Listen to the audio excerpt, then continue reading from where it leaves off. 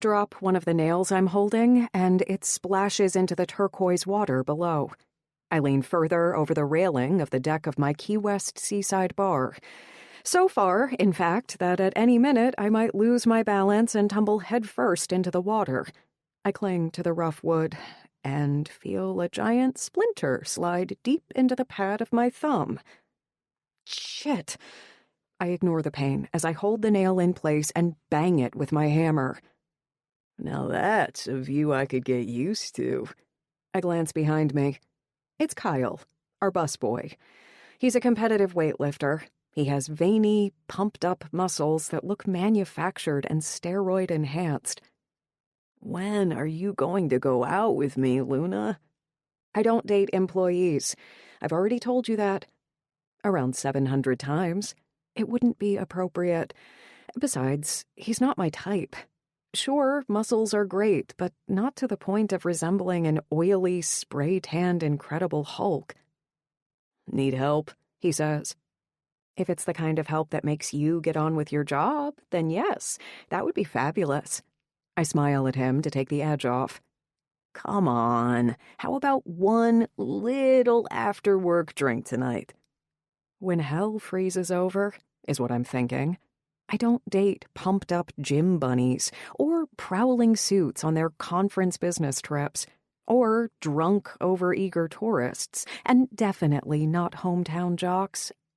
I'm between types at the moment, for reasons I don't dwell on, especially on a beautiful day like this one.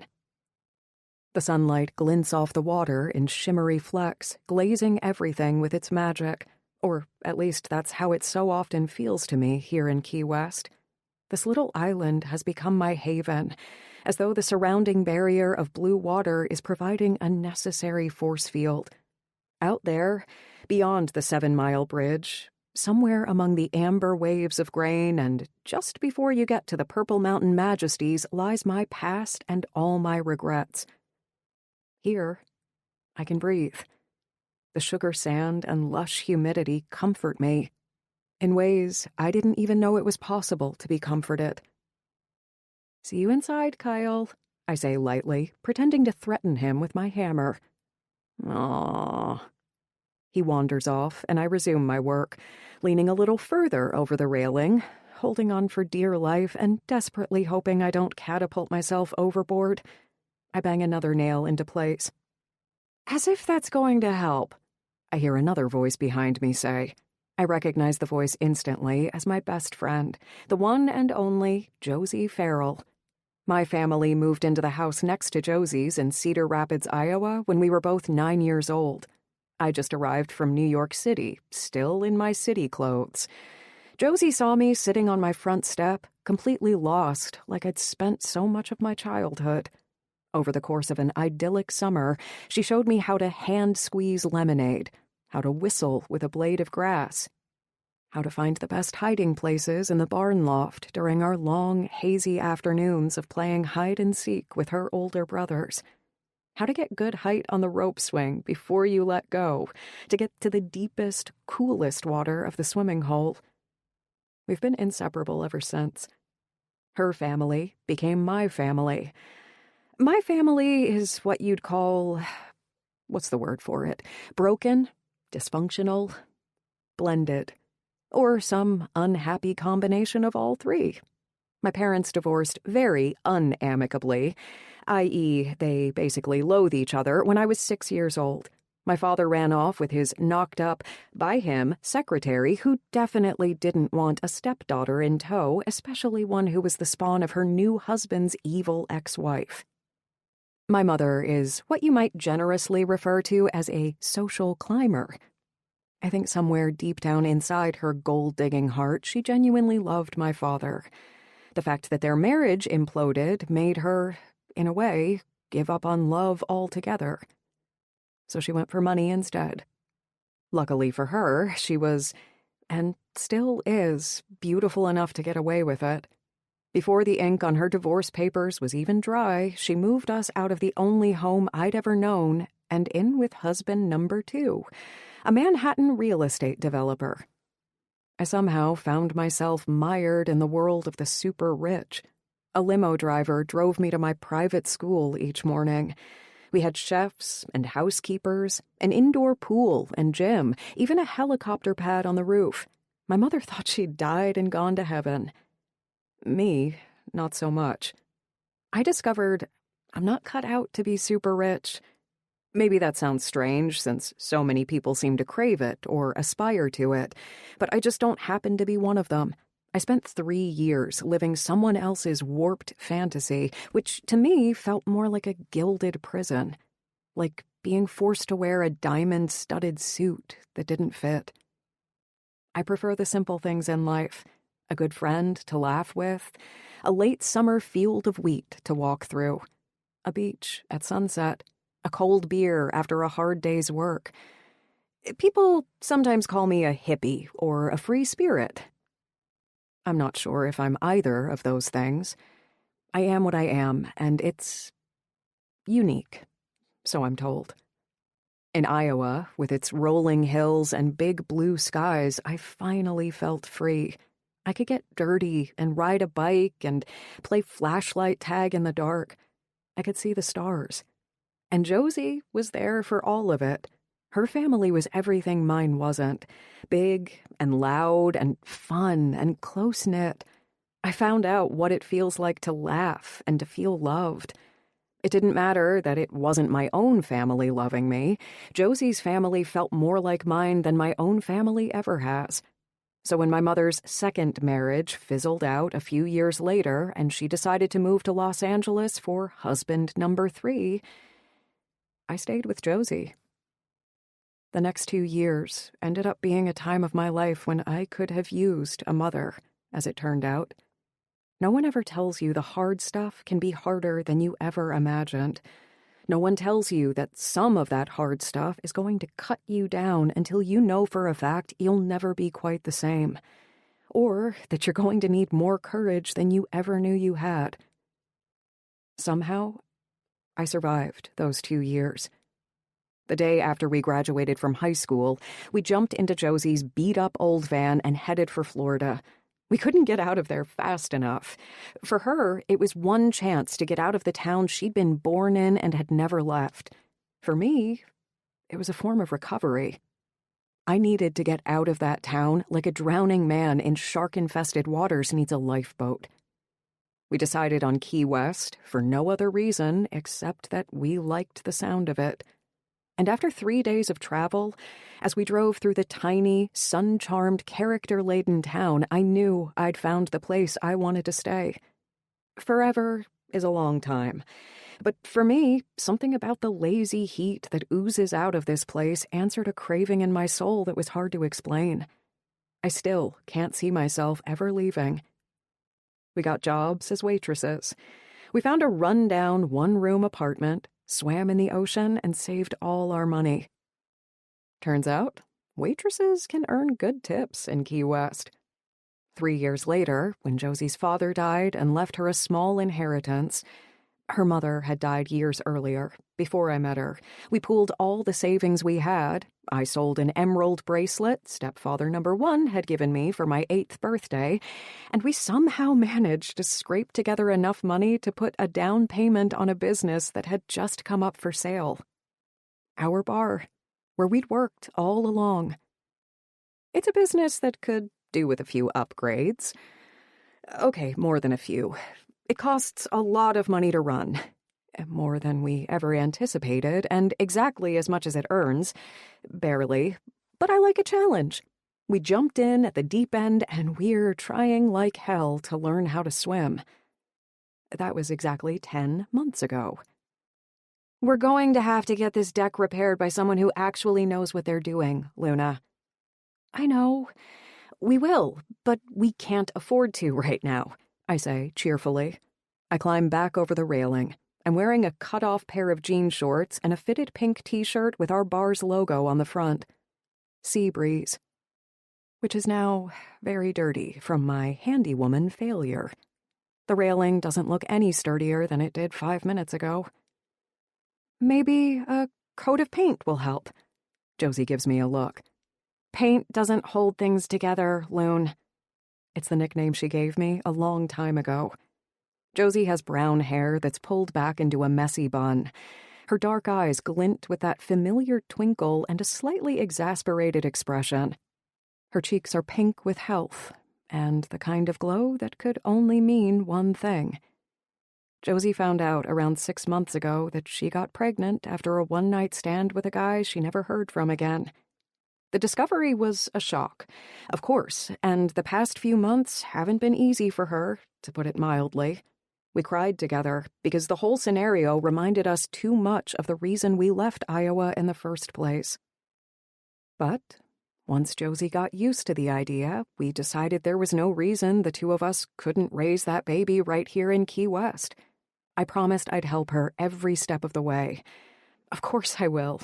Besides, it won't be a bad thing for that little baby to grow up watching sunsets and playing in the sand, we figured. "How'd your appointment go?" I ask her. Her eyes fill with tears. "Josie," fearing the worst, I pull her into a hug. "What's wrong?" "It's twins, Luna." "Twins?"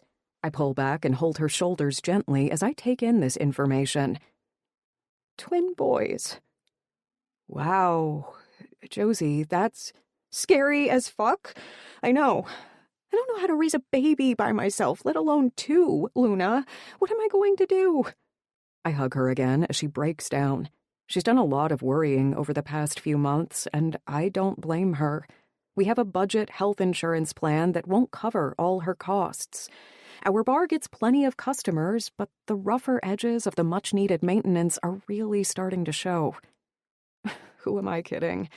They were always showing.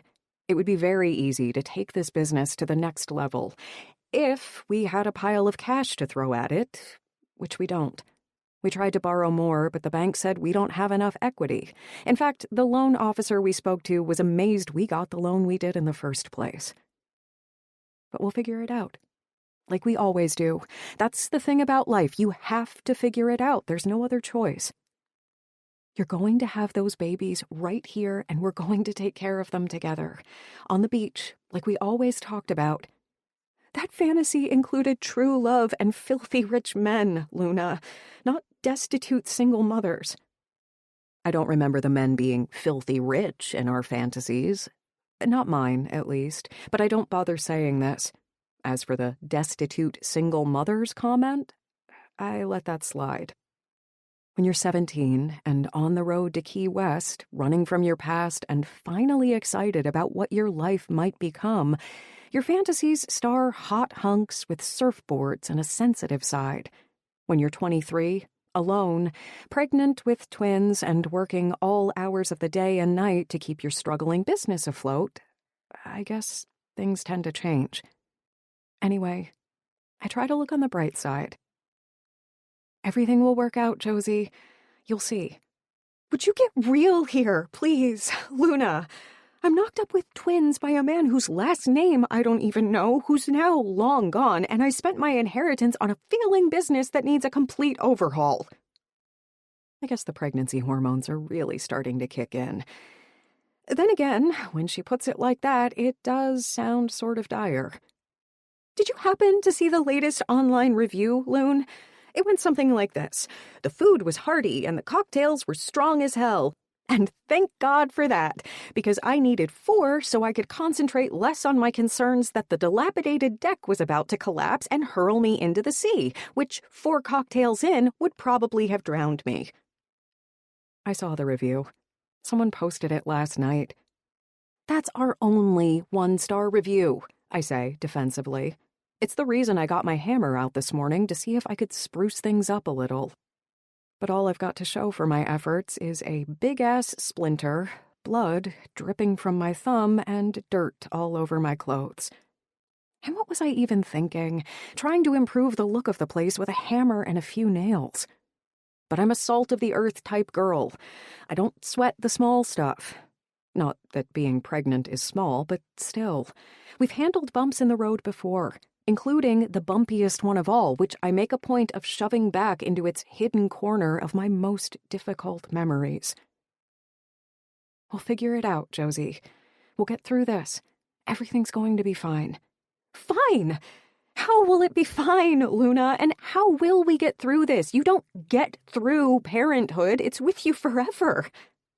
The comment digs deep for both of us. Tears pool in Josie's eyes. I'm sorry, Loon. I shouldn't have said that. She hugs me. Now I know how you felt, she sobs. I ignore her murmur. There are certain things from my past I definitely don't want to revisit right now. Or ever. Come on. I put my arm around her shoulders and lead her inside, where it's cool. One of our bartenders, Rico, just arrived and is starting to set up for the lunch crowd. I give him a little wave, grab some napkins, and hand them to Josie. I help her up the back staircase that takes us up to our 2-bedroom apartment. It's not all bad. At least we have a business. An awesome one. It's what we always wanted. In time, it'll be just perfect. I lead her over to the couch, which is in front of the windows and bathed in sunlight. I love our apartment, even if it is retro, as Josie generously describes it. It's rustic and on the small side, but the views are to die for.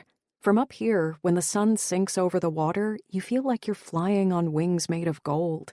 Like, despite the underbelly of desperation that sometimes infuses your days, from up here, the melting horizon is so full of promise that nothing can touch you. But now, in the blue light of mid-morning, things have touched us. Again, very real things that are going to cry a lot and require health care and food and round-the-clock care and supervision. I'm going to call Owen, Josie says. Owen is her brother who lives down the street from their family home in Iowa, which is now owned by Josie's oldest brother, Marlon. Her other brother, Drew, lives one street over. I can already see that it's this detail, one of the reasons we hit the road all those years ago in the first place, that's calling to her now. 5 years ago, we couldn't imagine staying put like that. We were different from the people we knew. We had a wanderlust that no one understood except us. And I, in particular, had a lot to work through. I needed to leave, is what it boiled down to. I bring her a glass of water and a box of tissues and set them down on the coffee table. I'll go help get ready for the lunch crowd. You just relax and I'll bring you up some food. Thanks, Luna. We'll figure it out, okay? Sure. She smiles at me weakly, and it makes me sad that she's so beautiful and that the man who slept with her and left her in the dust with his babies on the way will never even know. We looked for him for months. He was blonde and handsome and had a cool, surfy vibe. Josie's absolute weakness. I didn't mean to have unprotected sex with him, she sobbed after she peed on the stick and those 2 unmistakable blue lines showed up. He told me he wasn't looking for anything serious, and neither was I. We just got carried away. It happens. They will have made some beautiful babies. But even though we wandered the streets and the hotels and the bars and asked around for a tall, sandy-blonde Californian named Noah, he was already gone. The only thing our online searches revealed is that there are a lot of people named Noah in California. And I don't like the defeated edge to her voice today. I leave her to her phone call and walk past my tiny yoga studio where I do my practice every morning at sunrise. I go into my bathroom where I start stripping off my dirty clothes. I take a quick shower and pull on a sleeveless yellow sundress. I run a towel through my hair, which is dark and cut into an angled pixie bob. It has a wave to it that has a mind of its own. Even if I try to straighten it, within around 5 minutes, it's starting to curl again, especially in the Florida heat, so I comb it into place and leave it at that. Then I head back downstairs to help Rico and the kitchen and waitstaff. I don't care that our bar isn't the fanciest in town. It has character. It's funky and fun, original and old school. It was a case of buying the worst business in the best location because it was all we could barely afford. All the tables and chairs on the deck are colorful and festive, an effect that's enhanced by the shimmering blue water behind. We have a small beach and a dock where our customers can tie up their boats or park their jet skis. Our menu is basic American fare, done well. Maybe we could get another investor, someone who has an interest in contributing money from afar, so Josie and I can continue to run our business without too much interference. We were only just getting going when Josie found out she was expecting. Her enthusiasm hasn't been quite the same ever since, with the morning sickness and the fear. But she'll come around again once she has her babies and settles into a routine. We'll figure out how to grow the business and raise her little boys. Everything will be fine. Chapter 2. Gage. My phone rings in my pocket. I don't recognize the number, but I answer it anyway. Gage McCabe. Hi, Gage. It's Crystal. Crystal. Fuck. Which one was Crystal? Hi, I bluff, trying to make my voice sound at least mildly enthusiastic. How are you? I could be better. Her voice lowers breathily. If you were doing that thing you did to me that you did at the back of your limo last weekend. Ah, now I remember. I picked her up at a fundraiser I went to last Saturday night.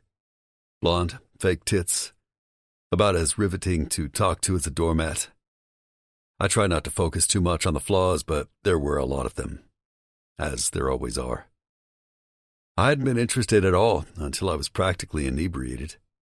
Martini goggles changed my mind. Yeah, that was fun. I run my fingers through my hair as I try to tone down my boredom. I need a haircut. Why the fuck did I give this girl my number? I think she might have insisted somewhere in the middle of round 2 of that thing I did to her in the back of the limo. The details are hazy at this point. God, Gage, you're so freaking hot. I want to see you again. Come visit me. Fuck no. I can't. I'm working. She giggles, like she hasn't heard me correctly. Just for the weekend. It would be so fun. No, Guess where I am? I sigh. I'm not in the mood for this. Where are you? Poolside in my very skimpy bikini. In Key West. Yawn. That's great. Well, hey, it was nice talking to you. Don't be so boring, Gage. Come visit. Live a little. This almost makes me laugh. Give me a break. Live a little. Living a whole damn lot isn't my problem. I live in the fast lane and always have. The last thing I need is this silicone-enhanced bimbo telling me what I should or shouldn't be doing. It'll be fun, she coos. I don't sleep with women beyond one night. It becomes tedious. They start thinking about commitment. It happens that fast. They latch on like barnacles if you let them get too close or start allowing them time. And commitment is very definitely something I don't want anything to fucking do with. Listen, what did she say her name was again? Crystal. I'm on my way to a meeting, so I'll... Remember those cufflinks you were wearing last Saturday? The ones with the rubies embedded into 2 linked circles? My father's cufflinks. Given to him by my mother. My fingers touched the cuff of my sleeve. Fuck. I hadn't noticed they were missing. You stole my cufflinks? I didn't steal them. I found them in my clutch. Remember, one of them fell off when I tore off your shirt? I put them in there to keep them safe. She stole my fucking cufflinks. The only thing I own that has any real sentimental value. I can't believe this. Gage, I did not steal them, you jerk. Come on. Come to Key West and get them. And have fun with me for the weekend while you do. It's a win-win. A win-win. Just have them couriered to me. She giggles again. Nope. You have to come get them. Look. Gage, I'm lonely. And it's a long weekend. Don't tell me you've got meetings over Thanksgiving. That's a lame excuse. I've got a room with a view, and I'm all alone. Pretty please? God damn it. I really don't want to lose those cufflinks. And now that I think about it, my cousin Travis emailed me a few days ago, saying he and his brothers are going to be in Key West this weekend. Their band is doing a tour, and they have a private gig. They've been playing together since we were kids. But over the past 2 years, they've skyrocketed to the big time. They've got the look, and their country rock sound is distinctive. They sell out stadiums, but every now and then they play smaller venues because they like the vibe, Travis said. He mentioned they've booked some off-the-beaten-track bar in Old Town and are closing it down for the night. When I got his email, I didn't think much of it since I wasn't planning on being anywhere near Key West. But we've been talking about getting together for ages, and this could be a good opportunity to catch up with him. My phone pings with an incoming text. I just sent you a photo, Crystal says. Take a look. Jesus. But I do it. I look. It's her, and she wasn't lying. Her bikini is skimpy as fuck, showing off her fake tits and all their questionable glory, which isn't doing anything for me. My martini goggles are long gone. Another text comes through with the name of the hotel and a room number. So I'll see you tonight? She asks. I don't appreciate being blackmailed, honey. She laughs as if this is some kind of fucking joke. I'm not blackmailing you, Gage. I'm inviting you on a fun little getaway. Did you really have plans for this weekend? As a matter of fact, I don't. My brothers are both busy, and so is everyone else I know. I can't stand the annoyingly ritualistic family get-togethers that go along with the holidays, so I generally avoid them. I prefer spontaneity. That way I don't have to be reminded of my own family's horrific tragedies, which always feel more raw around this time of year. My mother died the day after Thanksgiving, and my father killed himself a few weeks later. But I'm not about to tell any of that to Crystal. Yes, she ignores this. It's 83 degrees. The water's warm, the sun is shining, and there's rum on tap. Take a break from frigid Chicago. I hear a cold front is moving in. I glance out the expansive windows of my top-floor office. The sky is a dark, moody gray, and the windows are flecked with icy rain. Fuck it. I'll retrieve my cufflinks and catch up with my cousins. Fine. I'll see you tonight. The second my private jet touches down on the tarmac in Florida, I realize this is exactly what I need. A break from Chicago, the shitty weather, and the nonstop drama. 3 women are currently threatening to kill me. 2 are stalking me because they think they're in love with me, and 1 might actually have taken out a hit on me because all week I've had the feeling someone has been following me. Whatever. These things are a side effect of my lifestyle, which I don't plan on changing anytime soon. They accuse me of being an asshole, a player, a commitment phobe, a prick. I don't deny any of these charges. At least they can't accuse me of being a liar. I am what I am, and I'm straight up with them from the get-go. I tell them point blank I'm incapable of commitment. The mere thought of a long-term relationship practically gives me hives.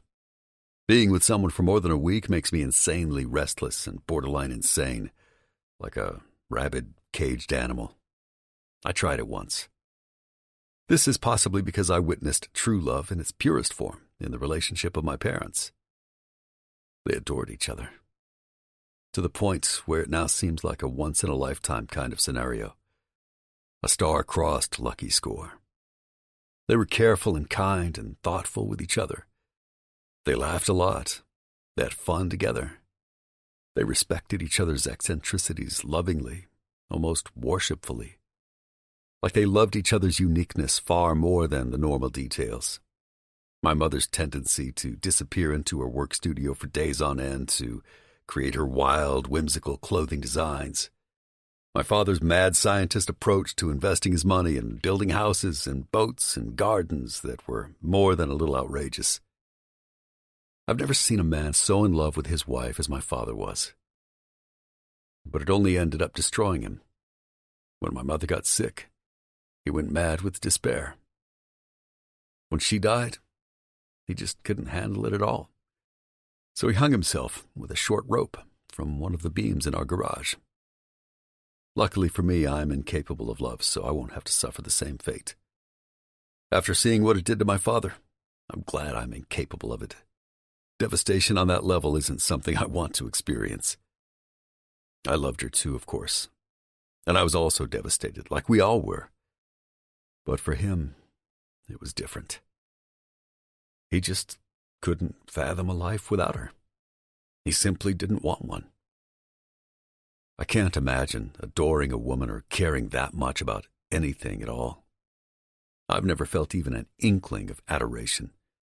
Lust, sure. Affection, maybe, once or twice. But the whole topic of true love bores me to tears. Unlike my father, I'm far more likely to find a woman's quirks crushingly annoying than cute and endearing.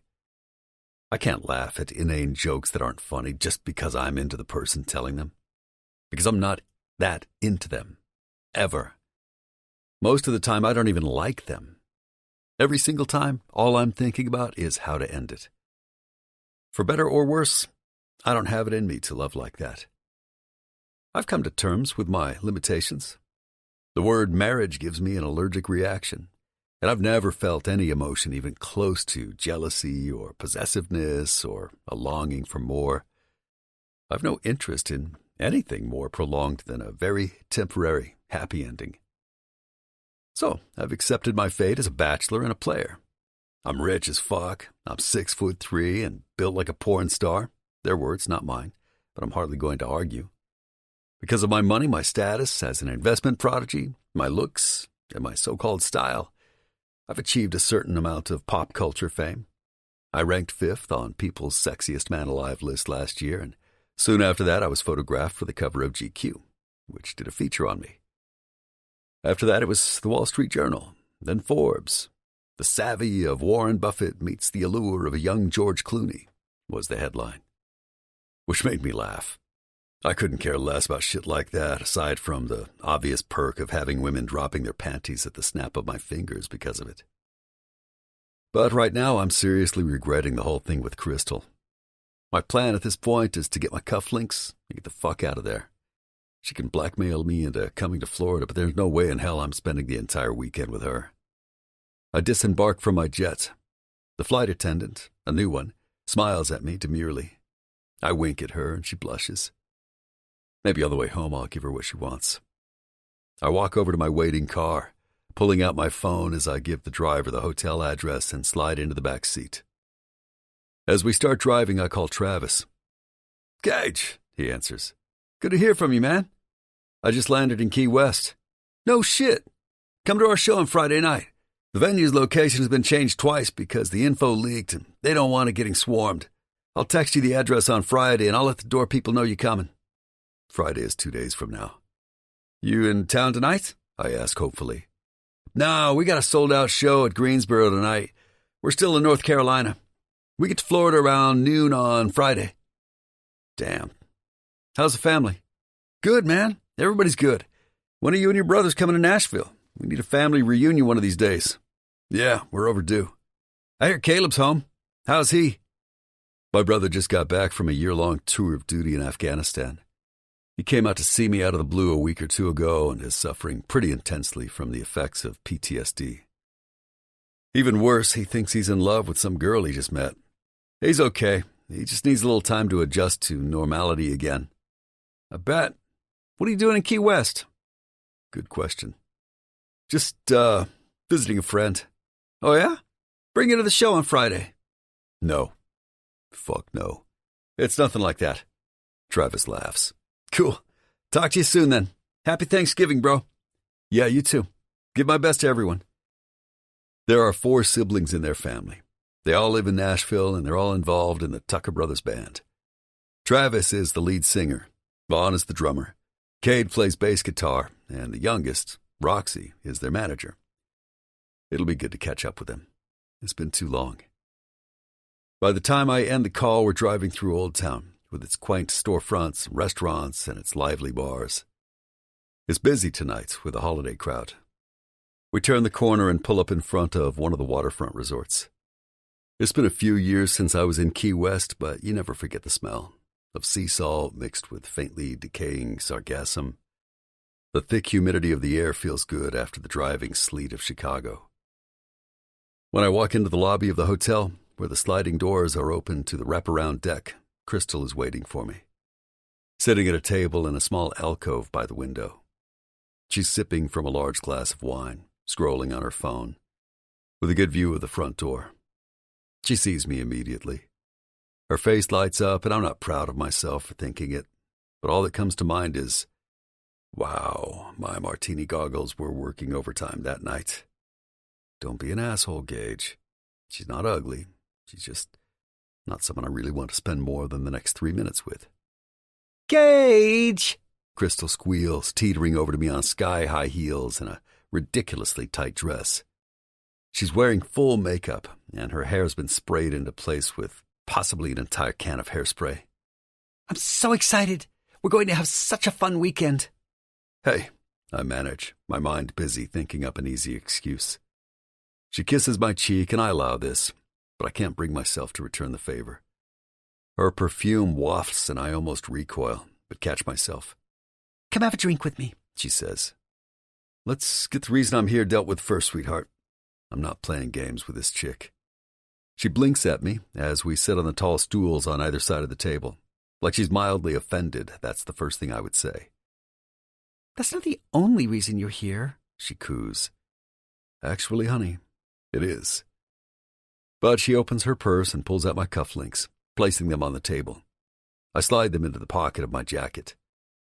I didn't steal them, she smiles, taking a sip of her wine. But it was a good excuse to see you again. No harm done. She's lucky I can use this as a reason to catch up with my cousins this weekend, or I'd be far less understanding. The waitress appears. Can I get you a drink, sir? Her eyes rove my face to my body and back to my face again. Oh my God, you're Gage McCabe. It happens. People recognize me more and more these days. I read about you, the waitress gushes. After I read that article about you in the Wall Street Journal, I got inspired enough to start my own portfolio. It's not much, but it's already gone up a little. God, I would love some advice if you ever have time. I mean, I'm sure you don't, but he doesn't. Crystal scowls, staring icily at the waitress. The waitress glares back, but then, mindful of keeping her job, possibly, she curbs her enthusiasm. Of course you don't. What can I get you then, Mr. McCabe? Jack Daniels on ice. The waitress glances at me longingly, then saunters off to the bar. Wow, Crystal laughs. Her eyes are a dull shade of brown that's hard to describe. The color of sargassum, maybe. The wolves are already descending, she says. Not that I'm surprised. You look amazing, like always. I don't bother replying. I pull off my tie and loosen the collar of my shirt, and she stares at me sort of hungrily as I do this. But you're all mine this weekend, Gage. You promised. Did I?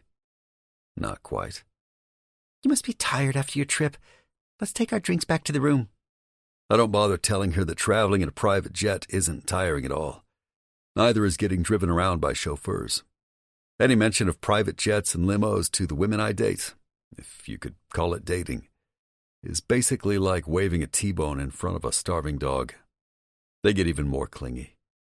The visions of 2.5 kids and summer houses by the lake, which I own several of, start flitting across their expressions.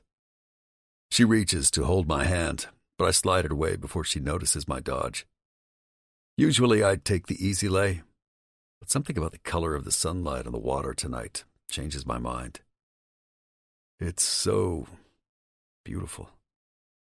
I have a brief and very unfamiliar urge not to engage in dirty deeds done dirt cheap for once in my life. Maybe it's the holiday weekend that's messing with my head. But for a second I wonder what it would feel like to actually want to spend time with the person you're with, instead of only being interested in fucking just for the sake of it. Hell, where did that train wreck of a thought come from?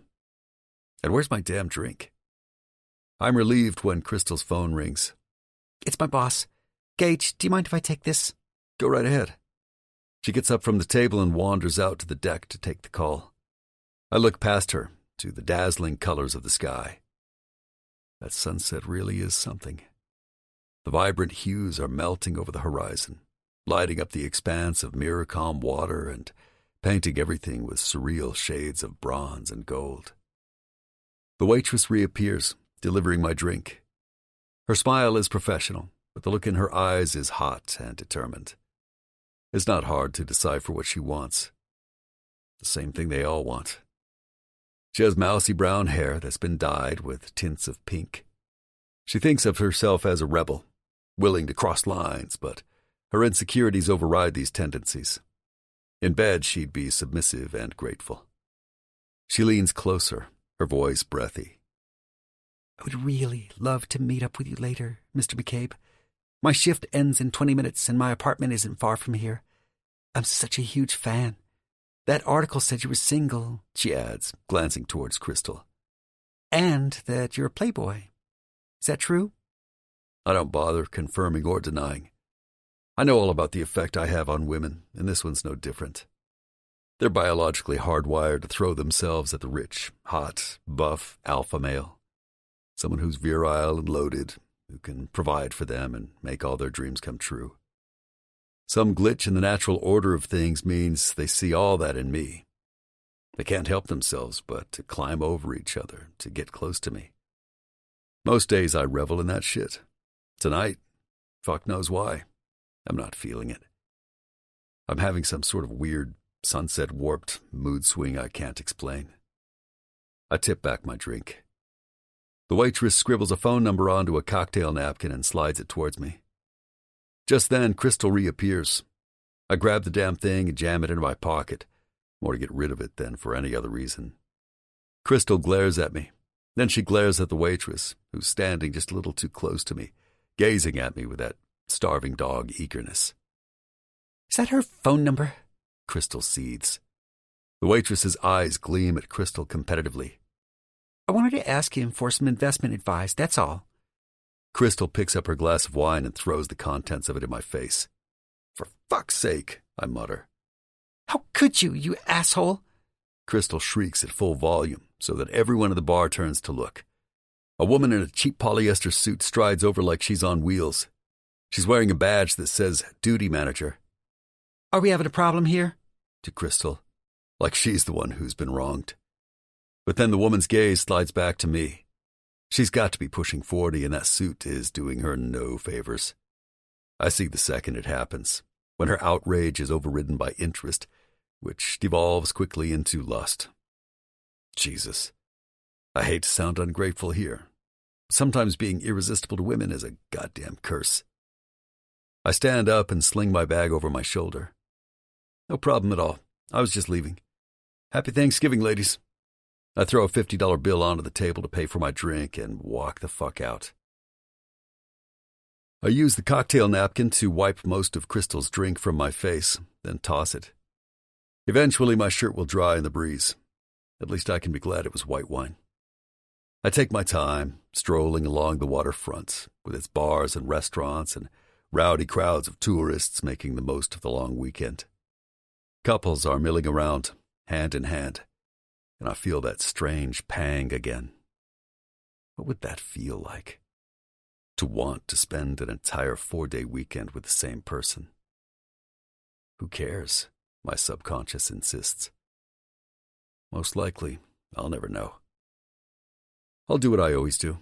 I'll find a place to have a drink. I'll make eye contact with the most beautiful woman in the room, who will inevitably fall for me. I'll gauge whether it's worth it, if there's a boyfriend or husband, and how livid the look in his eyes is. She'll give me signals.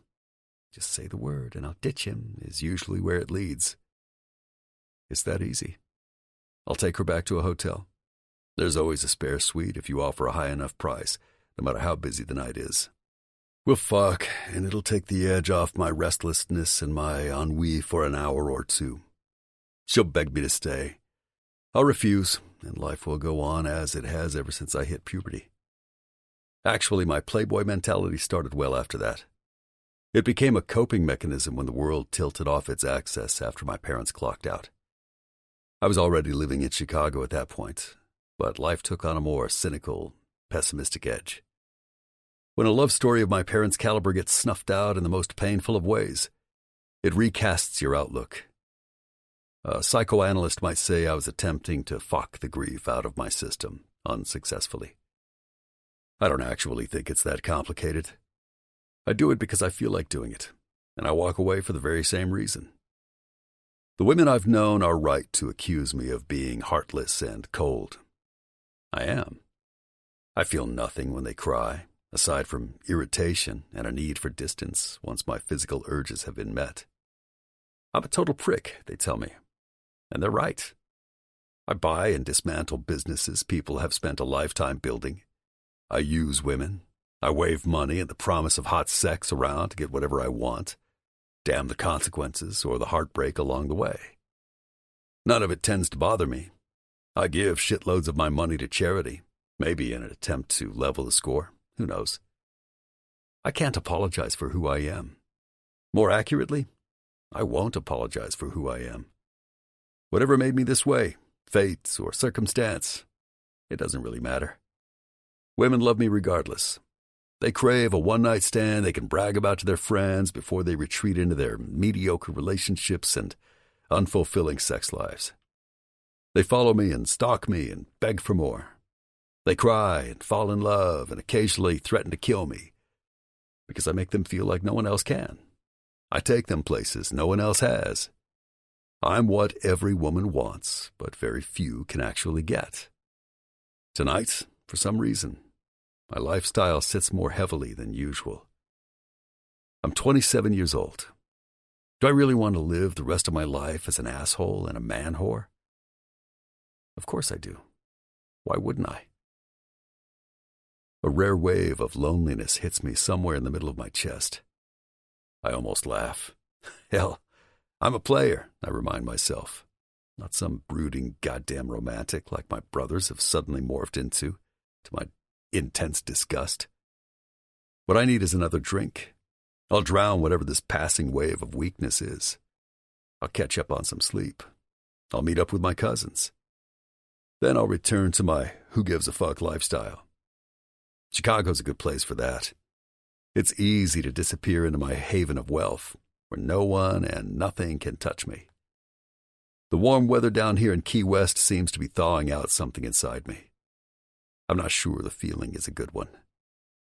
I get to the end of the row of restaurants where a wide-open dock area is scattered with public benches and colorful flags that wave lightly in the tropical breeze. A jazz band is playing from a raised stage at one end. A crowd has gathered. The red sun dips its lowest edge into the farthest point of the ocean, painting the sea, the sky, and the world itself in various shades of crimson, almost like the night is on fire. The last bar of the long row is small and quaint. The place could do with some refurbishments, but its large deck is inviting, with colorful tables and a killer view. I decide to grab a drink and some dinner. I step inside. The interior is infused with old Florida charm. The walls are rustic, unpainted dade pine, and the bar is lit with hanging pendant lights. The many sets of French doors that lead out onto the expansive deck are open, so the red sunlight spills in and gives the whole place a warm, tinted glow. It's busy, but not overly crowded. I can't help thinking they could do a lot more with this place. It's an absolutely prime location. There's a jet ski dock and even a small sandy beach. I walk up to the bar where a bartender is polishing glasses. "What can I get you?" he asks. Dos Equis with a lime wedge and a Jack Daniels on ice. Might as well get shit-faced after the day I've had. At least I got my cufflinks back. I take a seat at the far end of the bar, next to the open set of doors. That takes full advantage of the view. My drinks are served and I order a steak. Then I scroll through a few of my messages and my stats. It's then that two women enter the bar through a side door behind me I hadn't noticed until now. One follows the other behind the bar. They must work here. One of the women is roundly pregnant, with tied-up brown hair and pink cheeks. Her eyes are bloodshot and shiny, like she's been crying. The other is slim, with dark hair that has sun-bleached highlights that look almost shockingly natural. Most of the women I associate with couldn't do natural to save their lives. I can't see her face from this angle, but something about the way she moves holds my attention. She's wearing a yellow sundress with no sleeves. Her shoulders and arms are smooth-looking and lightly tanned. Her skin, I notice, even from this small distance, is absolutely flawless. "Josie," she's pleading. You can't. I won't let you. I know you'll regret it. I don't have a choice, Luna. Owen said he's doing up his barn into an office and 2-bedroom apartment. He said I can live in his main house for free. He's even going to hire me part-time to do his books. That means he can add me to his health insurance policy, which I desperately need, obviously. His plan is a lot more comprehensive than ours. But Josie, it's in Iowa. So's my whole family. The pregnant woman sighs, like the weight of the world is on her shoulders. I can't do this alone, Luna. You're not alone. You've got me. The pregnant woman stares at her friend, and a tear traces a line down her cheek. And I love you, sweetie. You know that, more than anyone. But I'm about to have twins. I'm terrified.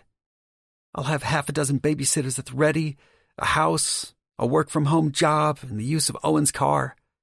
He said he never even uses it, and that he can write it off as a business expense. He got a new pickup truck a few months ago.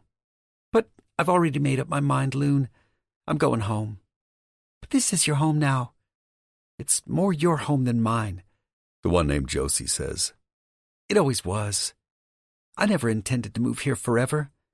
We've had an amazing time, but it's not the right place for me anymore. I mean, I'll have to think about schools and backyards and carpools, kind of things my brothers already have. My babies will have cousins and aunts and uncles and a home. I need to do this. But what about the bar? Says the dark-haired girl. As she turns slightly, I can make out the contours of her profile. She has long, curved eyelashes, a perfect nose, and lips a fraction too full. Her breasts are insanely pert and soft-looking, tapering down to a slim waist, flared hips, and long, coltish legs. Despite all her femininity, there's something almost tomboyish about her. There's a light sprinkling of freckles across her cheeks and the bridge of her nose. She has a quirky bob hairdo, flicking in impertinent little waves that curl against her graceful neck. Jesus. My heartbeat lurches into an up-tempo beat and my chest feels weirdly hot. She's cute as fuck. Luna, her friend called her. Not my usual type at all, but seriously gorgeous, in a young, sassy, carefree kind of way. Another tear draws a shiny line down Josie's face. She takes Luna's hand. I'm going to have to sell my half. It's the only way I can afford the medical costs, the food, the equipment, the clothes, and whatever else babies need. I'm going to need money, Loon, as much money as I can get my hands on. It's the only way I'll possibly survive this. Luna's face looks stricken. This detail is strangely unacceptable to me. Why? I have no idea. Sell? She says. But to who? We'll find a silent investor, Josie says. You know, someone who can contribute from their office in New York or somewhere, so you can make all the decisions and run the place without having to answer to anyone. Luna smiles weakly. I'm sure such a person exists. We'll never know unless we advertise. We might be surprised. But Josie, are you sure you really want to do this? I don't want to do it, Luna. Not at all. But this isn't about me anymore. Josie places her palm on her stomach. It's about them. These babies. I have to do what's best for them now. I'm mildly impressed by Josie's dedication. Whoever the father is, he's clearly out of the picture. I'm also impressed by the way Luna shakes off her obvious fear over the impending situation. In fact, I'm inexplicably riveted by this entire conversation. Luna gently squares her shoulders. All right. Yes, you're right. If that's what you want to do, then I'll help you get your money out of the business. I just have one request before we try to find an investor. Anything. Let me buy out 2% more, so I have the majority share. Oh, says Josie. I forgot about that. That's right. I own 51%. She considers this for a few seconds. Why did we do that again? Because Marlon acted as a guarantor. It was the only way we could get a mortgage that big. We figured it was worth a few percent, remember? Oh, yeah. Luna glances at a customer who's sitting down onto a bar stool next to mine. A woman. Blonde. Full makeup. She might have stepped out of the same styling school as Crystal. Come to think of it, most of the women I've been with over the past year could have stepped out of the same styling school as Crystal. Why do I always go for the vapid, trying too hard but never quite succeeding dye job desperados? It's then that two things happen. I get my first real look at Luna's face as her glance falls lightly onto me. As I do, I can admit it's a moment that I know will stick in my mind for, I hate to say eternity, but there it is. She's fucking stunning. It's a pure, offhand beauty that hits me right in the middle of my chest. And lower, I can feel myself getting hard right here at the bar. Fucking hell. But there's nothing I can do to stop the effect she's having on me. I want to take her somewhere. I want to stare at her for a while without interruption. You can tell she wakes up in the morning like this, tousled and bright-eyed with fresh, dewy skin and those naturally bee-stung lips. I want to wake up with her. After spending the night tasting every inch of that smooth skin and those petal-pink lips. What the fuck? I don't want to wake up with women. I leave them when I'm done with them. As she briefly contemplates me, I wait for the fascination to take hold. The usual awe. But if she notices me at all, it's light and fleeting. Her attention is already being diverted back to the conversation with her friend. Wait, I want to say. Don't turn away from me yet. I have a strong urge to interrupt her. Well, there's an easy solution to the 51%, Josie is saying. I'll gift it to you. We'll write it into the contract that whoever buys my half is buying 49%. Okay. Yes. Luna pauses. But let me give you something for it. I don't have any cash in the bank, but no, Luna, it's a gift. I'm not going to leave you in the lurch. I'll make sure you're okay. You know that. I'm going to make sure you're happy with whatever the arrangement is. What is it about this exchange that's hitting me right where I live? I don't know. I don't fucking know. But as I watch this strangely beguiling girl in her yellow dress, with her sun-kissed skin and her eyes, which I can see in the golden light, are green and flecked with color, like her pupils are emitting some glowy, mesmerizing light that I want to attract in ways I really don't fully know how to fucking analyze. Something's happening to me. Don't be a goddamn sap, you idiot. She's gorgeous, that's all. Something's not happening to you. You want to take her to bed and feed on all that cute, hot beauty. That's what's happening. You want to peel off that yellow dress and suck on her cherry-ripe nipples, which you can just barely see the outlines of under the thin fabric. Then you want to do unspeakable things to that sweet, luscious mouth. I look for the inevitable flaws, which are usually the first thing I notice. But what's fascinating me is that there aren't any. Her face is outstandingly symmetrical. Her eyes are bright and clear and determined. Luna from Iowa. Luna with the soulful eyes and angular shoulders and the vibrant allure that's more real than I know how to handle. God damn it. Maybe I've had more to drink than I realized. Hey, someone next to me says. My concentration diverts briefly to my left. It's the blonde. She's checking me out. What brings you to Key West on a Thanksgiving weekend? She blinks her lashes at me, which are thick with caked mascara. I stare at her for a few seconds, and there they all are. The flaws. The overdone makeup, the smile that does nothing to hide the desperation in her eyes, the hunger for things I can give that have nothing to do with the person I am. Since when did that matter? Business or pleasure, she says coyly. My gaze slides away. I'm staring, not at the blonde, but at the girl in the yellow dress. Pleasure, I reply. Hers. And mine. Chapter 3. Luna. I can't believe it's come to this. My bestie is bailing on me. Of course, I understand why. But Iowa, our past, our families, or what remains of the wreckage, in my case at least, feels a million miles away. Can I do this alone? I take a deep breath. Of course I can. I can. We'll get an investor who will pump a huge cash injection into my business, and everything will be wonderful. Josie will go home to Iowa and be welcomed into the loving circle of her supportive family where her twins will be well taken care of, and so will she. It's all for the best. And me, I feel more like an orphan than I ever did when my parents left me.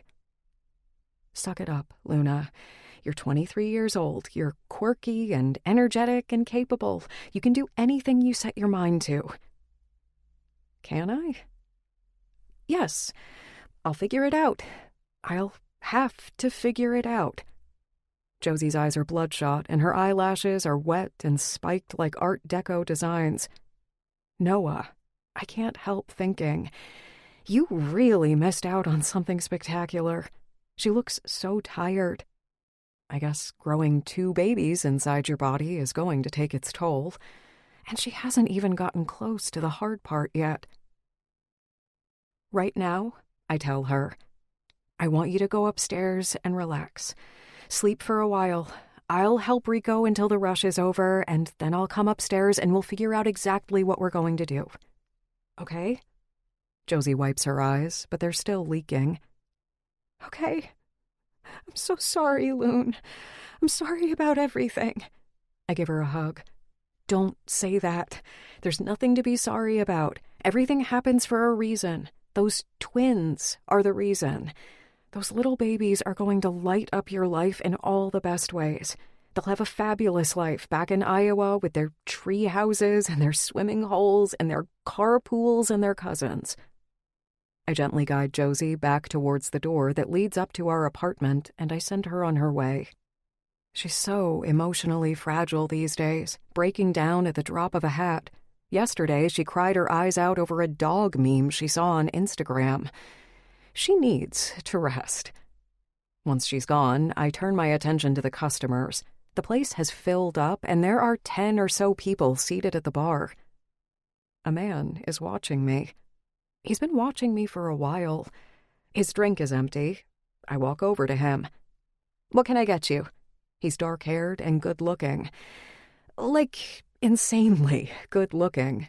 In a smug, over-the-top kind of way. The kind of way that guarantees he could and probably has banged every woman in sight for most of his adult life. I can't tell if the woman sitting next to him is his date or not. If she is, he's giving her the cold shoulder. And this annoys me. Can I buy you a drink? He asks me. So she must not be his date. Arrogant doesn't even scratch the surface with this one. This guy could probably give a master class on the subject.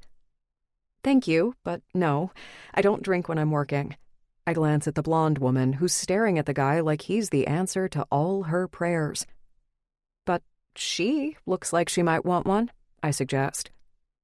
All right, then, he says, without missing a beat. His voice is deep and has a smoky husk to it that's almost comically sexy. No doubt women fall at his feet. Luckily, I won't be one of them. I learned my lesson a long time ago. Guys like this one, the alphas who every woman in the room watches and covets and wishes was hers, are the ones who will destroy your life. I should know. It happened to me once, and I honestly don't know if I could survive a second round. So I go out of my way to avoid smug jerks like this one, especially ones whose collar is barely dry from the wrath of the last woman he scorned. When you work in a bar, you learn the signs. Put her drink on my tab. I'll have another Jack Daniels on ice. And when your shift ends, I'll buy you whatever you want. He's outrageously sure of himself. Most people I deal with on a daily basis have threads of insecurity to their overall manner, but this guy doesn't. And neither do I. My mother once told me she's never met anyone as brave as I am. Not that it's helped me all that much, but for some reason, this guy reminds me of that quality in myself. Like, I'll need all the bravery I can muster when he's around. Which is a weird thing to contemplate, but there it is. My shift never ends. I'm trying hard not to be rude to him, but my emotional scars are lighting up and my heartbeat is racing. I add 3 ice cubes to a glass and pour his whiskey. He cocks his head slightly. His eyes are an unusual shade of aqua, rimmed by dark, dense lashes, quietly challenging me. There's a rough, masculine glamour that clings to him like he's been sprinkled with angel dust. He's extraordinary, one of nature's chosen ones. I have to hand it to him, he's bringing his A-game to the Tomcat on the Prowl playbook. Unfortunately, I already know how the story ends. With fear, with not being able to escape, with the realization that you've just made the most painful mistake of your life, with the kind of regret that digs in and won't let go. Damn. It's been a while since my old damages have felt so close to the surface. I take a deep breath. I'm good now, I remind myself. I'm over all that. All work and no play is bad for the soul, he purrs. Everyone's shift ends eventually. After almost a year of owning a bar, I can make small talk with a rock if need be. As for this guy, I'll give him the time of day because it's the polite thing to do, but I hope he doesn't hang around for long. He's making me uneasy. I exhale slowly, finding my resilience like I've trained myself to do through meditation and yoga, to prepare myself and keep myself steady in situations like this one. But it's written all over him. He's one of the rare people who has an animal power. You can feel it radiating off of him. Everyone in the room is aware of him, like he's a man-eating lion surveying his territory. In his presence, you feel yourself making a choice to either make yourself available to him or get the hell out of his way. For my own sanity, I'm going with option 2. I work and live here, so it all kind of blurs into one. What time does this place close? He glances around. The cling of his jacket as he moves shows off his gracefully burly muscles. He's tall and built, but not in a gym rat kind of way. It's more of a natural, born-this-way perfection. On a holiday weekend, we'll stay open as long as people want to drink, I tell him. Don't tell me you're working all night, Luna. I glance at him warily. How do you know my name? Your friend called you that. Wow. I'm well aware that the customer is always right, but it annoys me that he was listening in on my conversation with Josie. Some of that was intensely private information. He's not only penetrating barriers I don't want him inside of, he's also somehow knocking against my force field, ruffling me. My face is warm, and I can feel my pulse in strange places. Didn't anyone ever tell you eavesdropping is rude? I wasn't eavesdropping. As if he wasn't smug enough, he folds his buff arms across his broad chest in the most beefcake way imaginable. A strand of his dark hair has fallen across his forehead, giving a softer edge to his extreme hotness. He's outrageously beautiful. And he knows it. You happen to be having a conversation right in front of me. In a bar. I couldn't help overhearing some of it. Anyway, it hardly matters. He'll be in town for the night or the weekend. He'll have a drink and disappear with this woman or another one, and I'll never have to see him again. I wish he would leave right now. Before that magnetic gaze does something to me I can't control. I turn my attention to the next customer. What can I get you, ma'am? I ask the blonde woman, who frowns at the word like she's too young to be addressed that way. She must have bypassed 30 several years ago, but whatever. I quickly correct myself. Miss, what would you like to drink? I'll have a sex on the beach, she says, glancing at Mr. Smug. Yikes. She couldn't be any more obvious if she tried, but Mr. Smug doesn't seem all that interested, which makes the woman frown again, at least as much as her Botox fillers will allow. "Coming right up," I say, breezily. It's a bar, after all. It's where people try and fail and sometimes succeed at picking each other up. I watch 100 scenes like this play out every day. Why should I care if he gets laid tonight or not? I don't, is the answer to that question. So I serve her drink and walk away. I can still feel the heat of his effect, like I've suddenly developed a light fever. Don't look at him. Do not look. But I can't help it. I can feel that he's watching me. Our eyes meet and... oh, hell. I blush. I'm not scared of him. I'm scared of how powerful his allure is. Like freaking crack. To every woman in this room, I remind myself, Mr. Smug has a drink with the blonde. After a while, she gets up to leave, looking unhappy about it. So he's dismissed her. The weekend crowd pours in and the bar gets busy. I'm thankful for the distraction. We have live music tonight, a jazz trio, and with the doors open and the moon on the water, I can't help but feel optimistic, despite Josie's pronouncement, despite everything. Maybe she's right. Maybe this wasn't our dream all along. Maybe it was mine. He's still watching me, but I do my best to ignore him. With some distance, I feel my resolve returning and my self-preservation kicking in. It's hardly the first time a customer has offered to buy me a drink. So what if he's drop-dead gorgeous? Lots of people are. Not that drop-dead gorgeous. Even so, I brush him off as I get on with my job. I have no desire to be another notch on Casanova's bedpost. His dinner is served, and he eats it at one of the tables out on the deck, scrolling on his phone, taking phone calls. Rico and I are run off our feet for the next few hours, and I'm relieved to notice the hot playboy is gone. I can admit there might be a fleeting pang of... What, Luna? Regret that you were borderline rude to him? No. No regrets. It's better this way. A memory flits jarringly behind my brain, one of those I've triple-locked tightly into my box of hidden demons. I have no idea why it would be bubbling up now. I try to hold it back, but it won't be held. Come upstairs with me. There are some people I want you to meet. Wow. Maybe I'm more tired than I realized. Maybe Josie and her situation are messing with my head more than I knew. Meditation helps.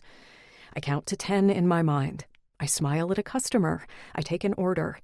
By the time things start to slow down, it's after midnight. I unload the last tray of glasses, using a clean dish towel to polish the champagne flutes as I slide them back into the wine rack that hangs over the end of the bar. Is your shift over yet? I look up into a pair of ocean blue eyes. You're back. I like this place, he says. It's got a good vibe to it. Thanks. But I refuse to be flattered by his cool charm. He's good. I've already acknowledged that, and I know better than to mess with the likes of him. He'll eat me for breakfast until all that's left is a bleached pile of bones. Another chilling memory flutters through the recesses of my psyche. Stop. Please. Please stop. Come on. I saw you watching me. I could have any girl here tonight, but I chose you. Consider yourself lucky. Shit. Why is this happening? Why now? The view isn't bad either, he adds as he continues to watch me. Mischief sparkles in his night-lit eyes. He's sexy as hell, and if I don't keep my distance, there's a very real chance I'll go with this. Because I want to be whole again. I want to have fun and go wild and not have it turn into something that breaks your goddamn heart. With him, it would be wild. You can just tell. It would be the wildest thing in the world. Can I handle wild, is the question. He's so muscular, big, heavy, powerful enough to... Damn it. I thought I was over all this stuff. If that's a pickup line, it should have died in the 90s. He smiles at my reply. The humidity has made his hair curl lightly around his ears where it touches his collar, taking the edge off his businessman vibe. The shadow of his stubble is visible on his square jaw, and his eyes are the color of stolen aquamarines.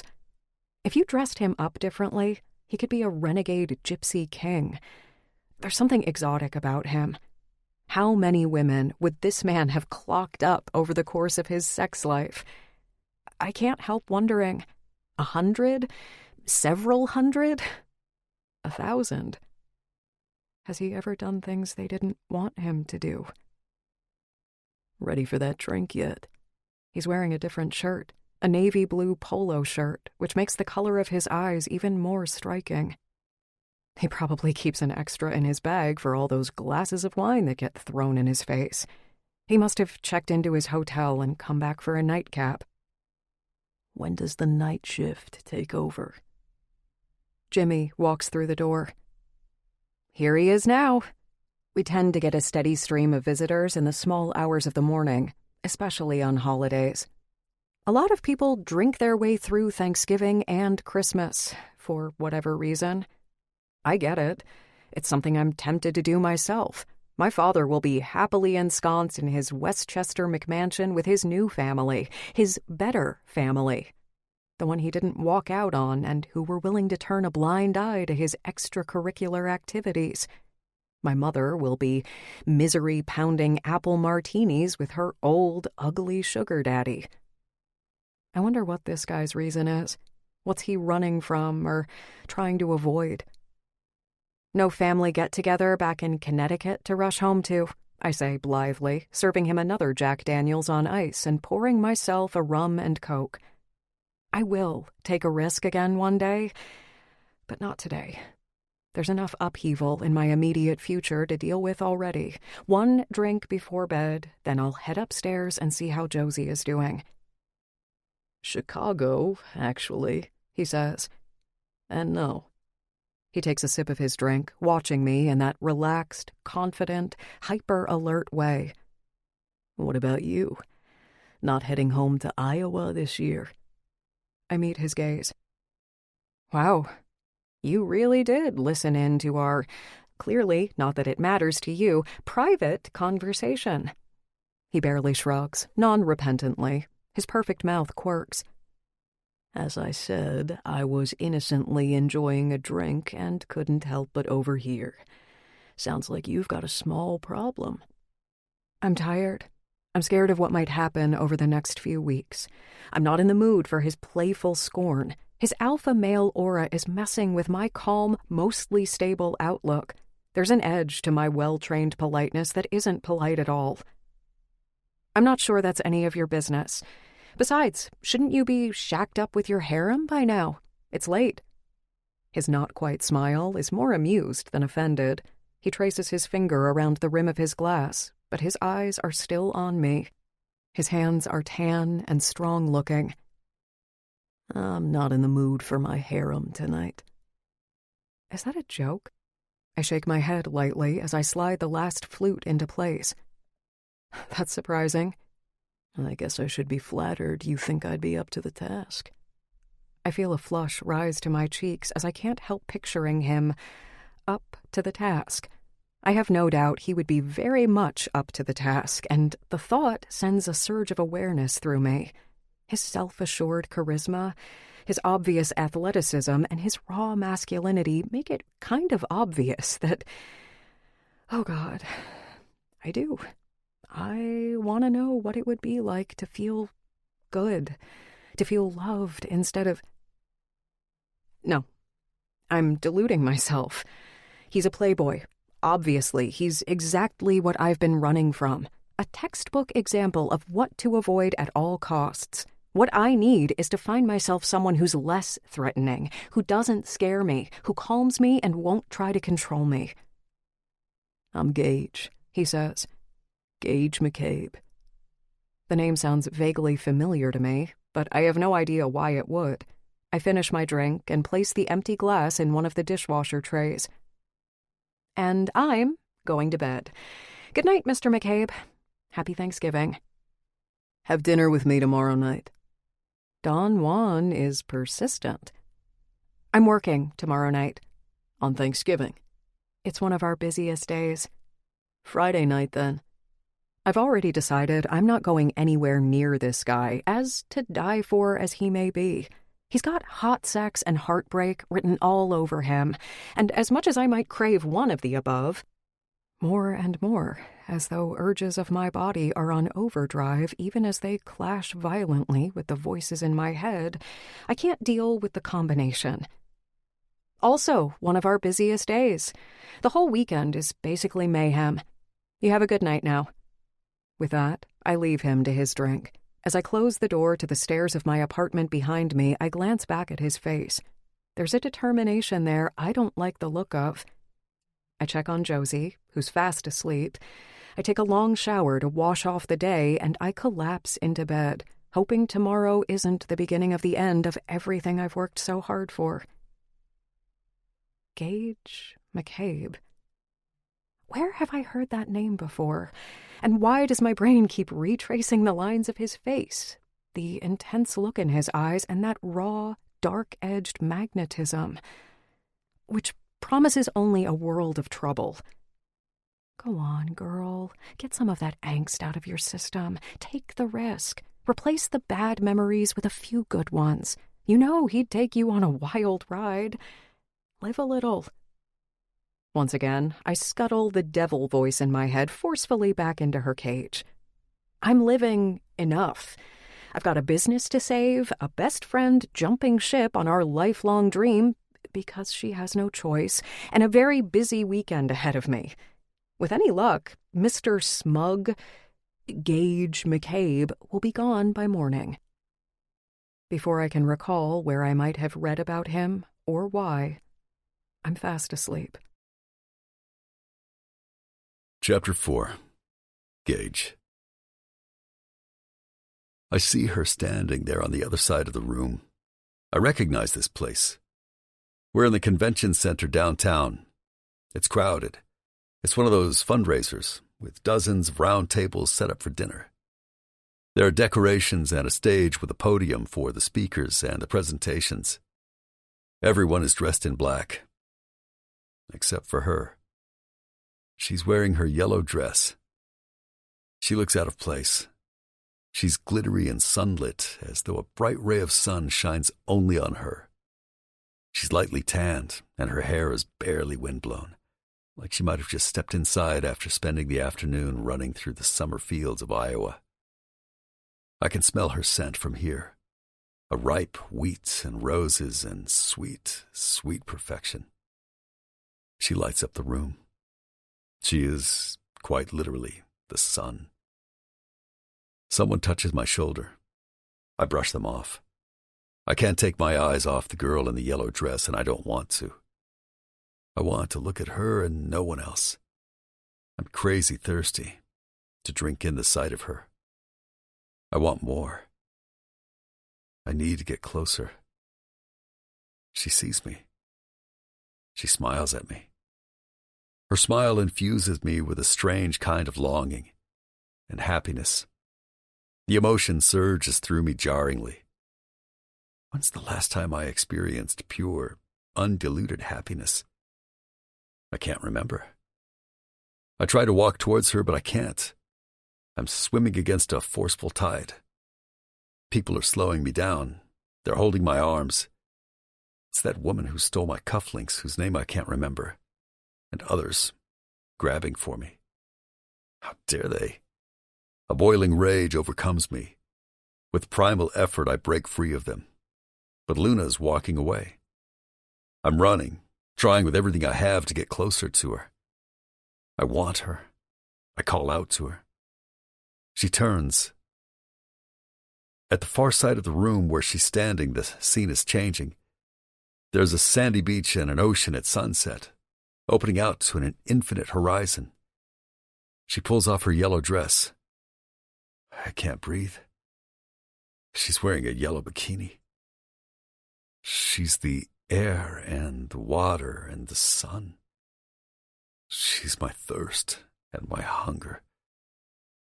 Her body is so insanely exquisite I can't bear it. I'm going mad. I want to put my mouth on her. I want to eat her and drink her and suck on her. I'll die if I don't. I'm certain of this. She laughs at me, but it's a cute laugh. An inviting laugh. I look down to see what she's laughing at. My jacket and my white shirt are open. My chest is bloody. For some reason, I don't mind this. I'm much more concerned about my cock. Inside my pants, barely. I'm painfully huge and hard. I need her, now. The fever of my lust is unbearable. I need to be inside her. I need to come inside her. She's oxygen and light. She's beauty and cool, hot relief. The agony is both physical and existential. I need to taste her and absorb her. I need to be on her and in her. What the hell is happening to me? Cage, she says. She's holding something in her hands. What is it? I walk closer to her. A warm wave washes over our feet. I want to kiss her mouth. I need to devour her. I lean closer. Please let me. She offers me the thing she's holding in her hands, but I don't want it. I want to kiss her mouth. Take it, she says. I don't want to take it. I just want to taste her mouth. Take it back, she insists. No, I say. I don't want it. It's yours. I look down to see what it is. It's bloody. The blood is dripping from her hands. I realize then that she's holding my beating heart. I jerk awake. Fuck. Where am I? I sit up and put my hands on my chest to feel for blood. There's none. I'm intact. There's no hole there. My heart is still inside me, and it's beating fast. It's fucking hell. My cock is as engorged and painful as it was in the dream. It's heavy and hot and hard as a fucking pillar of granite. I'm in a hotel, the executive suite of a 5-star resort in Key West. I remember now. Luna. The sassy little bartender. Fuck, I was dreaming about her. It was so vivid. It's still so vivid. I lay back on the bed. I take my cock in my fist, carefully. I'm so hard and bursting it hurts. Slowly I slide my fist along my thick length. I close my eyes and return to my dreamscape. I don't care about my heart. This time I can control what happens here. This time I don't have to wait. I can take whatever I want of her. I pick her up and lay her down carefully on the soft sand. I begin to devour her. I lick into her mouth and rip off her bikini. I suck on her cherry-ripe nipples that taste like candy. She laughs that inviting laugh. She's wet for me. I can't wait any longer. I need to be inside her. I slide my cock deep and, oh, fuck. I come harder than I ever have in my life. All over my stomach and chest, my cum spurts from my cock in hot, excruciating bursts. I'm breathing hard. I'm sweating. I left the sliding door of the balcony open last night, and it's hot in here. My heartbeat feels more meaningful than usual. I'm aware of a light, transcendent ache with each beat, like it's still bleeding.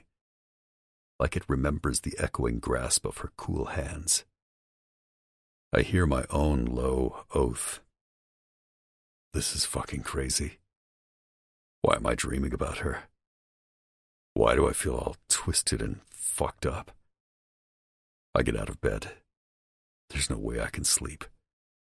I'm sticky and sweaty and pissed off. I just came hard, but I want to come again. I checked the time. It's 3:08 a.m. It's too early to go to the gym or for a swim. I need to do something with this raging energy. I pace for a while. I could take a cold shower, but I don't want to. I don't want to wash her away yet. She got me sticky and wet. She did this. But why? Why her? Why am I dreaming and now obsessing about her of all people? Because she brushed me off, probably. It's been a long time since a woman did that to me, the little minx. It's the conquest that's got me riled up, that's all. You have a good night now. Oh, good night you, sweetheart. The angelic bartender who wants nothing to do with me. We'll see about that. If she didn't already have my attention with her feisty attitude and her nymphette face and that crazy sweet body, she sure has it now. What she doesn't realize is that ignoring me is roughly the equivalent of waving a red flag at a feral 2-ton bull. Even my subconscious won't let that slide. So she's invading my dreams. Fine. I've dealt with that. In my dreams, I've possessed her. I've come deep inside her tight, squeezing pussy. Now all I need to do is fuck her in real life. I'll be a lot more thorough. I'll suck on her nipples until she moans. I'll eat her pussy until she's coming on my tongue. I'll drive her crazy with lust like she's doing to me now. Then I'll thrust deep inside her until her orgasm milks the hot cum from my cock in seedy bursts. I'm fully hard again. Fucking hell. Harder than hard. Throbbing and hot. I want her in a way that's messing with my head. And what I want, I get. The fact that she's playing hard to get is cute. And for some reason, hot as fuck. I don't know if a woman has ever played hard to get with me, come to think of it. Luckily, I have an ace up my sleeve. She handed me the keys to her life without even meaning to. The little honey is in a bind, and she needs a bailout. The thing is, I play hardball. I don't fuck around, especially when I want something, someone, this badly. I can't remember this ever happening before. I go after business and investments like this, with singular focus that no one and nothing can distract me from. But not women. I don't need to chase them. They lay at my feet. They offer before I've even asked. Except one, so it seems. Sassy, gorgeous Luna from Iowa, of all people, is the one who's gotten under my skin, holding my bloody, beating heart in her hands. That was just a dream, I remind myself.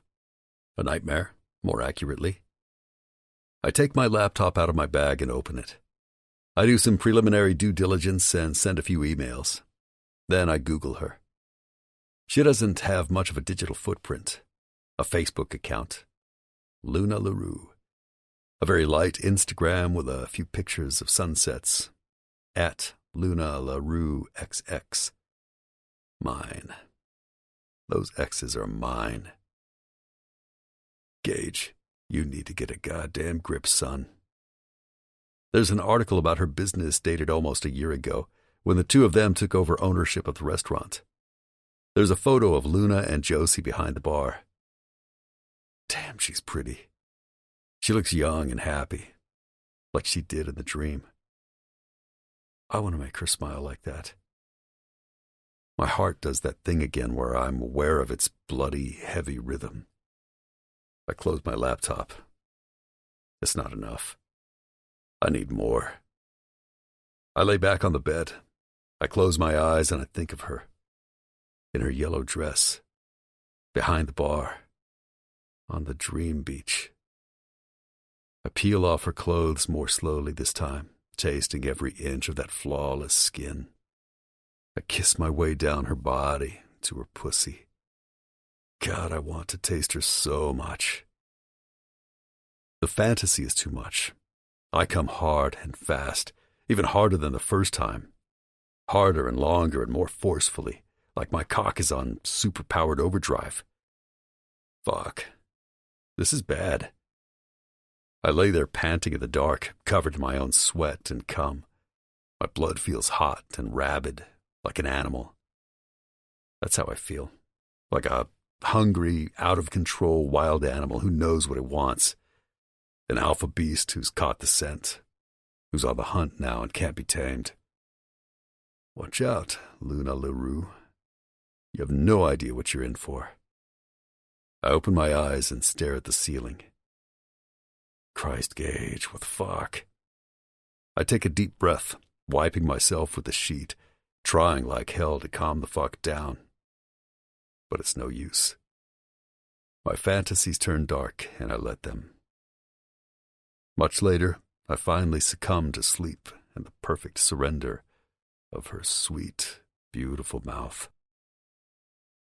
I sleep deeply, and when I wake again, it's 6:37. What a nightmare I had. I get up and wrap a towel around my waist. Fuck, I'm a mess. My suite has a balcony that looks out over the pool and out to the beach beyond. I step out onto it and vaguely take in the view. People in white shirts are setting up loungers and blue umbrellas. Then I go inside and take a long, much-needed shower. I order room service and check my emails. There are already a couple of replies. My investigators know I'll pay whatever they ask, so they'll jump through hoops for me and work all night. The girls' names are Josie Farrell and Luna LaRue. Both hail from the outskirts of Cedar Rapids, Iowa, where Josie's father owned a small building business that was sold after he died. Her mother died when she was young. She has 3 brothers who all still live in their hometown. Luna's family is more difficult to trace. My phone rings again, and it's Pete Clancy, the guy I use when I want hard-to-reach information about people. Her parents divorced when she was 6, he says. Up until then, she lived at their family home in Scarsdale, a modest 3-bedroom ranch house that was sold when the divorce went through. The father remarried 2 weeks after the divorce papers were signed. He has 2 young children with his former secretary. He's a lawyer, but has been cited once for misconduct, which got him demoted from partner and almost cost him his job. He recently made a couple of bad investments. His new house in Rye is mortgaged to the hilt. He uses a separate credit card under an alias to book his hotel rooms by the hour. Several a week. Luna's mother remarried several times and now lives in Los Angeles with her 4th husband, who runs a struggling movie studio. In the minutes of the studio's last board meeting, filing for bankruptcy was discussed. The mother is currently doing her 4th stint in rehab for alcohol abuse. From what I can tell, there's not much of a relationship between Luna and her mother. Luna's last phone call to California was 4 months ago. That's all I've got so far, but I'll keep tracking and get back to you. Don't bother, I tell him, even though I'm not sure why. Digging behind her back feels invasive, maybe. I'd rather she tells me herself instead. Not my usual style, but maybe it's just Key West having its way with me again. If all goes according to plan, she'll be telling me her life story by the end of happy hour. And I found out what I needed to know.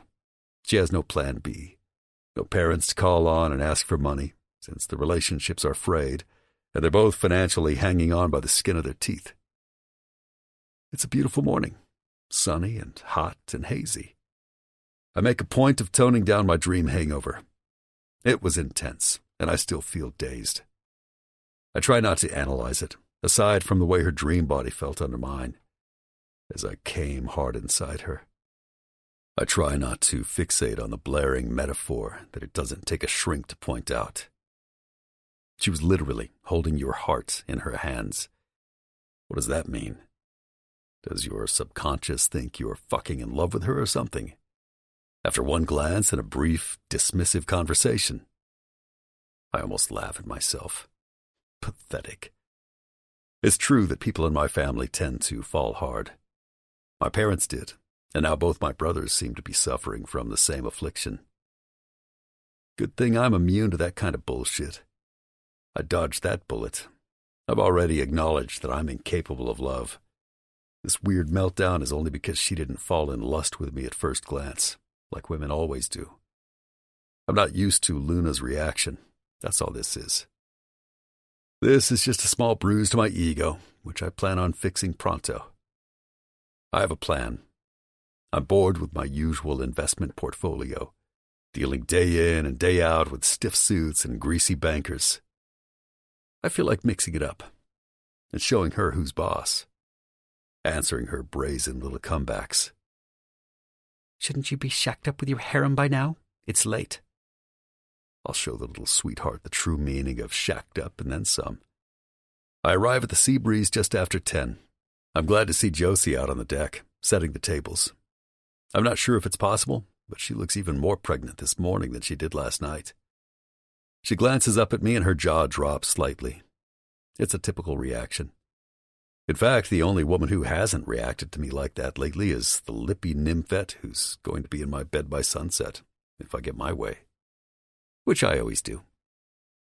Ms. Farrell, I'm Gage McCabe.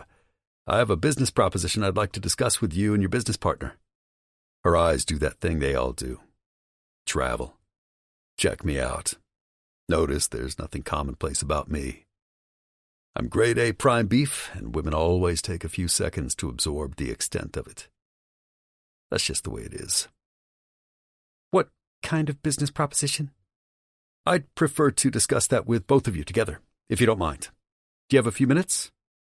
Does this have anything to do with the sale of the bar? Yes, as a matter of fact, it does. How do you know about that? Josie asks. We haven't advertised yet. I couldn't help overhearing some of your conversation yesterday, and Luna filled me in on a few of the details last night. Not particularly willingly, but I don't bother mentioning that part. Oh. Is she available now? I'll text her. She's upstairs doing yoga. She pulls her phone out of her apron. Damn it. The thought of Luna in tight little exercise clothes. How flexible she probably is. Sweaty and barely clothed and... Fucking hell. The last thing I need is a raging hard-on for our impromptu business meeting. I try to think of baseball and grandmothers. Anything to ease the rising tide.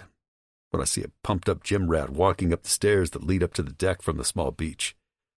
His tight t-shirt says, "Go out with me, Luna." What? No. Luna's going to go out with me. That's the way this thing's going to play out, fucker. I'm glaring at the guy as he strolls past, giving me a what's up flick of his eyebrows. "Hey, Josie," he says. "Hey, Kyle. This is, sorry, what's your name again?" "Gage McCabe." The kid's eyebrows shoot up. "No shit. Dude, I read about you in GQ. You're that investment guru and July's style icon." It's times like these I regret the magazine spreads and their ridiculous articles about my fucking style, whatever that is. I wear clothes I happen to like and that fit me. That's about as far as my style goes. "Would you be able to give me some investment pointers?" asked the dipshit. "I've been playing around with a couple of ideas." I can barely concentrate on what he's saying. Would Luna really consider going out with this guy? What's the meaning of his t-shirt? What are the intricacies of her relationship with him? And why the fuck am I getting so worked up about this? It's a question that's answered as soon as Luna walks onto the deck, which happens at that precise moment. She's dressed in, exactly as I pictured, tight workout clothes. Her hair has been pulled back into a high ponytail, but shorter pieces frame her face and are damp with sweat. Her cheeks are pink with health and vitality, and her body is like something straight out of a fucking wet dream. Even better than the wet dream. She's long-limbed and slim, but curvy. Her smooth skin is gleaming. She's toned, but at the same time soft-looking in such a feminine, luscious kind of a way. All I can think about is what she would feel like. I fantasized, but I don't actually know. I want to feast on her gorgeousness like I've never wanted anything in my entire debauched, wretched goddamn life. I hold my leather briefcase in front of me. I try to look casual about it, but there's nothing casual about my hard-on. It's gargantuan, and as agonizing as it was last night. Baseball, baseball, baseball. But it's useless. Even baseball won't save me at this point. How does she do that? She doesn't look happy to see me. She doesn't look happy to see Kyle either. At least I can take heart in that detail. Kyle, She says, pissed off. can you stop with the t-shirt? Take it off. Kyle grins at her and peels off his shirt, showing off his weird muscles, which makes me want to punch him in the face. I almost do it. The fuck is wrong with me? I am absolutely on the verge of tackling this douchebag to the ground and pummeling his face with my fist. Luna doesn't appear to find Kyle's muscles as impressive as he clearly finds them. Go inside and put on one of the merch t-shirts, She says. Do they come in extra, extra large? Dumbass asks. 'Cause that's the only size that'll fit me. Fucking hell. Luna looks mildly repulsed. I'm happy to notice. Kyle slings his t-shirt over his shoulder. I heard the Tucker Brothers Band is playing at a secret location in Key West tomorrow night. My friend might be able to get me tickets. At this, Luna's eyes light up. The Tucker Brothers? Really? Oh, I love them. My torment is three-headed at this point. A, she loves their music, like millions of people do, that's all. And am I jealous? Is that what this enraged, rip-their-hearts-out feeling is? B, I'm already so hot for this girl with her beatific face and ludicrously perfect body and its skimpy little sweat-dampened yoga outfit. My cock is on red-hot overdrive, and I'm seriously struggling to conceal it. And C, she's glaring at me like I'm somehow even worse than the muscle-bound dipshit over here who's in the middle of asking her out on a date, which she's clearly considering. I've got tickets, I hear myself say. VIP seats. They're my cousins. The Tuckers are your cousins? Luna asks. This pisses me off even more. I don't need my goddamn cousins to get me a date. Aw, man, says Kyle. Can you get me a VIP seat? No. Luna's still staring at me. What are you doing here? It's a little early for whiskey, isn't it? Not exactly welcoming. This doesn't worry me. I'll thaw her out. I just need some time with her to give her a chance to succumb to my charms, like they all inevitably do. Josie lowers herself into a chair, holding her round stomach. He wants to discuss a business proposal with us. Luna looks at Josie, then back at me. What kind of business proposal? I pin a glare on Kyle. Would you excuse us? He gives me a blank look, then wanders away. Thank fuck. What did he mean when he said you're an investment guru? Josie asks. Ladies, if you'll sit down with me for a few minutes, I'll explain exactly what my offer is. Keeping my leather briefcase strategically in front of me, I take a seat. I pull out an envelope and place it on the table. Luna makes no move to sit. What I have in mind is riding on Josie, so I slide the envelope towards her. Your business, including real estate, as well as existing structures, fixtures, and chattels, is valued at $1.1 million. According to records, which are all public, by the way, you owe a total of $1,035,000, which gives you an equity of $65,000, divided in half, more or less. I wasn't eavesdropping. A glare from Luna. But I did happen to overhear, Josie, that you own 51% of the business, which would mean that you personally own $33,150 of equity. Yes. I'd like to buy out your share for $400,000. Josie blinks at me. What? That's my offer. But it rides on me retaining the majority share. I'm not willing to negotiate for less. But that's far more than it's worth, Josie points out. Yes, which is the only way Luna will ever agree to it, because Josie is desperate and this will solve all, or at least most, of her problems. I see good potential in this business. I think there's a lot more you could do with it. You could expand the deck into a destination with a much larger seating area. We could retain the character of the place, spruce it up, and build on it. I have a yacht we could offer as a special event charter. There's a potential to expand the event calendar, too, with big-name musicians and so on. I can discuss it with my cousins. I'm sure I can talk them into being our first headline act. If the deal goes ahead, that is. No, Luna says. Josie gives her a shocked, "Are you crazy?" glare. Josie could consider that offer for 49%, Luna continues. and we'd need to discuss how involved you'd be in the business. I meet Luna's green gaze levelly. She's fucking heartbreaking. Even sweaty and pink-faced from her workout, she's stunningly pretty. It's weirdly painful and hypnotic to look at her. As I said, the 51% is non-negotiable. I anticipated Luna's hesitation. And I want this deal airtight. It's not about the money, which I have so much of at this point, I can easily afford to pay whatever it takes. So I play my next card. But you're right. Maybe I've bid too low. Let's make it $600,000 for Josie's 51%. As far as my involvement goes, I'm planning on spending the next month in Key West. Am I? Yes, I am. I need to get my fill, and this time it's going to take longer than one night. That body, that face. Call me a deviant. I don't care. I want her. She's lit some kind of fucking bonfire in me that wants to be fed. After that, I'll be going back to Chicago. I have a fleeting thought that maybe Luna will want to come with me. What the fuck are you thinking, you asshole? You don't sleep with women more than once, remember? You'll have moved on by the end of the weekend. What are you even doing right now? Did you say $600,000? Josie murmurs. She has tears in her eyes. With relief, maybe. Luna, however, has daggers shooting out of hers. Why do you even want to buy into this business? That's a crazy offer. I don't trust you, Mr. Gage. I try and barely succeed in holding back a wolfish grin, because I'm experienced enough to know when an offer is going to be accepted, even if it takes a little coercion, which I realize isn't helping. She doesn't trust me, and so she shouldn't. This could be a very profitable business, and I can help you take it there. Once it's been refurbished and we've realized its full potential, I'll go home to Chicago, and you can be rid of me but still get the use of all my money. You decided all this when you overheard our conversation yesterday.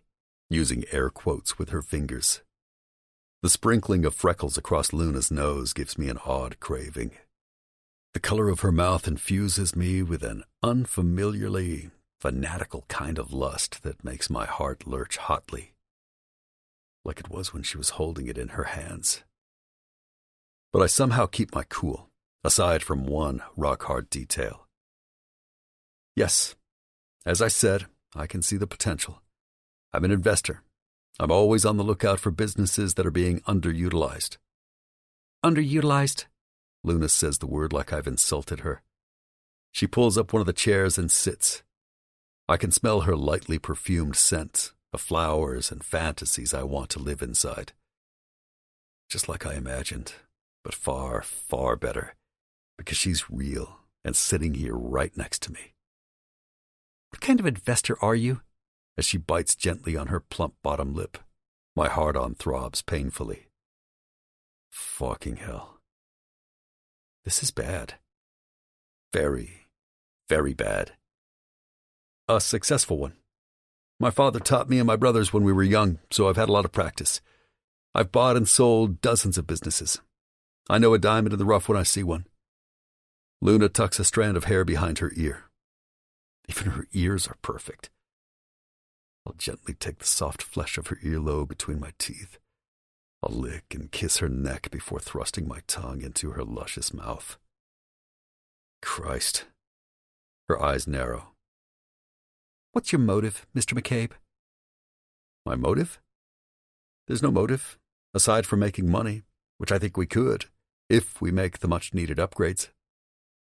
The answer is still no. If looks could kill, I'd be a bloody pulp on the floor right now. Why is it that one woman I've really wanted, not just because I feel like getting laid, but because she's Luna, doesn't want anything to do with me? Is this some kind of twisted karmic retribution coming back to bite me in the ass after years of not giving a fuck about anything or anyone? Strange things always happen to me around this time of year. My parents' memories rev into high gear and mess with the usual rhythm of my life. That Luna just so happened to walk into my life this weekend is fucked up but not surprising. Like they're lecturing me from the afterlife to settle down and aim higher in the one area of my life I can admit I'm less than scrupulous. The thought riles me, for one reason, and probably not the reason it should. Will going to bed with Luna once or twice or several times over the course of the weekend cure me of this sudden thing that's happening to me? This bizarre obsession and the erotic sweet nightmares and the ferocious feral lust I'm suddenly mired in? Yes. No. I don't know. Fuck! The answer is maybe, Josie says. If we split 50-50, Luna insists. That's our final offer. The plans I have require a majority share, and I know Luna will cave because she'll be thinking first about her friend's best interests. Luna is stubborn. She doesn't lack courage at all. That's obvious. But their financial situation is teetering on a knife's edge. Marlon, their guarantor, and I know from one of the emails I received this morning that he's Josie's older brother, must have some serious equity. Probably from the family compound back in Iowa. Most banks wouldn't lend this much without at least some capital behind them to spend on maintenance and operations. However all that played out, I can see that Josie is Luna's Achilles heel, her one weakness. As I said, the majority share is non-negotiable. More daggers. Cutest, sexiest goddamn daggers I've ever seen. Why am I suddenly so fascinated by this angry, standoffish little woman? Possibly because she's the most stunningly beautiful, angry, standoffish little woman in the history of my world. And I can't let her slip through my fingers because I didn't push hard enough. I want her where I want her, and I'm prepared to do whatever it takes to put her there. This goes against every grain of business sense I possess, which is a shitload. But I hear myself saying, 51% for $1 million. That's my final offer. Josie's pink cheeks pale, which is mildly concerning. $1 million? She squeaks. Luna exhales a sigh that's somewhere between disbelief and defeat. Josie hears it and glances at her friend. There's empathy in Josie's expression, and for a split second I feel a pang of something that might be compassion? It's hard to identify because it doesn't show up on my radar all that often, or ever, to be precise. I'm giving them no choice. I'm bullying the situation, like I so often do. Why do I suddenly feel sort of bad about it? I'm helping them, I remind myself. I'm setting Josie up with enough money to raise her children comfortably, without any financial worries. To get Luna. To get with Luna. To get Luna into your bed. So? Is that so bad? I can do what I want with my money. It's my money, for fuck's sake. Josie attempts to get to her feet, but it takes some effort. I stand up to help her, desperately trying to keep my rampant hard-on concealed. Josie picks up the envelope. Mr. Gage. Gage. Josie smiles gently, and I already know I've won. It's a generous offer, and we appreciate it. But we're going to need some time to talk it through. Take all the time you need. Can we meet with you tomorrow? Josie asks. Of course. It's disappointing that Luna won't be in my bed tonight, but 24 hours will give me enough time to plan my next move so thoroughly, Luna will have no choice but to surrender to me. You two talk it over. How about I meet with both of you here tomorrow afternoon around 5, and you can let me know what you've decided. After that, I add, smiling at Luna, genuinely because she's gorgeous, and it's making me stupidly happy for reasons I can't control or entirely understand. I'll take you to my cousin's gig. Both of you, if you'd like. Because Luna is more likely to agree if it doesn't feel like a date, and Josie will refuse. A night on the town is more than I can handle in my current state. Josie pats her round stomach. Besides, Luna's more of a Tucker Brothers Band fan than me. Are they really your cousins? It's pissing me off to no end that I'm resorting to using fucking Travis, Vaughn, and Kay to get myself a date. But I've already decided I'll do whatever it takes. Yes? So, what do you say? There's a hopefulness in my voice I don't even recognize. It'll be fun. Fun? You sound like a fucking imbecile. I don't care. I'll convince her I'm not a bully or a jerk. For the first time in a very long time, I actually care about what another person thinks of me. I want her to like me. Go figure. Clearly, not only does she not like me, she loathes me. This is obvious by the fury shining out of her jewel-bright eyes. No, she says. I don't think so. I'm busy tomorrow night. Josie stares at her friend sharply. But you love the Tucker brothers. We have plenty of staff on tomorrow night, Luna. You should totally go. It'll give you two a chance to talk about everything and to start making plans. We haven't decided the sale will go ahead yet, Luna says. She's surly. The seats are front row, I add. We'll have a drink with the band before the show. Luna's glaring at me, as though she's not sure she loves the band enough to put up with me for an entire evening. Judging by the cocktail of emotion coloring her expression, ranging from hatred to annoyance to rage to something else buried deeper, which is harder to read, I've got my work cut out for me, and I can hardly wait. I've spent a lifetime building my arsenal of seduction, of money, of buying whatever I want. I don't want to buy her. I have this unfamiliar urge to fucking win her. She sighs. Fine, she finally says. Yes. I'll show her. I can be a good person. She'll see. I don't always use people to get what I want. She'll fall in lust with me. She has to. Maybe even in love, once she discovers the things I can do. I'll have her right where I want her. Under me. Submitting. Taking me inside. Hell yeah. She'll see. Fuck. Chapter 5. Luna. I can't believe that jerk. Who does he think he is, waltzing in here offering $1 million freaking dollars?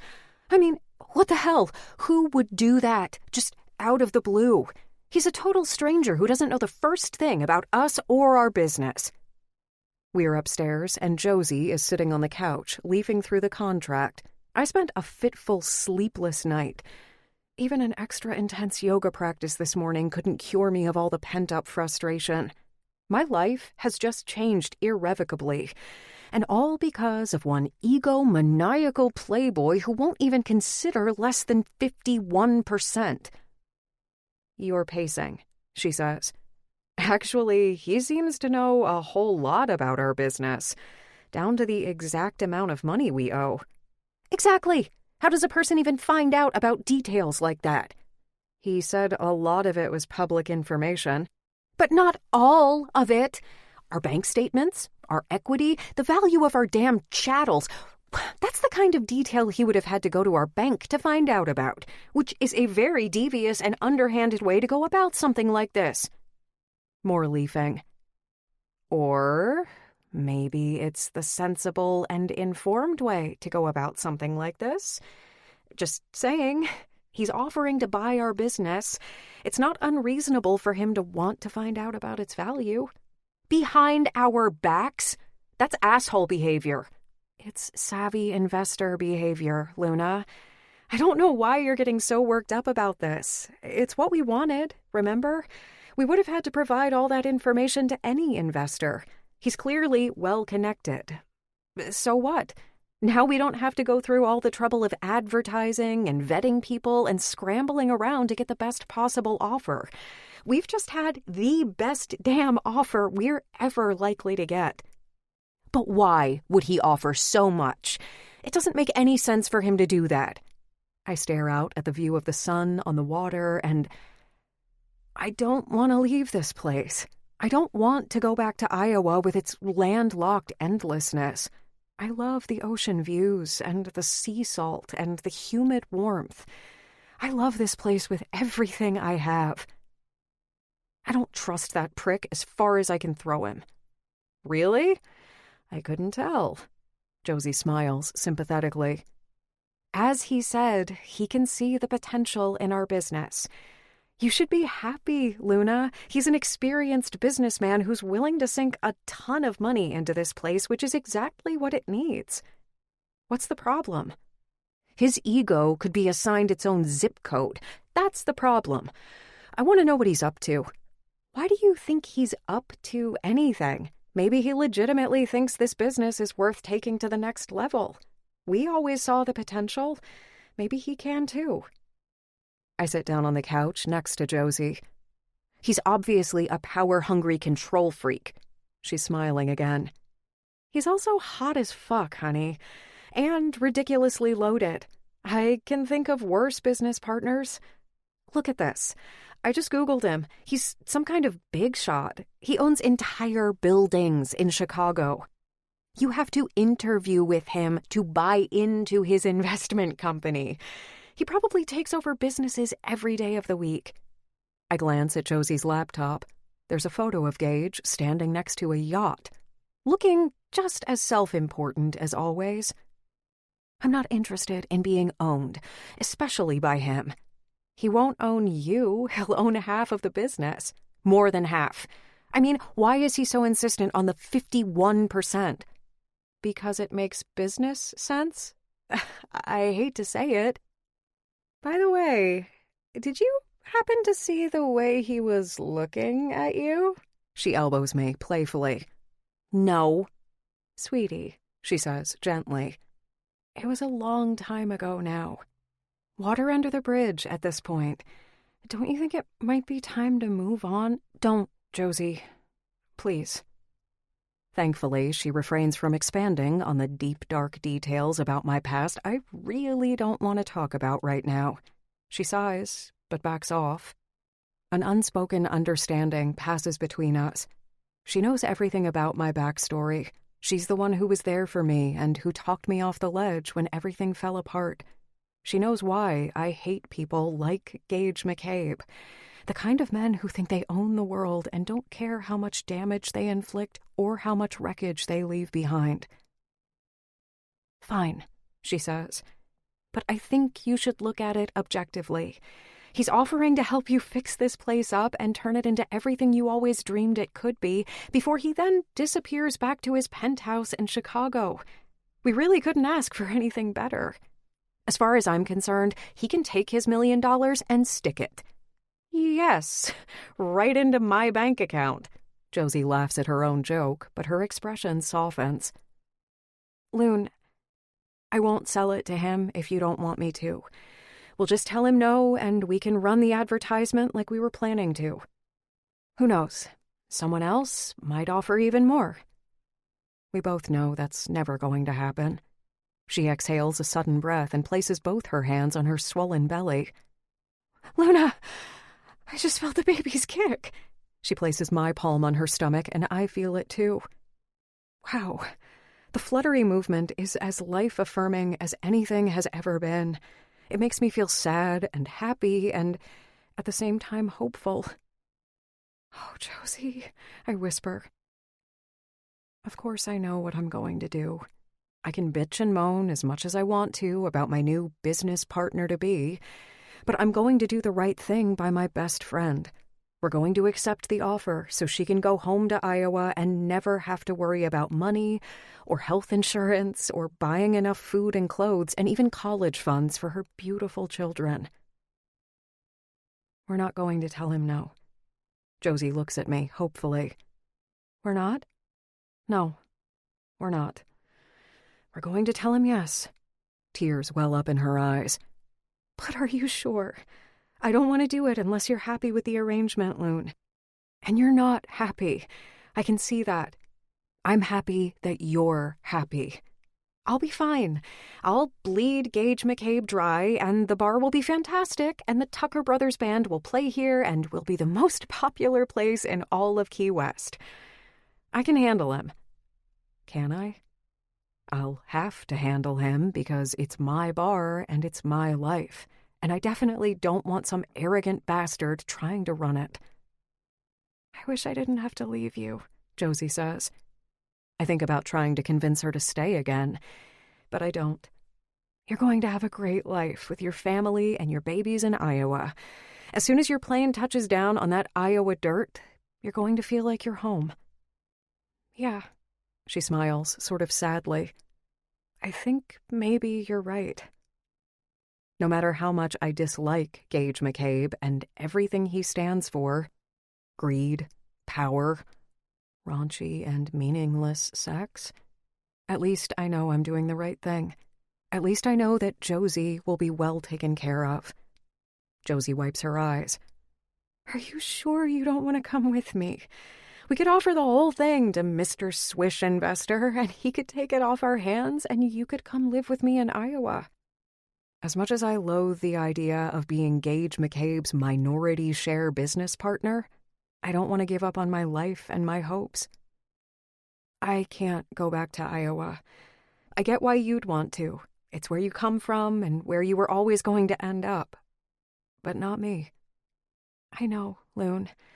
And I know things will work out for you here. It really is a good deal he's offering. He might not be as bad as you think. Sure.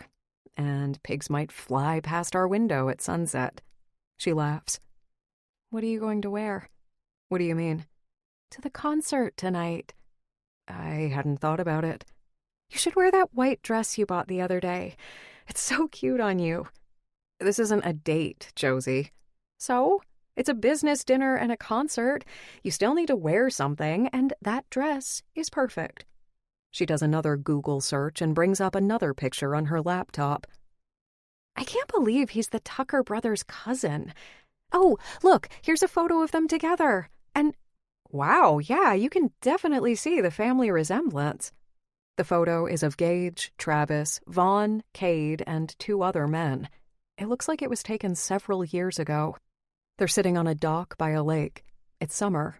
They're shirtless and tan and glamorous looking. You've got to admit, she says, there's some killer DNA going on in that family.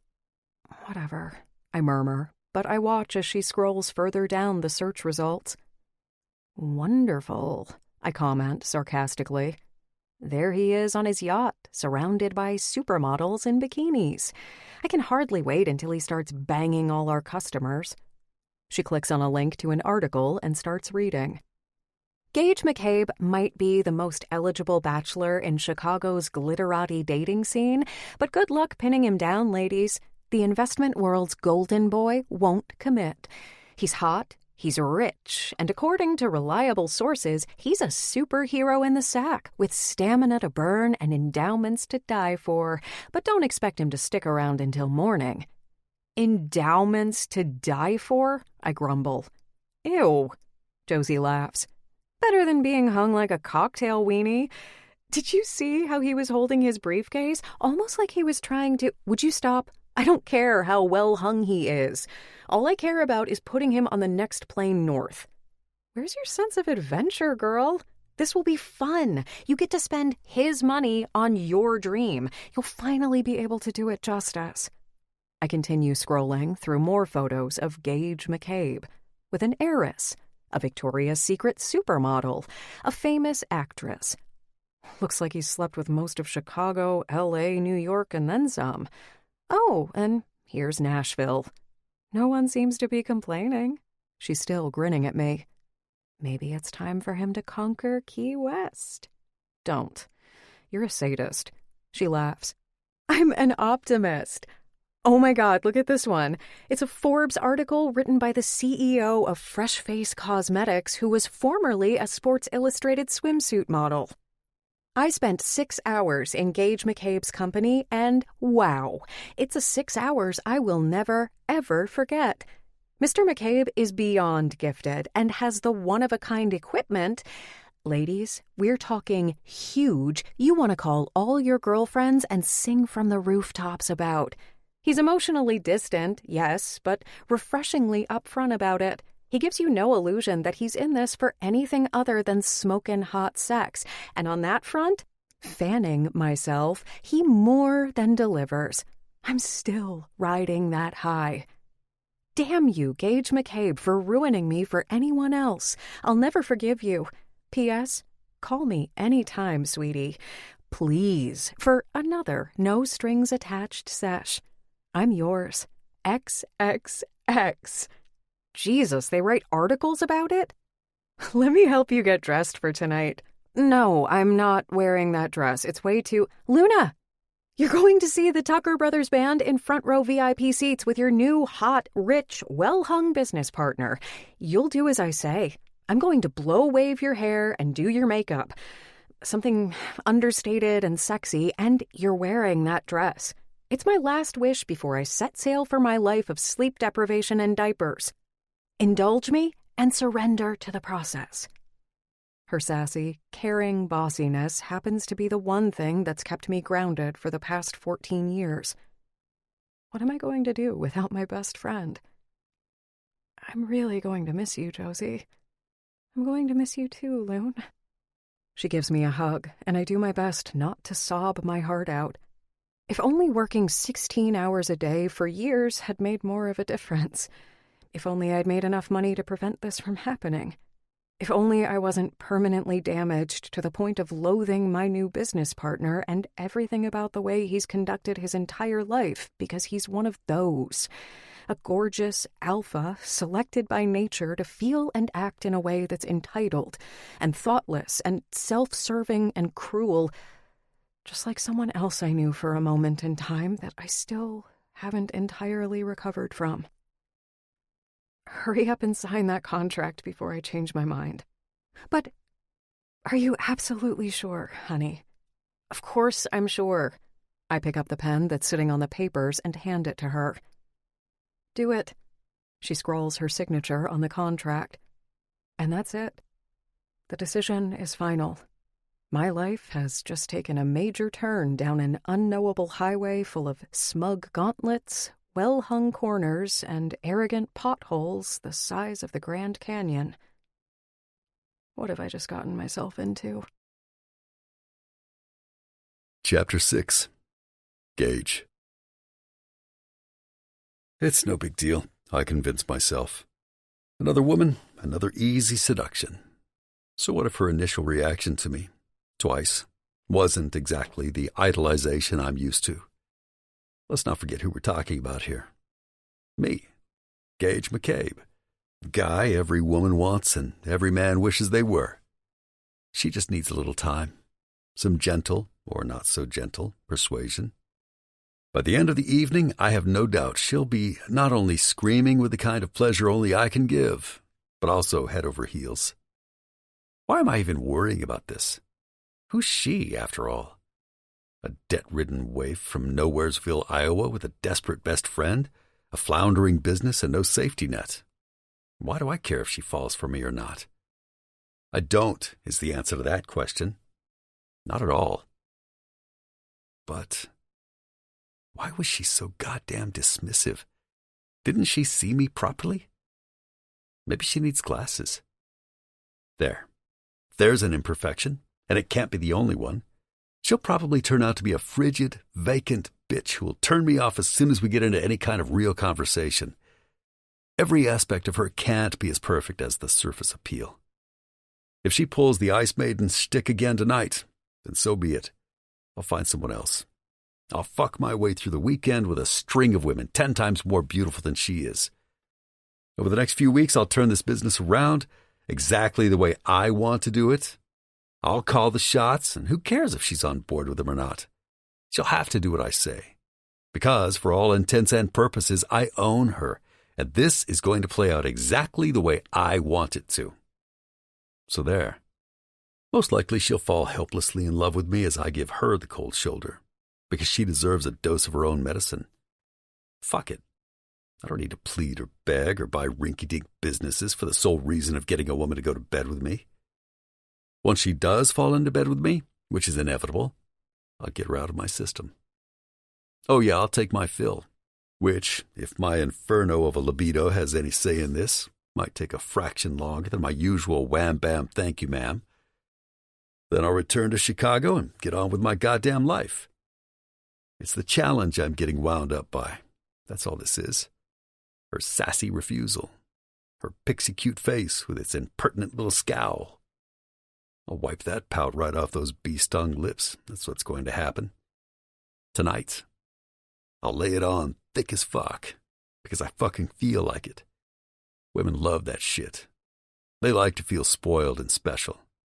I can do spoiled and special better than anyone. You bet your ass I can. I shower and put on jeans, a lightweight shirt, and a jacket. I smooth my hair into place and call for a limo. I debate getting flowers, but decide it would be over the top.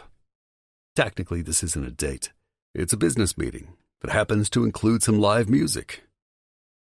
I'm still not sure why I'm even bothering, and I'm tired of churning about all this. Last night was even worse than the night before. The dreams were even more intense. The lust that's been exploding out of my body is like nothing I've ever experienced. I've morphed into a fucking cum fountain, and it's pissing me off to no end because I don't usually have to resort to doing this a cappella. Ever, in fact, until now. But I've dealt with that. A lot. And my cynicism has clicked firmly back into place.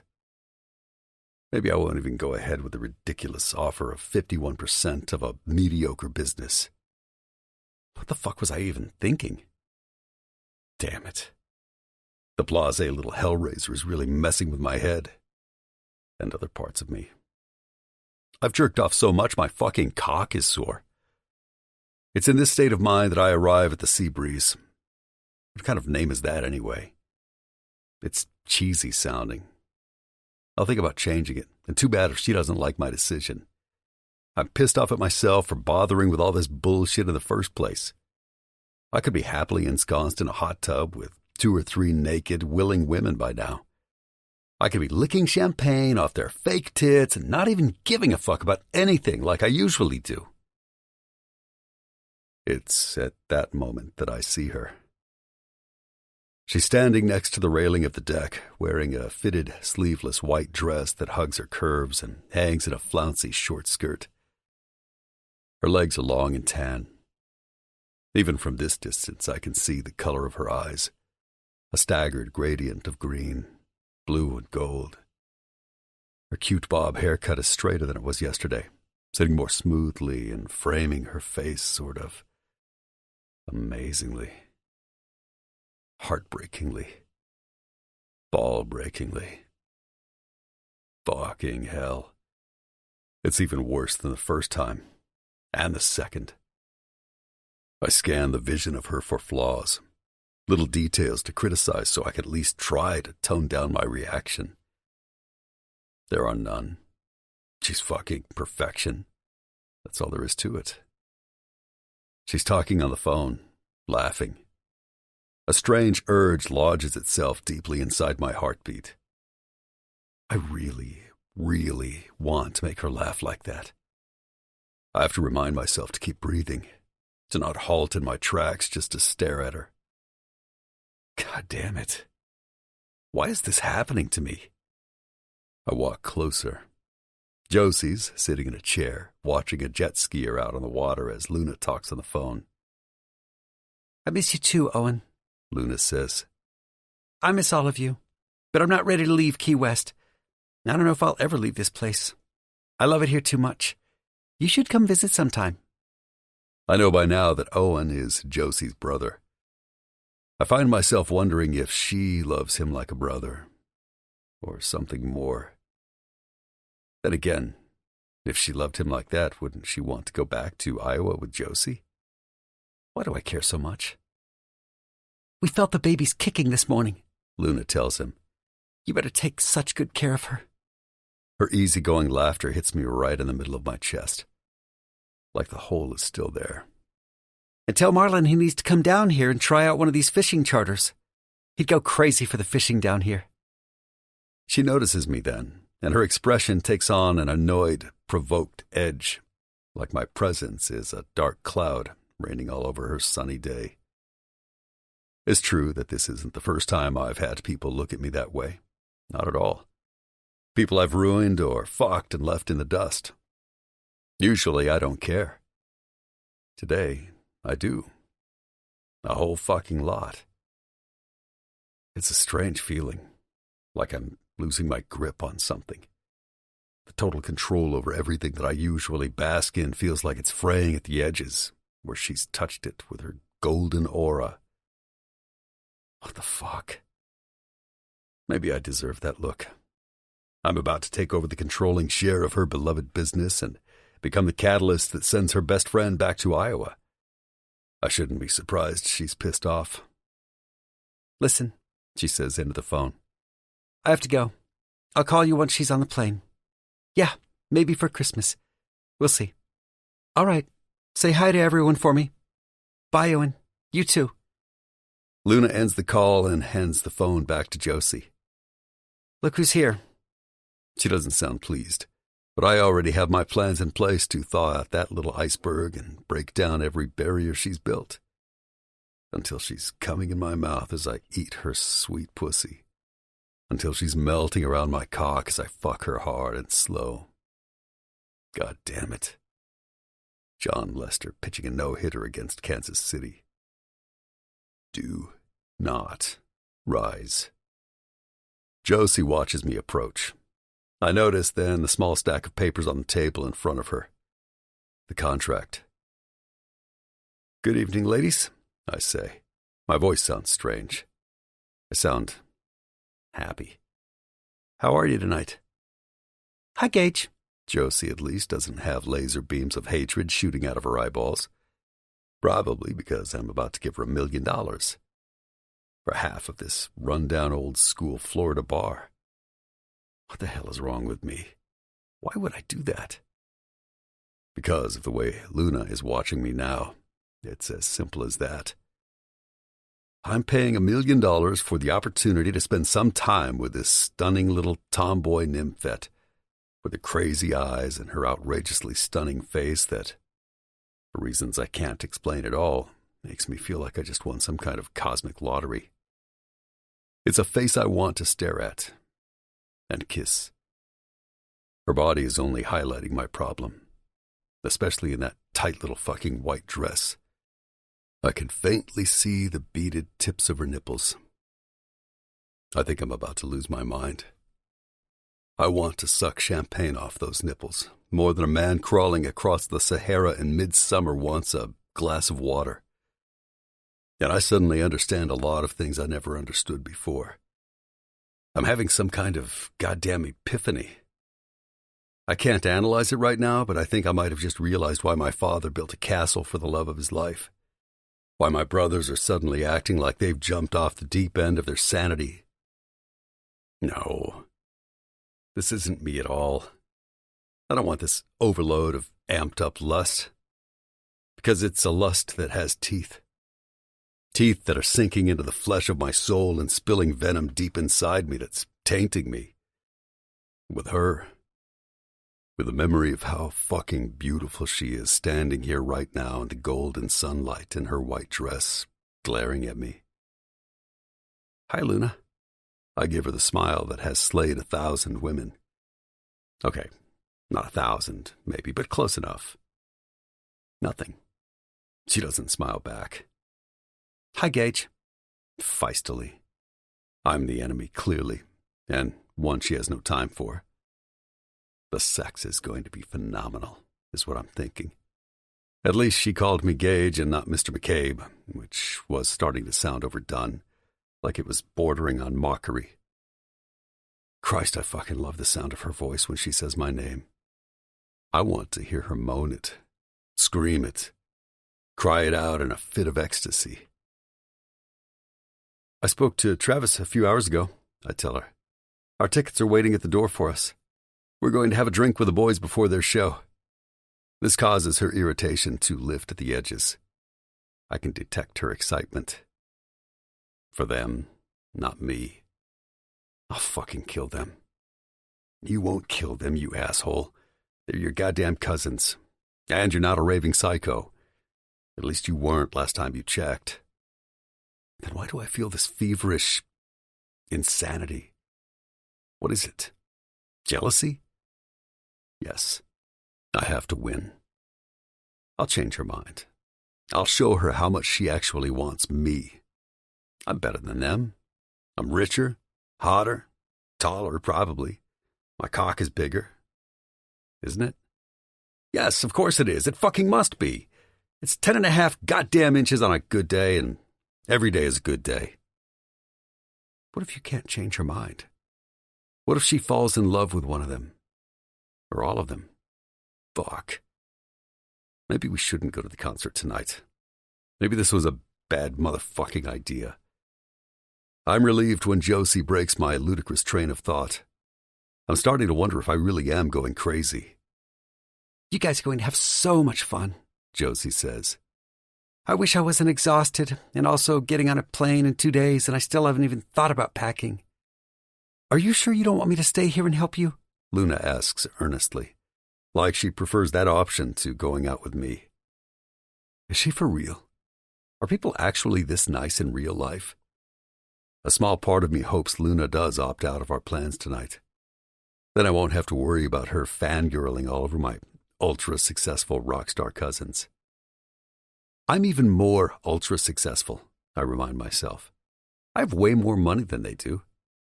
Absolutely not, Josie scolds her. You're going. You've loved the band since their very first hit.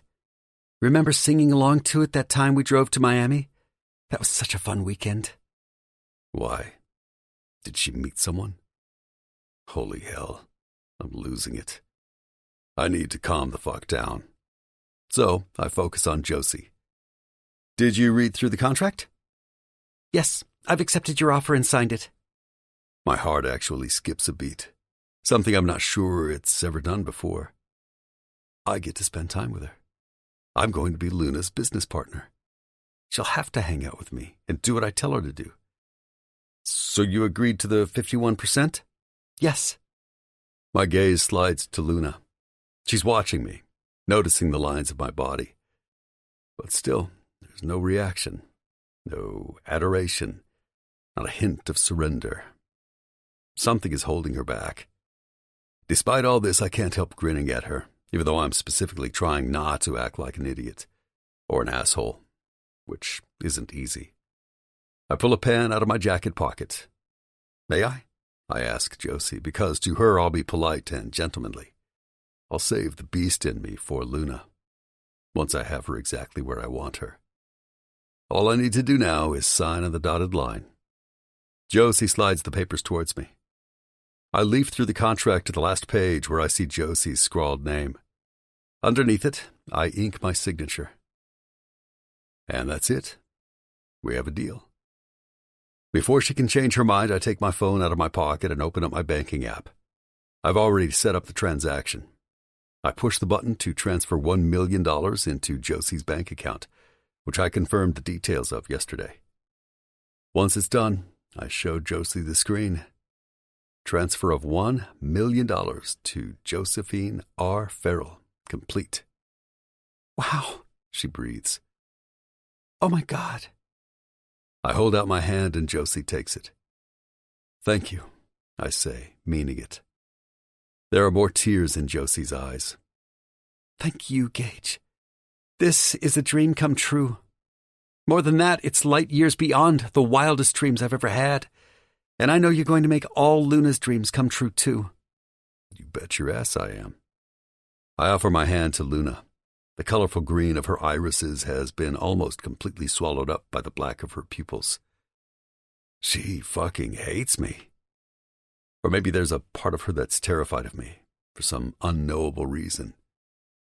But she takes my hand anyway because the deal is now done and she's in this, whether she likes it or not. I'm looking forward to doing great things together, Luna. Great, hot, debauched things that make you come hard and scream my name as you dig your fingernails into my back. As soon as her cool hand slides into my much larger, hotter one, I feel like I'm having some kind of religious out-of-body experience. It's the first time she's touched me. Her skin is as soft as silk. There's a current to her touch, an energy, like she's zapping me with her fierce electric allure. I can smell the light scent of her tropical, floral, spiced perfume.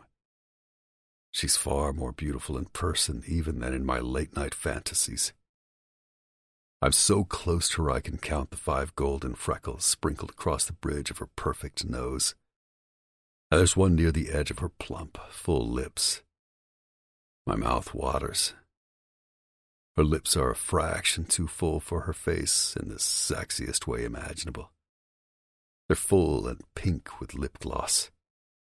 I have a ravenous desire to lick it off, to sink my tongue into her mouth, to devour her and feast on her until I've come all over her and rubbed myself onto her skin, marking her with my hot cum before holding her down as I fuck her and spend myself deep inside her sweet, nubile little body.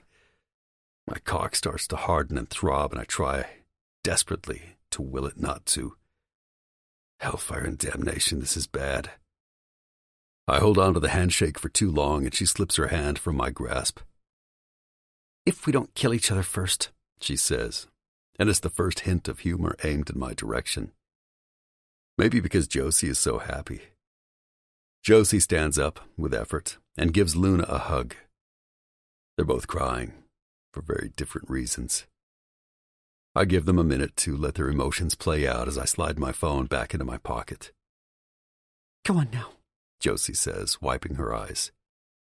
You two go and have fun and start making all your grand plans together.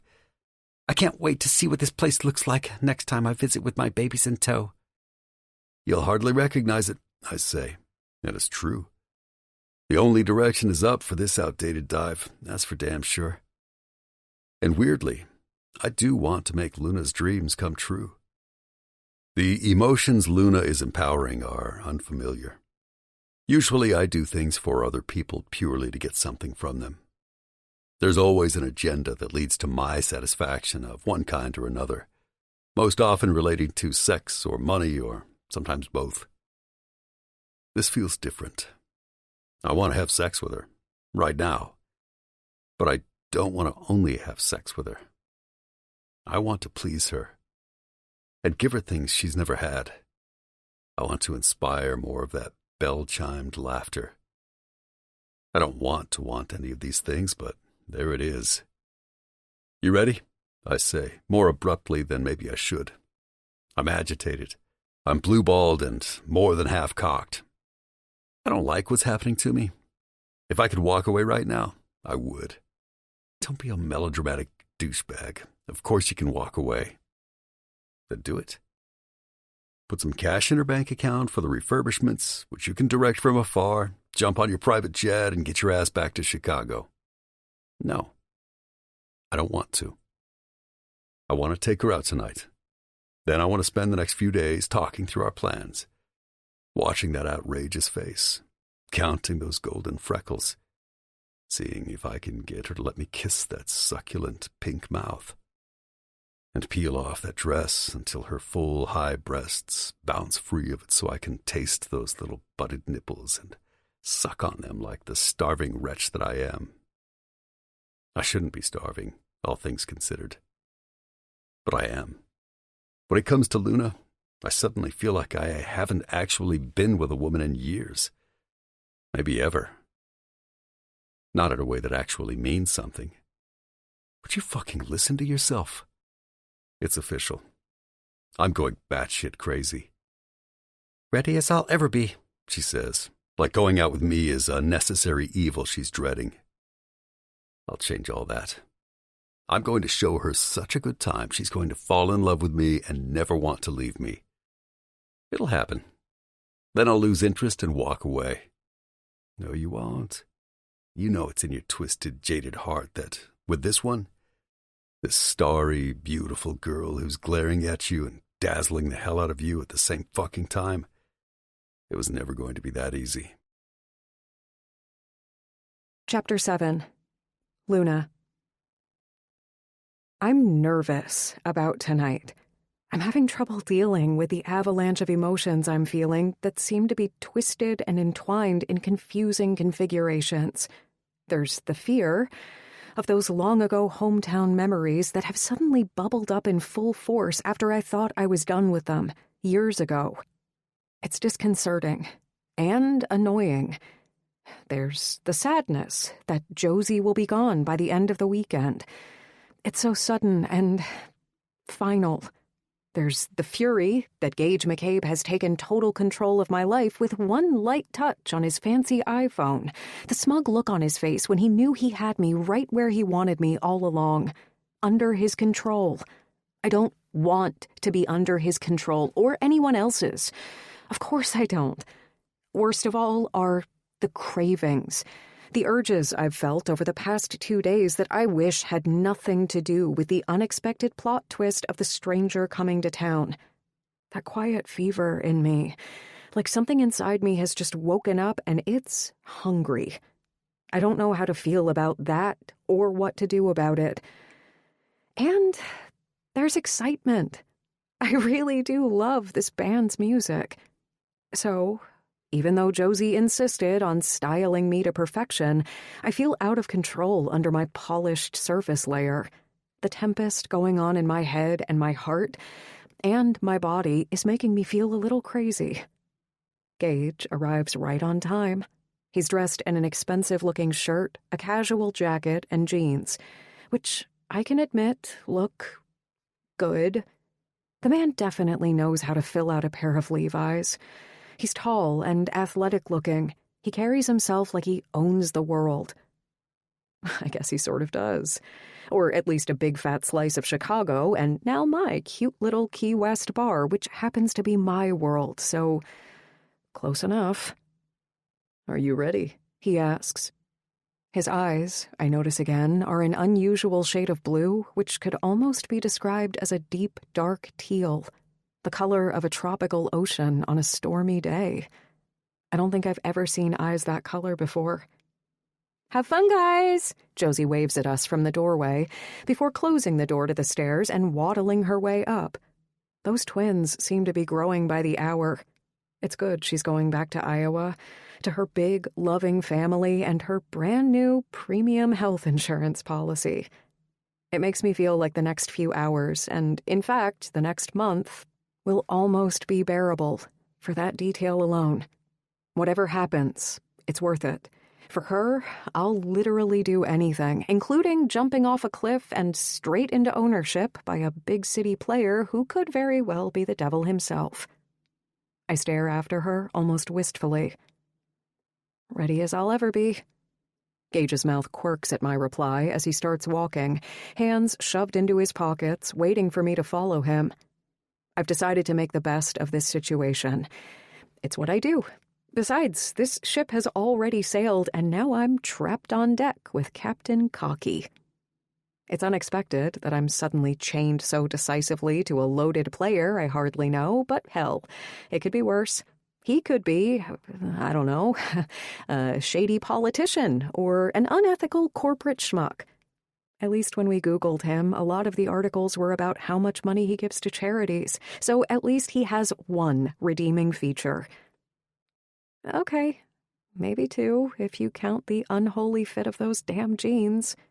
Or the thick, dark hair that has a hint of a wave to it. Or the cool alertness in those unusual tinted eyes that somehow hints at a freakish perceptiveness. Or the absurdly handsome face, or the impressive width of his shoulders, or the rugged edge to his clean-cut look. Okay, so there are a few details that could be considered impressive if you were keeping track, which I'm not. As I walk alongside him across the deck, I allow myself to briefly fantasize about the improvements we'll be able to make. I'm picturing mood-enhancing lanterns and big-leafed tropical plants, maybe some white gauzy shade cloths that offer a Caribbean feel.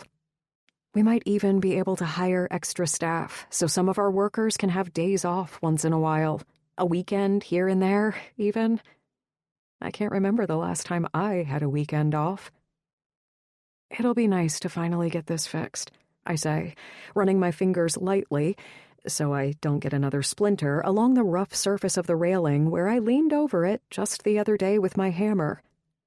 "You can tell me all about what you want to do with the place," Gage says, "with no expense spared." I can't tell if he's just saying that because he knows it's what I want to hear, or why he would. Why did you buy this bar? I ask him, point blank. My fate is already sealed, and now I want some answers. I get that it's cute and has a good vibe and that you saw a business opportunity, but you could have bought your share for a lot less. Why did you offer so much? He takes his time, like he's enjoying my anticipation or whatever this is. It was undervalued. By a lot. Probably because most buyers don't want the hassle of a fixer-upper. It's an absolutely prime location. I know it'll provide a profitable return on investment once it's humming because we can market it as a destination. It still doesn't add up. And it was the only way Josie wouldn't have to worry about money for the long term. When I see an opportunity to make someone's day, occasionally I choose to take it.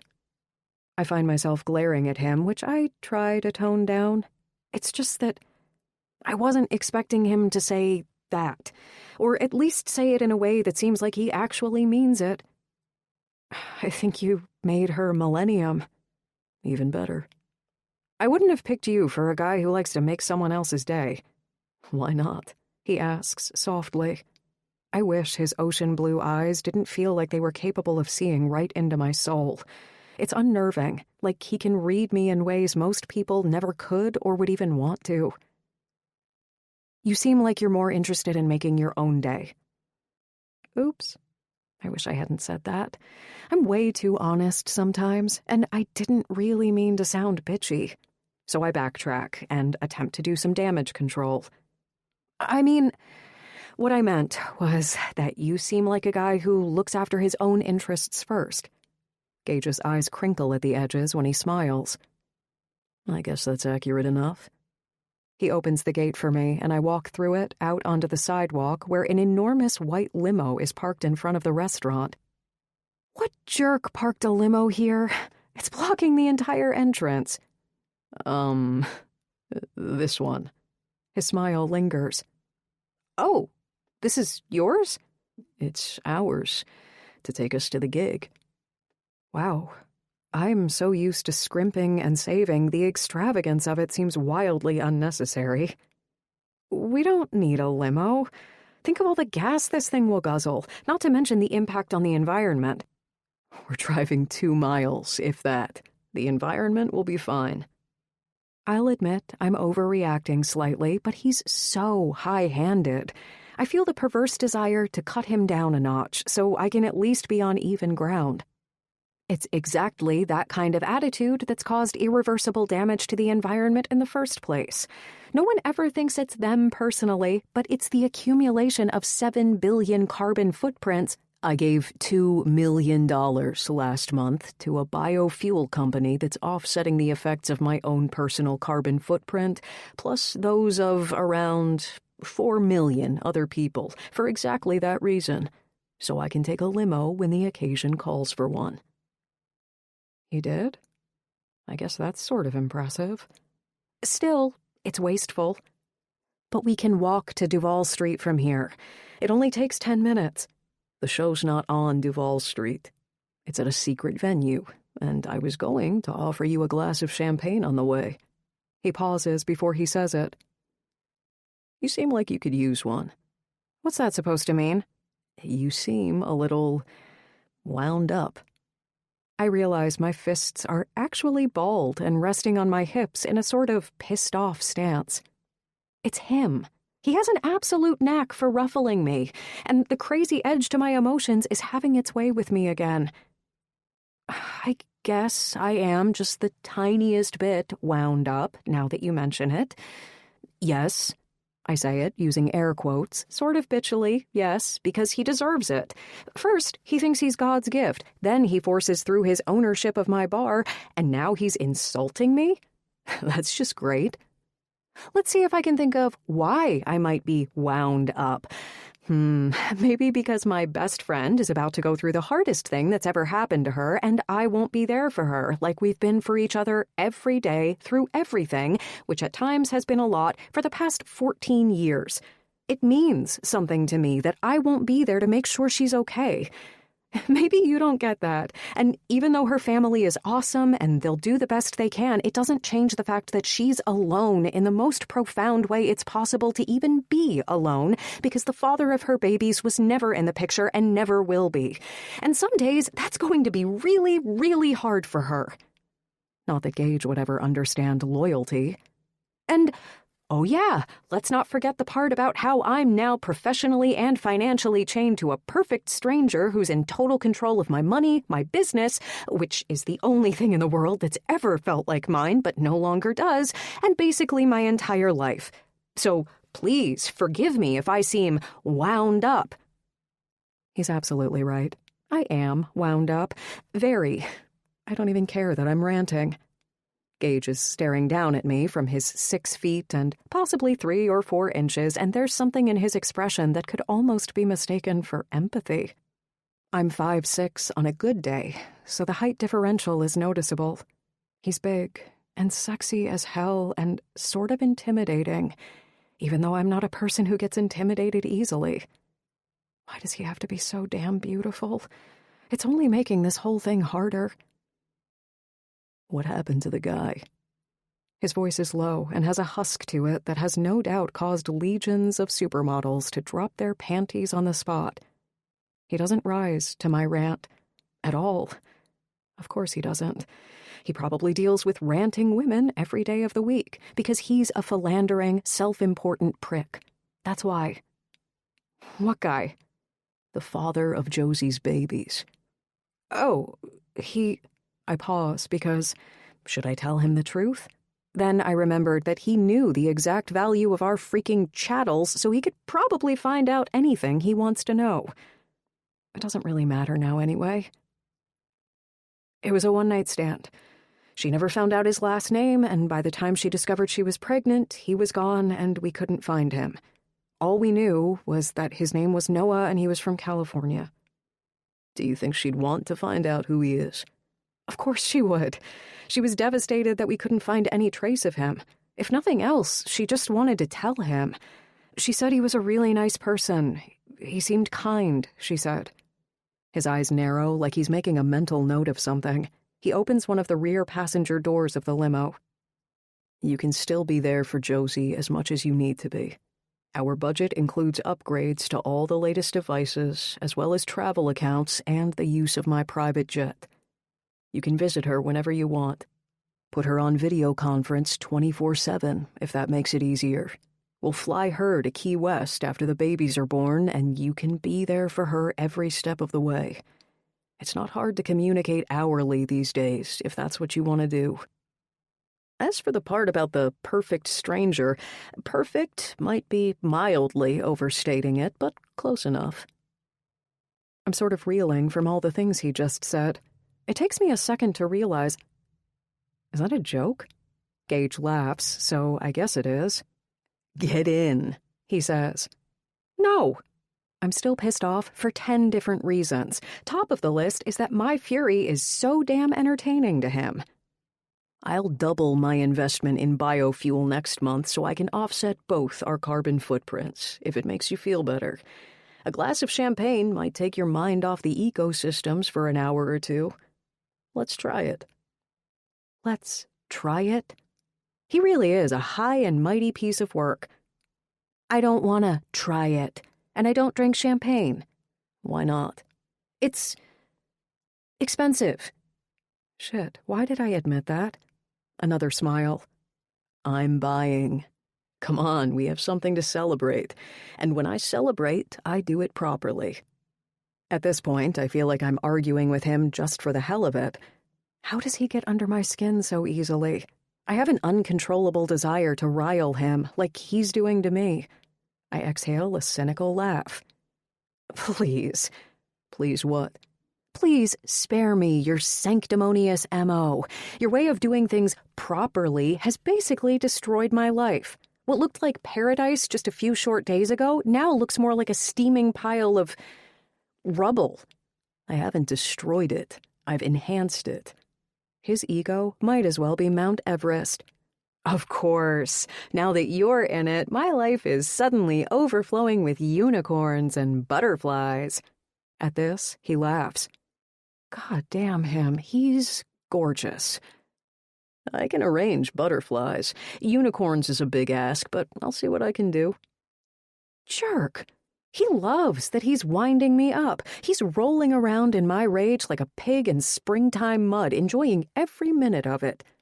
I take a deep breath, willing myself to calm down. For 2 years, I've meditated and practiced yoga every morning, so I'm usually pretty good at steadying my nerves when I need to. But right now, it hardly helps. Listen, I almost call him Mr. McCabe again, but then I remember we're on a first-name basis now that he owns me. Gage, there's no need to ply me with champagne. You've already won. I didn't realize this was a competition. I think we both know that's not true. And that he's already crossed 12 finish lines before I've even started the race. And I wasn't intending to ply you with anything. This whole thing was obviously a terrible idea. We don't have anything in common and can't agree on a single thing. Not even the Tucker Brothers Band is worth putting up with this for an entire evening. You know what? I think maybe I've changed my mind. His phone rings loudly, interrupting me in mid-excuse. Gage pulls his phone out of his pocket. The screen says, Travis. Do you mind if I take this? It's probably about our tickets. I shrug insolently. He can take whatever call he wants. He puts his phone on speaker. Travis. Gage, where are you, man? On my way now. Come around to the back. There's been another leak about the gig tonight. There's already a crowd at the front door. We're still going ahead, but we're hoping it doesn't get too crazy. Shit. Yeah, how long till you get here? Around 10 minutes, depending on traffic. Wow. That's Travis Tucker. A real-life rock star. Last night, I listened to a few of their new songs as I was falling asleep. They're amazing.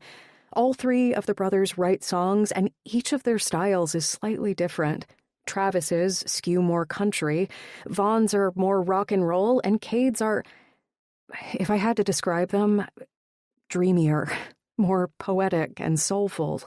The band has evolved over the past 2 years to write songs that go beyond stadium anthems into something far more original. It would be a shame to miss a show like this one, especially since I'll get a chance to actually meet them. I'm sure I'll regret it if I bail now. Still talking to Travis as he holds the limo door open, Gage flicks his eyebrows in a let's go gesture. Oh, what the hell. I do it. I slide into the limo to the far side of the seat. Gage slides in next to me and shuts the door. The driver starts the car and we start heading towards Old Town. We'll have a cold one ready for you, Travis is saying. Make it 2, Gage tells him. I'm bringing someone. Oh, right. The same one you came to Key West to visit. Gage's mouth quirks, almost guiltily, and there's a mischievous spangle in his blue eyes as he looks up at me. No. Of course. Travis is probably referring to the woman who threw the drink in Gage's face that first night he came into the bar with his shirt still wet, which only cements the fact that Lothario over here is what he is, a serial womanizer. I could see that about him from the very first second I met him. See you soon, he says to Travis. Then he ends the call. Gage takes the bottle of champagne that's chilling on ice and pours a glass. He hands it to me. Despite my earlier tirade, I take it. Maybe it will help me relax a little. He fills his own flute, then he clinks his glass against mine. As he watches me take a sip of the bubbling liquid, I can detect a playful, intense ember behind his blue gaze. Like there are things going on inside his head that I really wish weren't. This is what he does, after all. Every night of the week, most likely. Please don't get any ideas. Shit. Why did I say it like that? What kind of ideas were you expecting me to get? Smooth as velvet. I just want to make sure we're on the same page about this being strictly a business meeting. Of course. We'll talk about the ozone layer and listen to some music and celebrate the exciting potential of our business. That's what we're here for. His eyelashes are dark and dense. A fraction too long for such a masculine hunk of a man.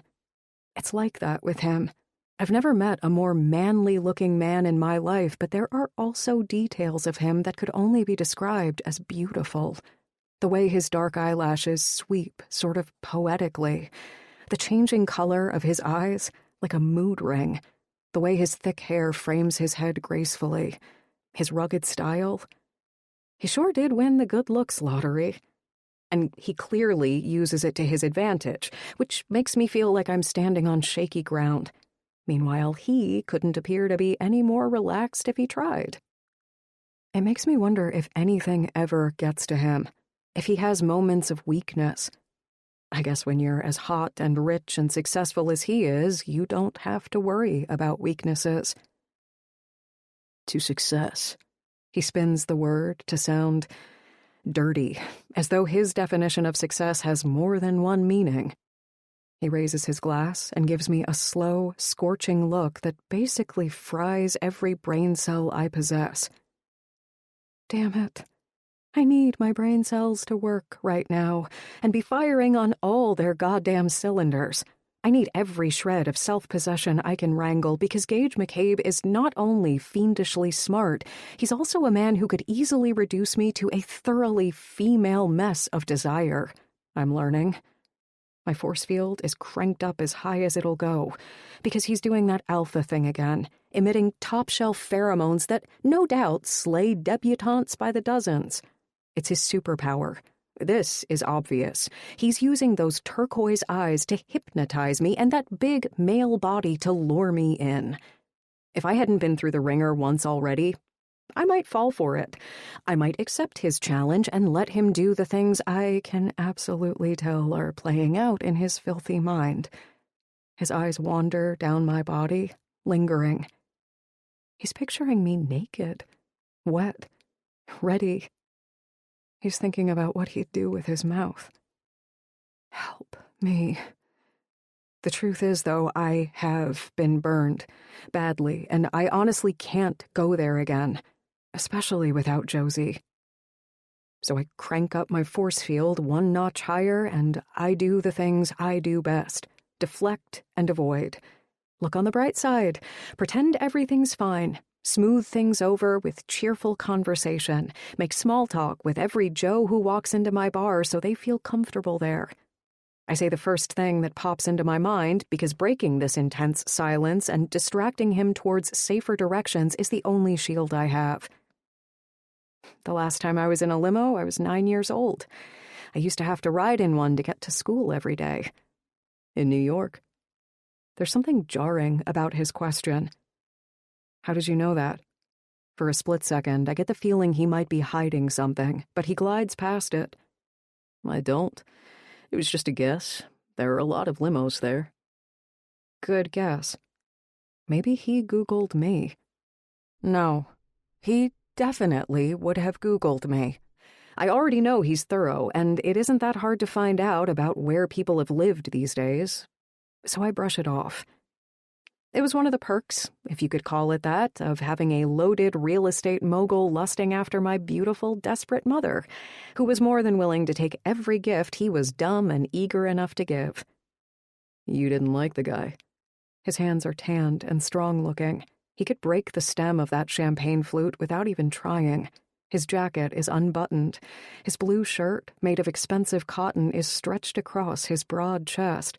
His belt is thick, well-worn leather, almost cowboyish. Under it, his stomach is washboard flat.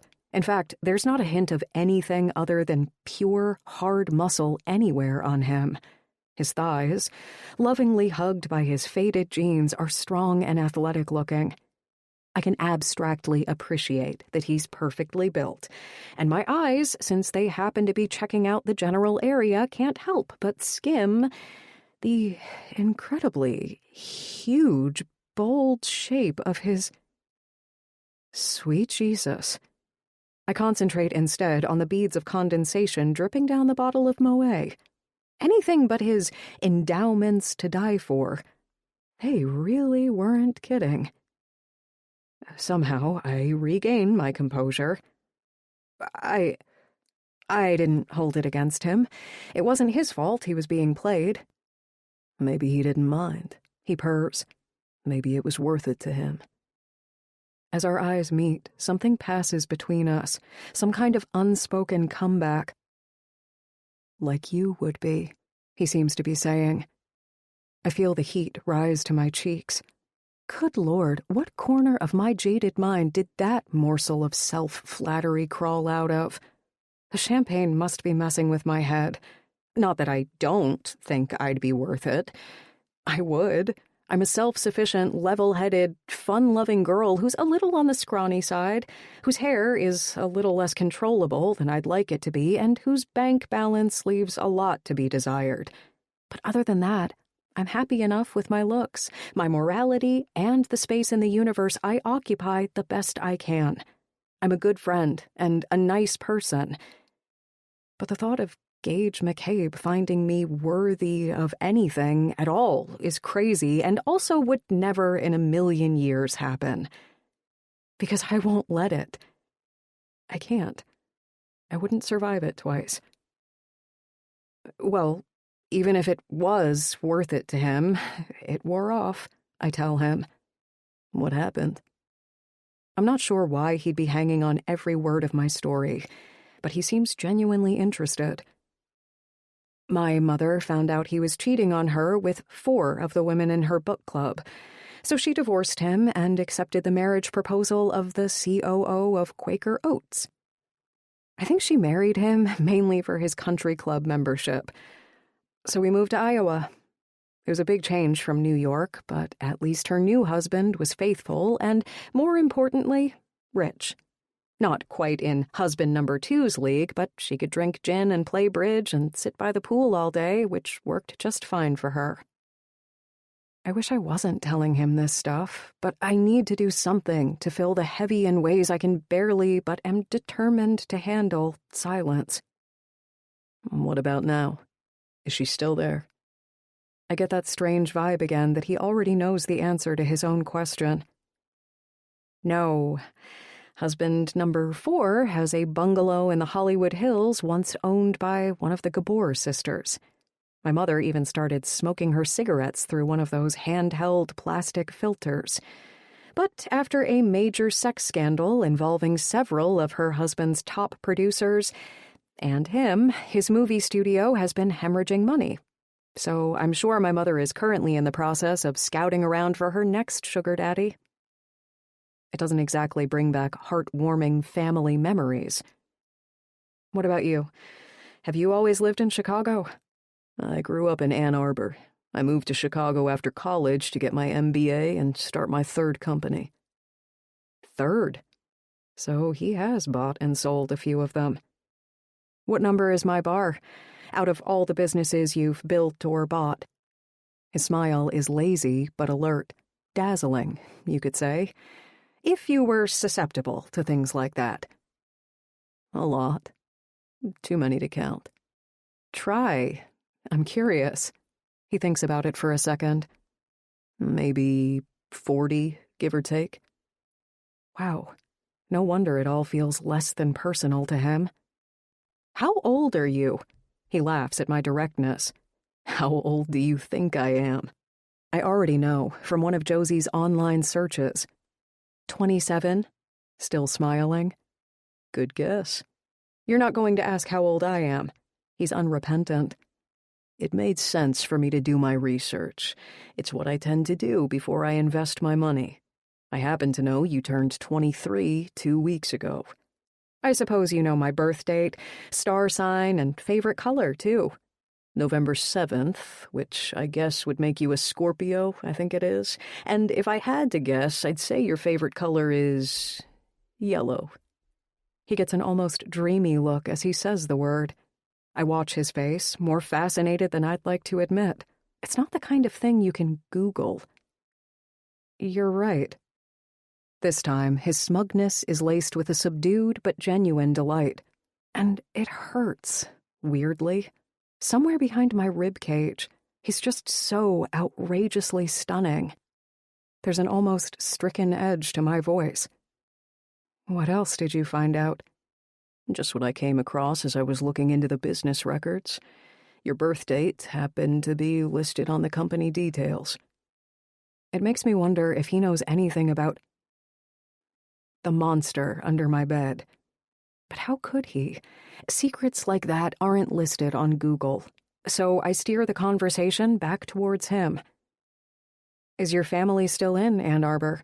My 2 brothers are. My parents checked out around 5 years ago. I'm sorry? It's a weird way to put it. Checked out.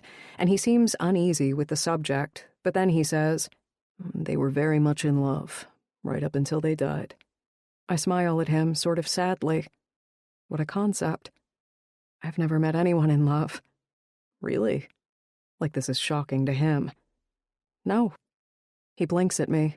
There's a softness to his manner when he's thinking about his family that clashes with the killer playboy side of him. That's too bad.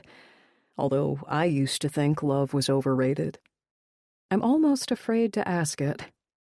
Used to? He smiles, and for a split second his intensity reaches a place inside me most things don't. A hidden place that's not so much forgotten as never even discovered. Yeah. But then I remember the woman he came to Key West to see. The models and the heiresses and the girls in the article who raved about his endowments, then cried because he's never there by morning. So I keep it light. What do your brothers do in Ann Arbor?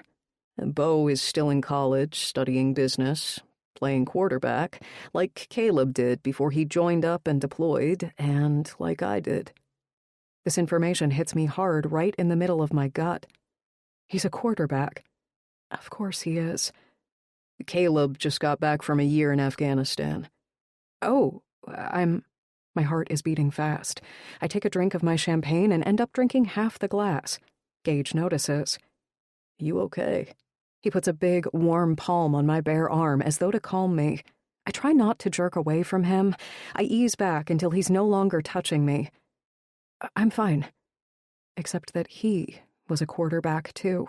A quarterback who made sure I now have an unreasonable aversion to football, hometowns, and, come to think of it, men in general. Just, really thirsty. It was a long time ago, Luna. You really need to get over it. Maybe I can't. Maybe I'm just broken. I wait for my heartbeat to slow as he tops up my glass again. There's plenty more where that came from. I don't want more champagne. I want to go back to my apartment. I want to vent to Josie. I want her to give back the money and cancel this whole thing. But the limo pulls to a stop, and I can see out the tinted windows that were in a back alley. The driver is already opening the door for us. We're here, Gage says. Inside, there's already a crowd. It's a large, funky venue with low ceilings and distressed wood that's been decorated with license plates, maps, photos, and retro Americana knickknacks. A long bar runs the full length of the left side of the room, with some of the bar stools already occupied. Around 30 square tables are crammed into the space, each with a little red lamp on it, and there's a raised wooden stage in one corner. Roadies are tinkering with the sound system, and beefy security guards are manning the front door. Outside its small, barred window, I can see the crowd gathering. Where's the band? Gage asks one of the roadies, and the guy points to a doorway. Gage stays close to me, in a way that could almost be protective. He's not as relaxed as he was before. Not at all. He hasn't touched me again since my mini meltdown in the limo, but he's watching me. It makes me wonder if he gets things, like he has a radar for understanding that people come with baggage. Maybe because his brother is a soldier, or because his parents checked out. There's a story there I wouldn't dream of asking about, but I could tell the whole topic was something that weighs heavily, not surprisingly. We walk into another room, crowded with people and loud music, where there's a pool table. I recognize them even before they see Gage. It's the Tucker Brothers Band. Wow. It's crazy to walk into a room and see people whose music you've been listening to religiously for almost 2 years standing here, playing pool. I listen to their music most nights as I'm falling asleep. Their melodies are inked into my brain at this point. Their songs dig deep, and there have been many times when I've used their words to feel better and to lift myself up. Everyone gets the blues sometimes. Everyone feels things harder some days than others. Their music reminds me of that. They're even more good-looking in person than they are in their videos. Hot and edgy, in a wholesome but rocket-fueled kind of way. Country boys with a rock and roll vibe. But it's a funny realization. Gage, as they man-hug him and pat him on the back, seems somehow even more technicolored, larger than life, and more in sync with my own emotions.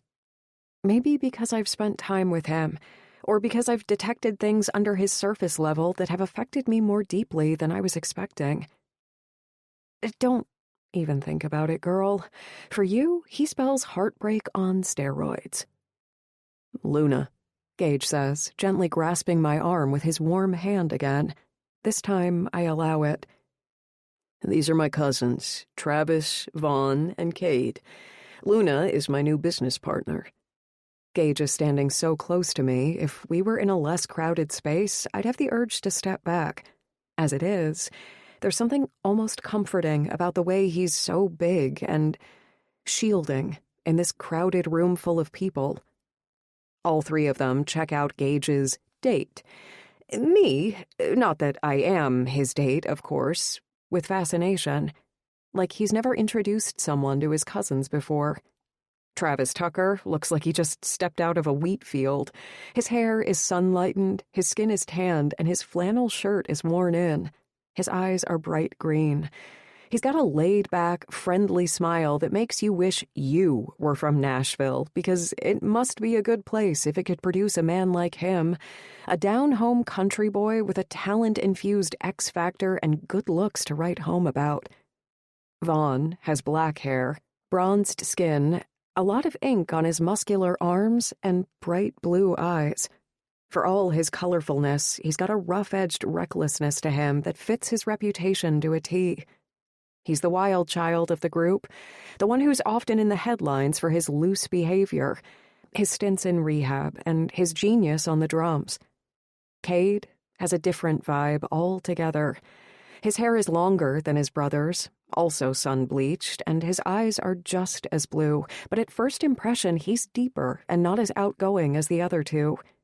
I heard him described once as a dreamy bad boy, and the description fits. He's soulful, even on the surface, and I happen to know that his songs are some of the most beautifully written of any I've heard.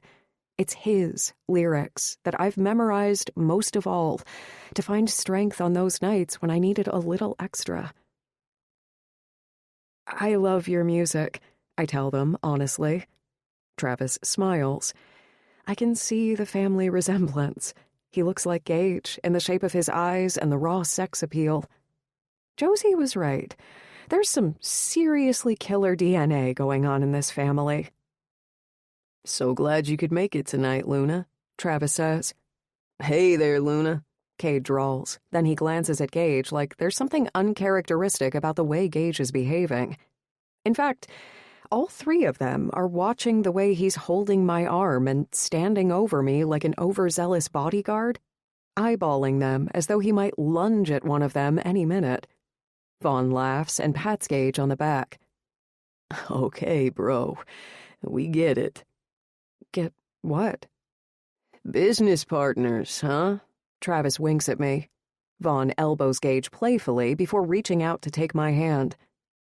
Nice to meet you, Luna. He kisses my knuckles in an old-fashioned, gentlemanly way. Either he's being mischievous or his mother hammered home some manners. I can't quite figure out which. Well done taming this one. We never thought we'd see the day. Tamed? Gage watches the exchange like a hawk. Then he removes my hand from Vaughn's and good-naturedly, almost, steers Vaughn towards the pool table. Don't even think about it, Gage tells him casually, but there's something feral about the blue glint in his eyes. Vaughn laughs. No need to go caveman. I give Gage a look. What the hell is he doing? Staking some kind of claim on me? I don't want him to do that. Not that I'm interested in any of the Tucker brothers, who all have women swarming around them like bees to honey, hanging off their every word. But we agreed this would be strictly business, and that's the way I intend to keep it. Eventually, when I decide I'm ready to dive back into the shark-infested waters of the dating scene, it sure as hell won't be with someone who's banged so many women they write articles in freaking Forbes about it. No matter how hot he is, or how restless I might be feeling tonight. He grins down at me, his eyes blazing with volatile energy. Vaughn waves down a waitress. "Bring us a round of JD shots. We'll take 5. A petite woman with dark hair, jean shorts, long legs, cowboy boots, and the energy of a firecracker launches herself at Gage and gives him a huge hug. "My favorite cousin's in town, and no one even told me," she squeals. Gage kisses her on the cheek.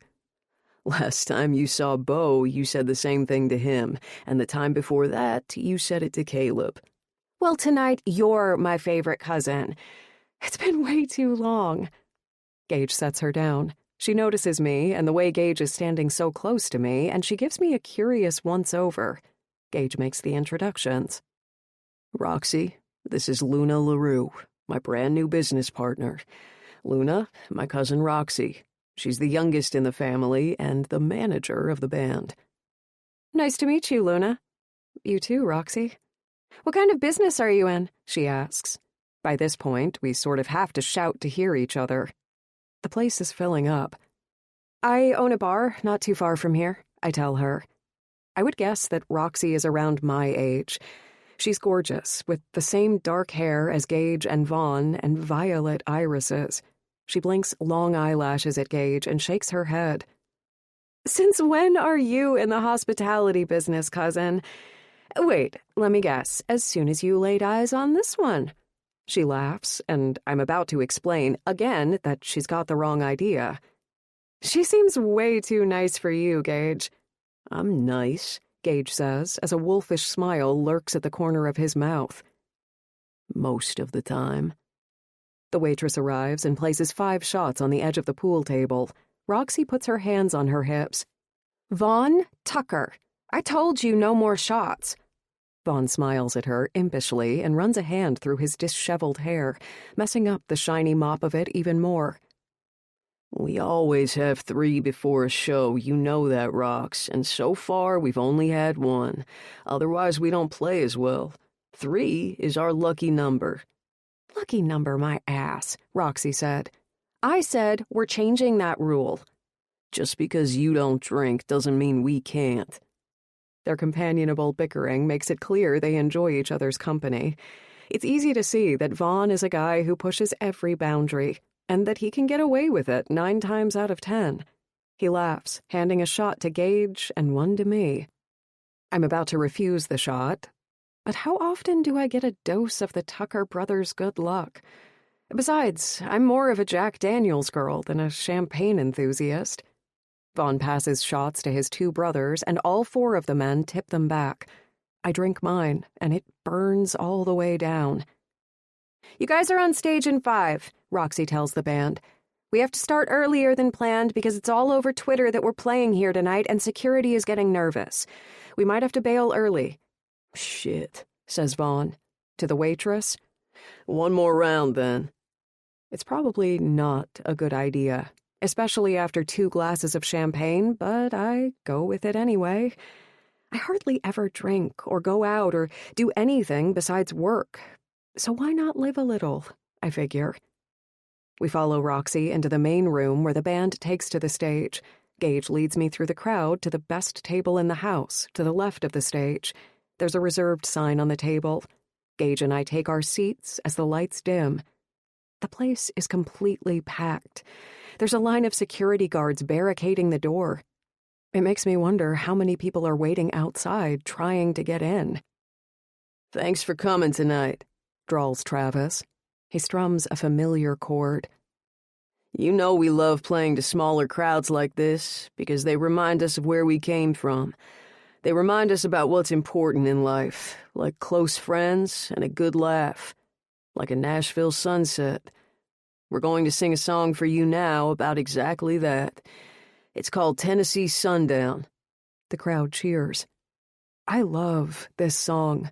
It's one of their old ones from their first album.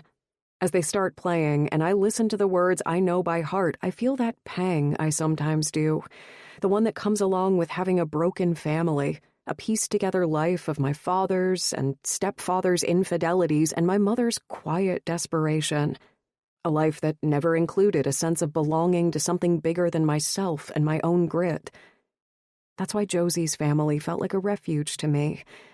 But even with all the dinners around their big dining room table and the summer afternoons by the swimming hole, it still wasn't my family. Not really. I belonged, but I wasn't one of them. I didn't look like a feral, or act like a feral, or have the same history or the same stories, because I wasn't one of them. I was me, all along, my own entity of one. What a gift it must be to grow up like these siblings, linked to your own band of laughter and memories and belonging and love. And it makes me think about what Gage said about his parents.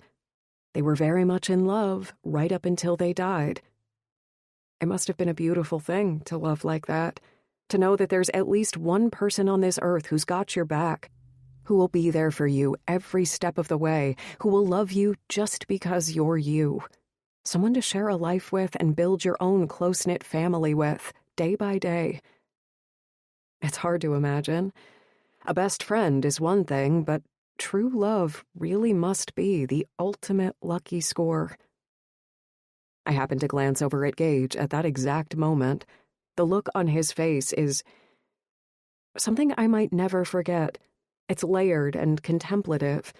He's been watching me. The soft shadowed light flatters him, like every light does.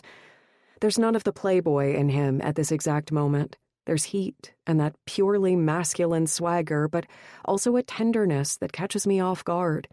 He overcomes it, like I've busted him, and the aloof charisma clicks back into place. He stands up and holds out his hand. "Dance with me." Of course, he issues it as a command rather than a question, but whatever. I do want to dance. The dance floor in front of the stage is already packed. The music sounds 10 times better live. You can feel the emotion thrumming out of every husky word and every vibrating note. The strum of Cade's bass guitar hits you somewhere deep inside the broken pieces of your own goddamn soul. Okay. Maybe that whiskey is starting to have its way with me. But I take Gage's hand, which feels warm and strong enough to secure my balance, and he leads me down to the crowded dance floor. He's tall and big. I've never thought of myself as tiny or fragile, but in his grasp I can feel his energy and his brimming strength. Maybe it's the whiskey or the champagne or the music or some combination of all three, but the thought of him overpowering me, which he could obviously very easily do, doesn't feel threatening to me. Not tonight. It feels sort of hot. I'm mortified to realize that my nipples are beating into tight buds, and my panties feel damp, clinging to me intimately, there, where a warm pulse plays. Oh, God. To most women, this wouldn't be a big deal. To me, it is. It's been a long time since I've been this close to a man. It was an experience that changed me. It shut me down and basically broke me, and I've been avoiding anything like this ever since. Which, of course, sucks. Tonight, the whiskey is helping, and so does the fact that a certain big city playboy is a seriously good dancer. He holds me against his ludicrously hard body and leans down to my ear so I can hear him above the noise. "What were you thinking about just then?" It sort of amuses me that I have this small power over him. He owns my bar. He has more money than God, and he weighs as much as 3 of me. But he can't read my mind, and it's bugging him that he doesn't know. I was thinking about how I don't appreciate you going caveman when we agreed this was a business meeting. He shakes his head, more relaxed now. Trust me, that wasn't caveman. That was a flea on a mammoth the caveman was about to hunt down with his bloody razor-sharp spear. I laugh, confused. What? Gage wraps his arm around me more tightly and sways to the song. He's so strong, I have no choice but to sway along with him. He holds me close against the outrageous planes of his big body. God, is he hard? Holy hell, he is. And he's huge, if that's what that even is. It must be, unless he's carrying a wooden club in his pocket. Good Lord. I try to create a distance between us, but he's far too strong, holding far too tightly. I can see he's making an effort to control himself, but it doesn't seem to be working. He's hot to the touch and practically vibrating with fizzing intensity. I was just looking out for you. I can't have my cousins harassing my new business partner. They can't be trusted. Well, thanks, but I can look out for myself. I'm afraid that's part of the contract. It's in my own best interests to make sure you're happy and well-adjusted at all times. Well-adjusted? You're a little late for that. That ship sailed years ago. His smile is almost sympathetic. You and me both. I'll settle for happy then. My laugh is slightly scoffing. You think you can make me happy? That jungle cat arrogance. Yes. I'm aware of the hard ridges of his body, and one extremely huge ridge in particular. Endowments to die for, indeed. How? My body, against my will, is reacting to his heat and his outrageous hardness. My breasts are pressed against his big, broad chest, and my nipples feel taut and hypersensitive. A fresh warmth dampens my panties even more. God, this is bad. I'd start by asking you what you hope for, what your wildest dreams are, what hurts and what makes you cry, what your favorite songs are, and which movies you watch over and over. I'd take you to the places you've always wanted to go. I'd find out what makes you laugh, and then I'd do everything I could to kill off the painful things, and at the same time I'd shower you with the good stuff, so much so that you couldn't help but be happy. I stare up at him as we gently sway to a slow song. It might be the nicest thing anyone has ever said to me. I fight off the sting of tears behind my eyes, because no one, aside from maybe Josie, who already knows everything about me, has ever asked those kinds of questions or cared enough to find out. But then I remember who I'm dealing with here. Gage McCabe is the most eligible bachelor in Chicago's glitterati dating scene, but good luck pinning him down, ladies. I feel a pang of sadness that he is what he is, and I am what I am. It's too bad, because the sparking heat and the charged contact between us is just about the best feeling I've had in... okay, maybe ever. I bet you say that to all the girls, I say, dismissively. As a matter of fact, I've never said it to anyone. Then why are you saying it to me? Because. Our gazes lock, but with effort I break the trance. Careful, Luna, I remind myself. The scars of my past burn hotly somewhere behind my soul. Because isn't an answer. Tell me what you were thinking about before. I don't think it was cavemen. The whiskey is starting to hit my system like a warm, loosening current. I was thinking about love, and what it might feel like, I tell him honestly. Have you ever been in love, Gage? No. Really? Not even once? Not even a little. I should have expected that from you, I guess. He's like a junkyard dog who's only out for one thing. Why would you say that? With all your experience, and to never even connect with someone like that. Do you ever wonder if you're even capable of love? Why am I even bringing this up? Maybe because I'm wondering if I am, considering my upbringing and my past. Maybe some people just aren't wired that way for whatever reasons. His eyes are a brilliant blue, even in the low light, like pressed sea glass with moonlight shining through. Yes, I used to wonder about that all the time. There it is again. Used to. Before I can ask him what he means, someone screams. Very suddenly, the whole room erupts. The back door has been breached, and the bar floods with loud, drunk, raucous people. The band is quickly surrounded by security and ushered off stage through a door I hadn't noticed before. They have to fight people off. The fans are screaming and crying, swarming in a thick pack, trying to get closer to the Tucker brothers. It's like a riot. People are crazy and out of control, pushing and yelling. My God, this is dangerous. It's like a stampede. Gage picks me up and pushes us through the crowd. People swear at us as Gage's big, wide-shouldered form shelters me and breaks through the throngs. He does this far more easily, almost tactically, than most people might have. He's a quarterback, I remember. No wonder. But the crowd gets thicker, more people are screaming, and we're not any closer to the exit. Gage finds a door and shoves us through it, slamming it behind us. It's dark in here, and the noise outside is suddenly muffled and quiet. It's a tiny space, and narrow. The crack of light from around the door allows enough light in to see that it's an equipment closet. There are a few microphone stands and some wound-up cords hanging from hooks.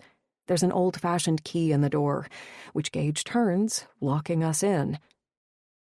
I hope we don't get stuck in here, I whisper. We won't. Are you all right, honey? I think so. Do you think the band is okay? They'll be fine. They have plenty of security. My heart is racing. Gage's is too. I can feel it. He's still holding me, and he leans me against the wall. But he doesn't back away. He's pressed up hard against me, like his protective instincts won't let him distance himself. His large, warm hand rests against my face as though he's feeling me for signs of distress or injury. The back of his knuckles graze my cheek. Are you sure you're okay? I'm breathing hard. Yeah. Are you? He doesn't answer. His chest rises and falls with his heavy breath. The scent of him, of leather and man-spiced adrenaline and a hint of whiskey, is dizzying, intoxicating. Here, in this dark space, like a calm, intimate haven inside the eye of a raging hurricane, I feel safe. From them. Not from him. Not from myself and the addictive, rushing urges coursing through my body. He smells so good. He feels so good. Much, much too good. He smooths a stray strand of my hair back, tucking it behind my ear with strong fingers. Despite the gentle gesture, his eyes are bright with lust. Gage leans closer. I place 2 fingers against his lips to stop him.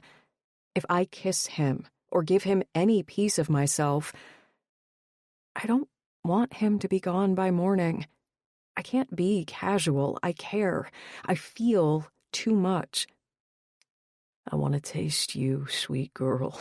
So much. I've been dreaming of... No, I whisper. Oh, God.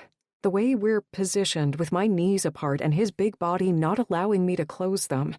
The enormous bulk inside his jeans is right there, pressed hard against the thin layer of my hitched-up skirt and the thin silk of my saturated panties. These delicate barriers aren't enough. My pussy feels soft. My clit pulses with tiny detonations of silky warmth which throb lightly against his hard, colossal thickness. God help me. You want me. His voice is gruff, and I can't help it. I love the sound of it. The deep, gravel-edged tone of it seems to reach inside me, stoking the fire. No, I lie, gripping his muscular arm. I need something to hold on to. I need him to anchor me. I can feel how much you want me, he purrs, how sweet and wet and ready you are. I'm not, I insist. He nudges his cock harder against the cradling softness of my body. God, My pussy is so wet that his gargantuan length slides, displacing the ruined shred of my panties so my sensitive flesh is rubbed directly against the rough texture of his jeans. You're going to give yourself to me, baby. Everything. No, I manage to breathe. I can't. You can. You will. Let's bet on it. You're going to surrender to me and fall in love with me and give me everything I want before the month is done. I'll bet my half of the bar on it. No. Why would he do that?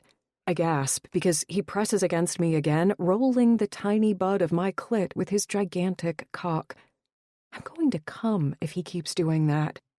I try to squirm away from him, but it only makes the pleasure spike, so much that I go still, because if either of us moves, I'm going to die of both ecstasy and embarrassment. I'm breathing hard, and my heart is thumping in my chest. I'm not betting you. That's a terrible idea, and you're a terrible person for even suggesting it. I'm not giving you anything. Let me go. It's not safe for us to move yet. Burning me with the fever in his eyes. Not caring at all that I just called him a terrible person, which he is, very terrible. It's a one-sided bet. If you win, you can still keep your half. His voice is rasped when he murmurs in my ear. You want to hear what I'd do first? No. I'd peel off this little dress, like I've done in my fantasies, like in the dreams I've been tormented by since the minute I saw you. Then I'd lay you back on a big, comfortable bed with a view of the ocean and the windows open to let in the breeze and the sun so your perfect skin will be warm to my touch. Then I'd start licking my way down your body. Stop, I gasp.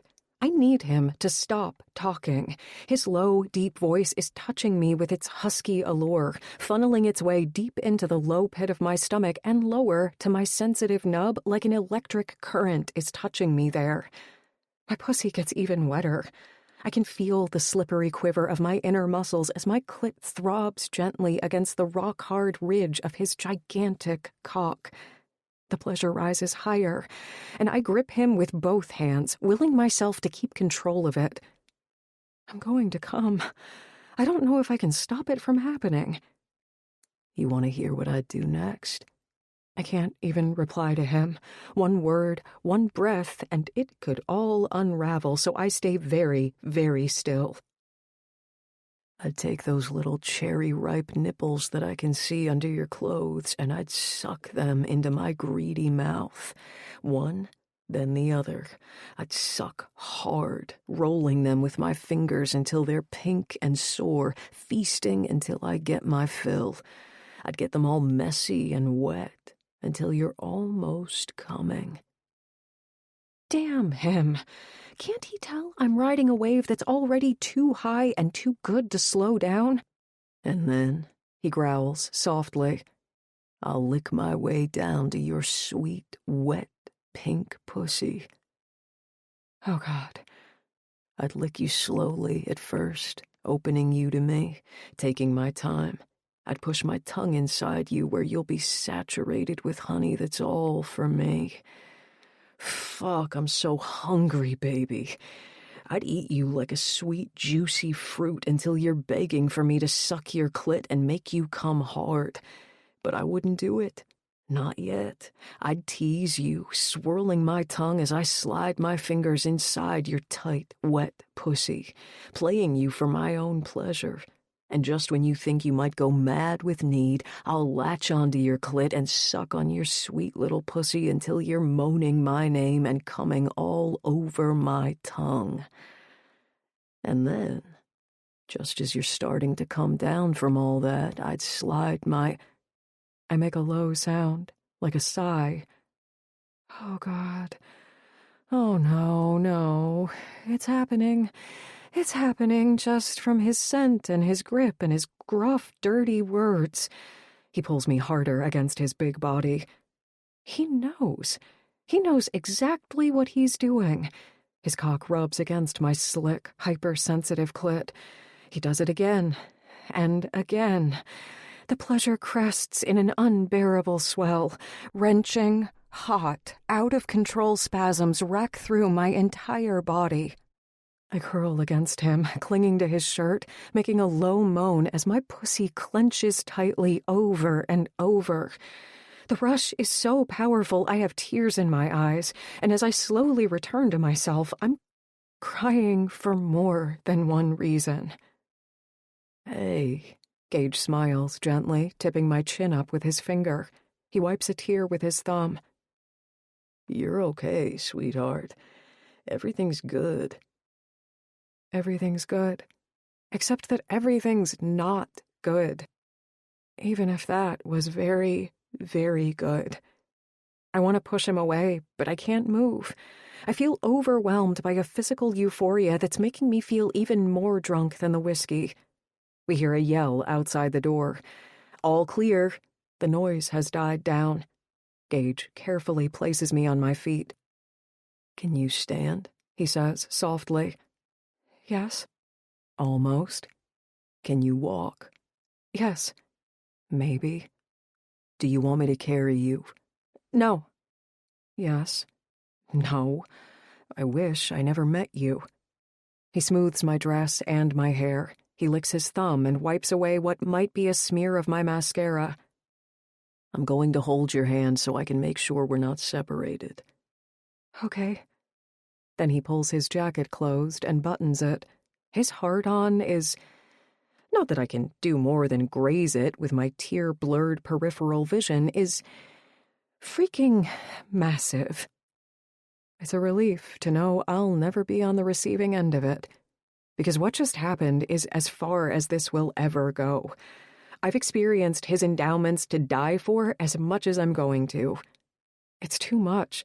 I am broken, and I can't stand to feel any more of him, physically or emotionally, because he's right. I will fall in love with him, and he'll leave, like he did to all the others. Even as he unlocks the door and grasps my hand in his, I know I absolutely can't allow that to happen. I can't get past the truth. It would devastate me to love him.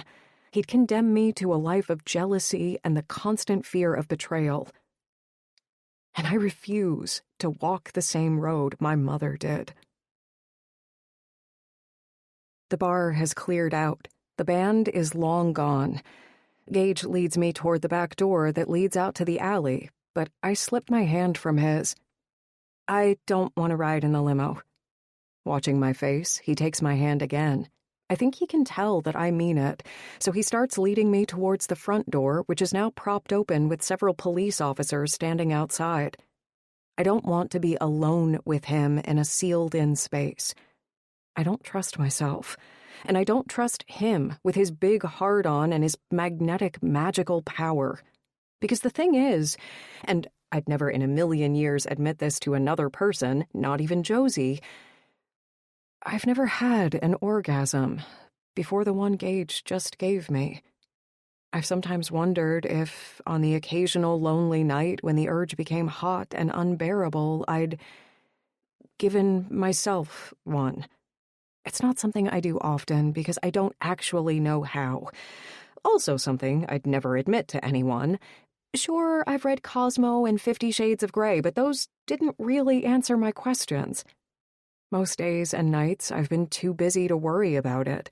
I work long hours and collapse into bed every night, exhausted.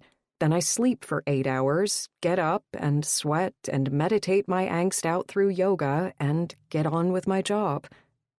So it's not something I've agonized about all that much, but I have wondered. And now I know for sure. Nothing has even been in the same galaxy as what just happened to me. And now that I do know for sure, I'm sure as hell not going to let him do it again.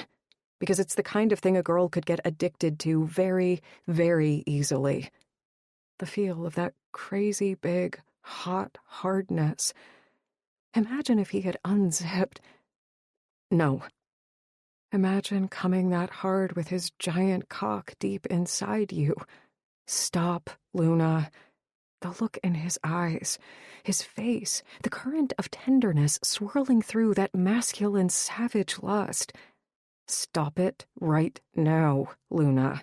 It's not happening. You will remain cool and aloof. You will put up with him for exactly 1 month, safeguarding a professional distance. Your business will be transformed. And do not dwell on that insane bet, which I'm sure he'd never deliver on anyway, and you will get on with your life.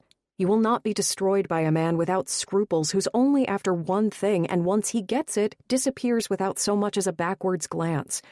He's a genius at what he does. You can admit that much, and recognize it for what it is. You will not crave or obsess about what just happened, or how ludicrously good it felt. At all. There. Decision made. We walk out onto the street. It's buzzing with the excitement of the secret concert, the breach, the police raid. I overhear enough passing conversations to figure out that people drove in from as far away as Virginia to try to get into the show tonight. The streets are swarming with hopefuls who were turned away or who spent 3 packed-in minutes with superstars. There's an air of excitement. Gage's phone rings and he pulls it out of his pocket. He puts it on speaker. It's Travis. You guys make it out okay? Yeah, we're fine, Gage tells him. Everyone's still in one piece. Vaughn got his shirt ripped off, and Roxy's a little shaken, but we're okay. That got way out of control. Sure did. You guys might need to stick to stadiums for a while. Travis's low laugh is almost regretful. Yeah, it's too bad. I like the small shows best. I've got one in mind for you if you're interested. At the end of next month. It's a little venue right here in Key West. I could help with security, we could beef it way up, and we could do more to keep it under wraps. What are you guys doing for New Year's? We kept it free? Well, think about it. I'll send you the details. Cool, bro. You should come to Nashville for Christmas. We could finally have that reunion we keep talking about. Yeah, I'll see. Good luck with the new business. She's fucking gorgeous, by the way. Gage smiles down at me, still holding my hand. Yeah, I know. And thanks. Wow. To think that Travis Tucker and his investment prodigy cousin, who also happens to be a GQ cover model and who also happens to have just given me a supernova of an orgasm that basically blew my mind, are discussing me like this is bizarre. Things like this don't happen to me. I'm usually too busy making sure they don't happen to me. I feel dazed. We walk a little further, and I'm glad to have Gage's hand to hold on to. I feel woozy and unsteady. In fact, the further we walk, the more drunk I seem to be getting. I should know better than to drink champagne and then pound 2 shots of Jack on an empty stomach. The endorphin rush, which is, to be honest, epic, isn't helping. The last thing I want to do is faint or stumble or need rescuing by Dr. O over here. Gage, I might go and sit on the beach for a while. You don't need to come with me. I like chilling out on the beach at night sometimes.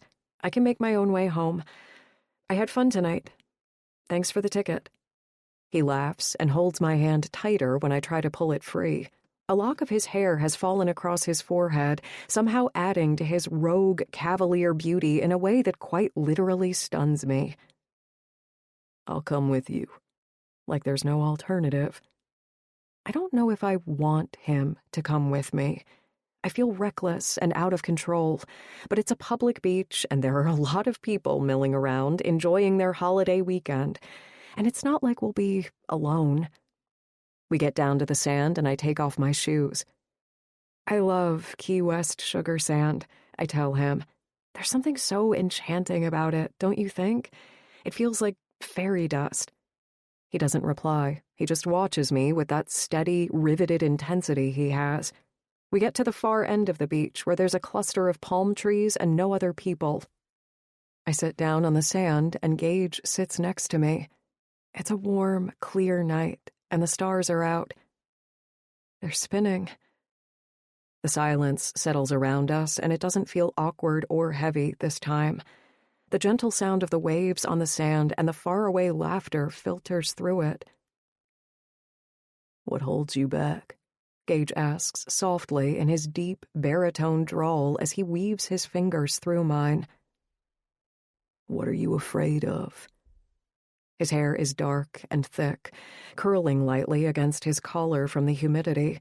The starlight and the moon on the water only amplify the blue glow of his eyes and the intent, open compassion that has nothing to do with the places he's been or the life he's led. It's mine. He's saved this piece of himself just for me. I don't know how I know that, but I do. He's shining his blue light into the cracks in my soul, igniting dark, impossible-to-reach places. Which is not a good thing. Because I've drunk too much, I've just had one of the most intense experiences of my life, and I tend to talk too much, even at the best of times. You, I hear myself confessing. I'm afraid of you. Why? Because you'll hurt me. Why do you think I'll hurt you? It's just who you are, and I don't want to be hurt like that. What if I told you I wouldn't hurt you? You'd be lying. He doesn't answer right away. What if I promised I wouldn't hurt you? You'd end up breaking your promise. Tell me what happened to you. I blink at him. How do you know something happened to me? I have a brother who suffers from PTSD. I know the signs. Damn it. I feel the sting again behind my eyes. I don't have PTSD. I've never been to war. You don't have to go to war to suffer from things that have been extremely difficult in your life. Most people have emotional scars of one kind or another. I guess that's true. What are your scars? He's quiet for a few seconds. Then, as though he's just made the decision to be honest with me, he says, My mother died slowly and horribly from pancreatic cancer. My father couldn't live without her and hung himself a month after we lost her. A tear draws a warm line down my cheek. I'm so sorry, Gage. He rubs his fingers along the soft surface of my arm, like he's fascinated by the feel of it. It was a long time ago. How long? 5 years. I sort of lost control, I think, after it happened. I tried to block it all out by getting my fix wherever I could. I medicated with money and sex. Wow. Psychology is pretty interesting. The things people do and why they would. Did it help? Not really. A group of people walk past and keep walking. We wait until their voices fade away. I want to know what happened to you, he says, so I can help fix it. I don't know why I even admit it. You can't fix it. Josie couldn't. I can't. I don't know why you could. Does Josie know what happened? Josie was there through all of it. Did you talk about it? What do you mean? Did you get therapy or talk through the things that happened with Josie or anyone else? No. I don't like talking about it. That's how I know I can help. It's the talking that breaks it loose. Once it's loose, you can start to heal. I stare at him. How do you know that? And why do you want to heal me anyway? Because I think I could make you happy and I'd like you to let me try. Here he goes again. Gage, my parents met at a party their junior year of college. My father said he looked at her once and his world literally slid off its axis. That's the way he described it. I always thought he was crazy, of course. I knew for a fact there was no way anything like that could ever happen to me.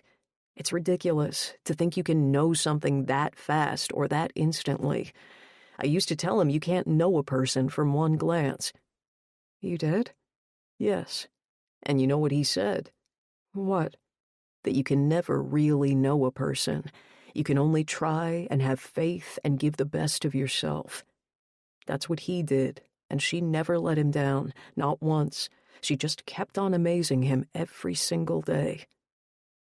I look up at a bright star, which becomes 2. Wow. They swirl around each other like they're dancing. Maybe it's them, is what I find myself thinking. I guess some people just get lucky. Or they make their own luck. Maybe. A light breeze touches his hair. He takes off his jacket and gently drapes it over my shoulders.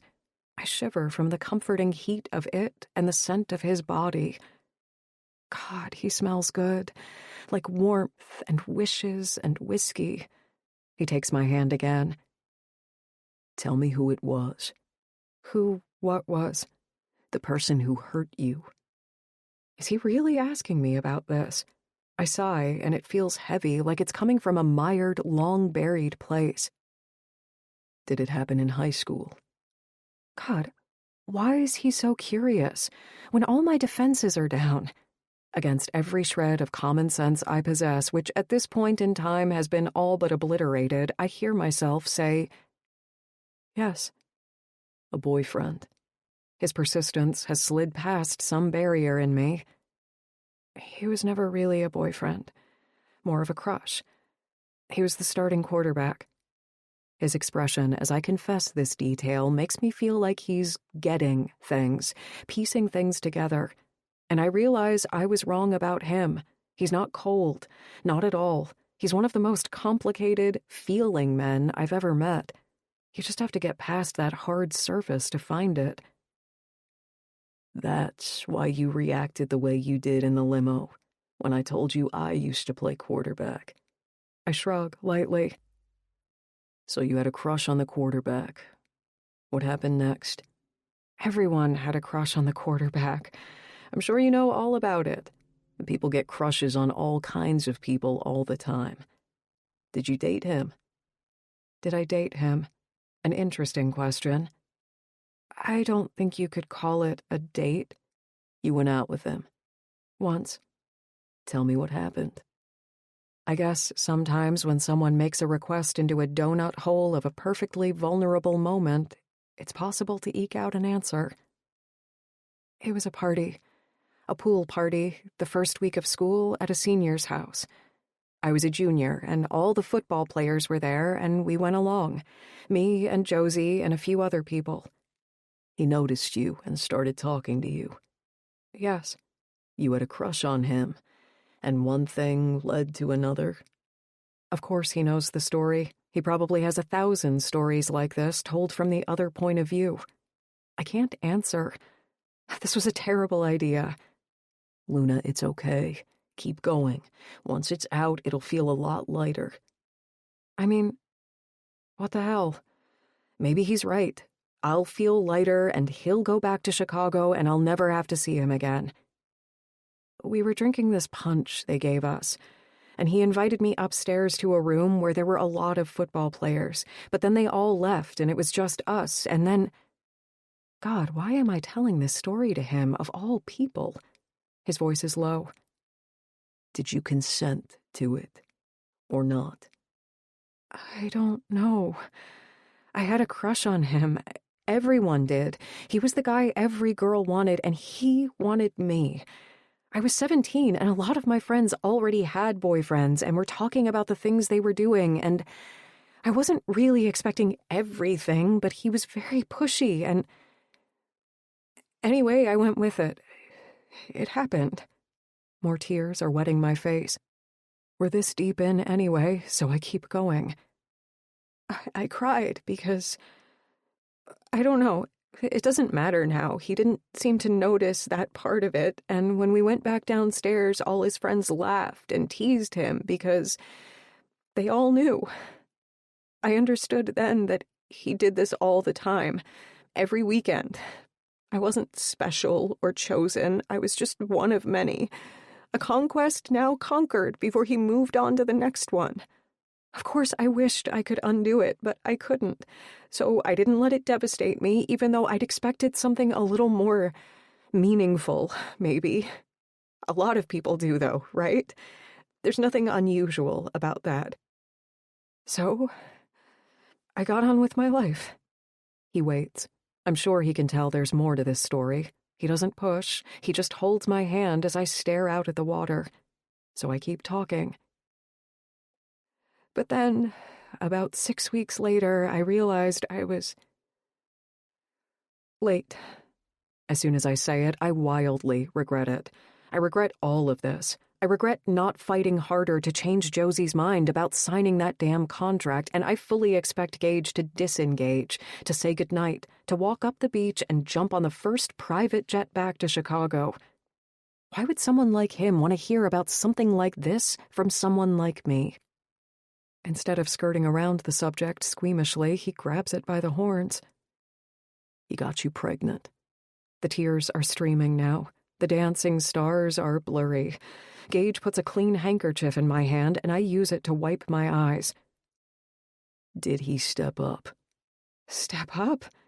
If you call handing me a crumpled wad of dollar bills and telling me to take care of it, then yes, he really stepped up. He wasn't interested. He answered my call once, but he threatened to deny everything if I tried to corner him. That's how he put it. I later found out this wasn't the first time this had happened to him. We were just collateral damage to his fun, alpha lifestyle. But I couldn't bring myself to do it. Even though I knew I couldn't care for a baby, I could barely care for myself, I just couldn't do it. I made my decision, and I was going to keep the baby and figure everything out along the way somehow. By then, people knew. The school found out. It was a small, conservative place, and my dirty secret became exactly that. Everyone treated me differently, which seemed kind of amazing in this day and age, but they did. People avoided me and bullied me on social media. The country club mothers didn't want their daughters hanging around me because I was a bad influence, while he got congratulated. I was told to stay home and finish high school online because of the backlash, but none of it tarnished his star. Not one bit. I was scared and alone, but Billy Burke was a hero for slaying girls all over town. Billy Burke. I know that name. He played 2 seasons for Notre Dame. Did he? I'd made a point of not following his career. He was their up-and-coming golden boy before his neck was fractured in a bad tackle made in the final few seconds of the playoffs. He never made it to the NFL. Good. I'm not a vengeful person on the whole, but I'm glad to hear he fell off his pedestal. What happened next? As Gage asks me the question, he does the most outrageous thing. He smooths my hair with his rough hand so gently. He's not scared of this, or disapproving, or disgusted. And I can just tell by the staunchness of him in this moment, even though I can't know for sure, I somehow just do, that Gage hasn't done the things I'm describing, that he would have stepped up or not let it happen the way it did in the first place. His women cry because it's so good, not because it's so awful. Because it was. It was painful and scary and heartbreaking, and it succeeded in making sure I wanted nothing to do with it again for a very long time. A few weeks later, I lost the baby. I wasn't very far along, and it just happens sometimes, they said. And I was even more sad after that because I was just so incredibly relieved.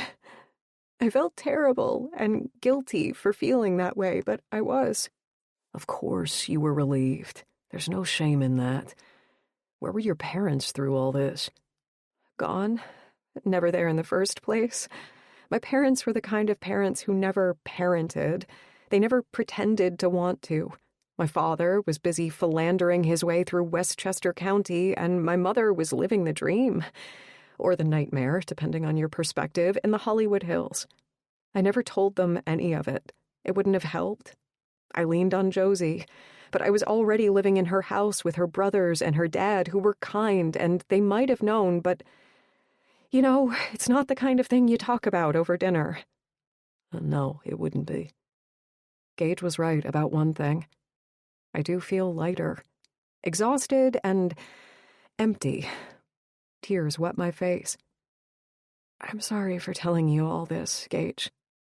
Really, there's nothing fun or glamorous or romantic about it, and I didn't mean to ruin your night. I'm so sorry.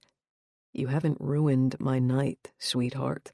Shit happens all the time to all of us. It's called life, and most of it is fucking brutal.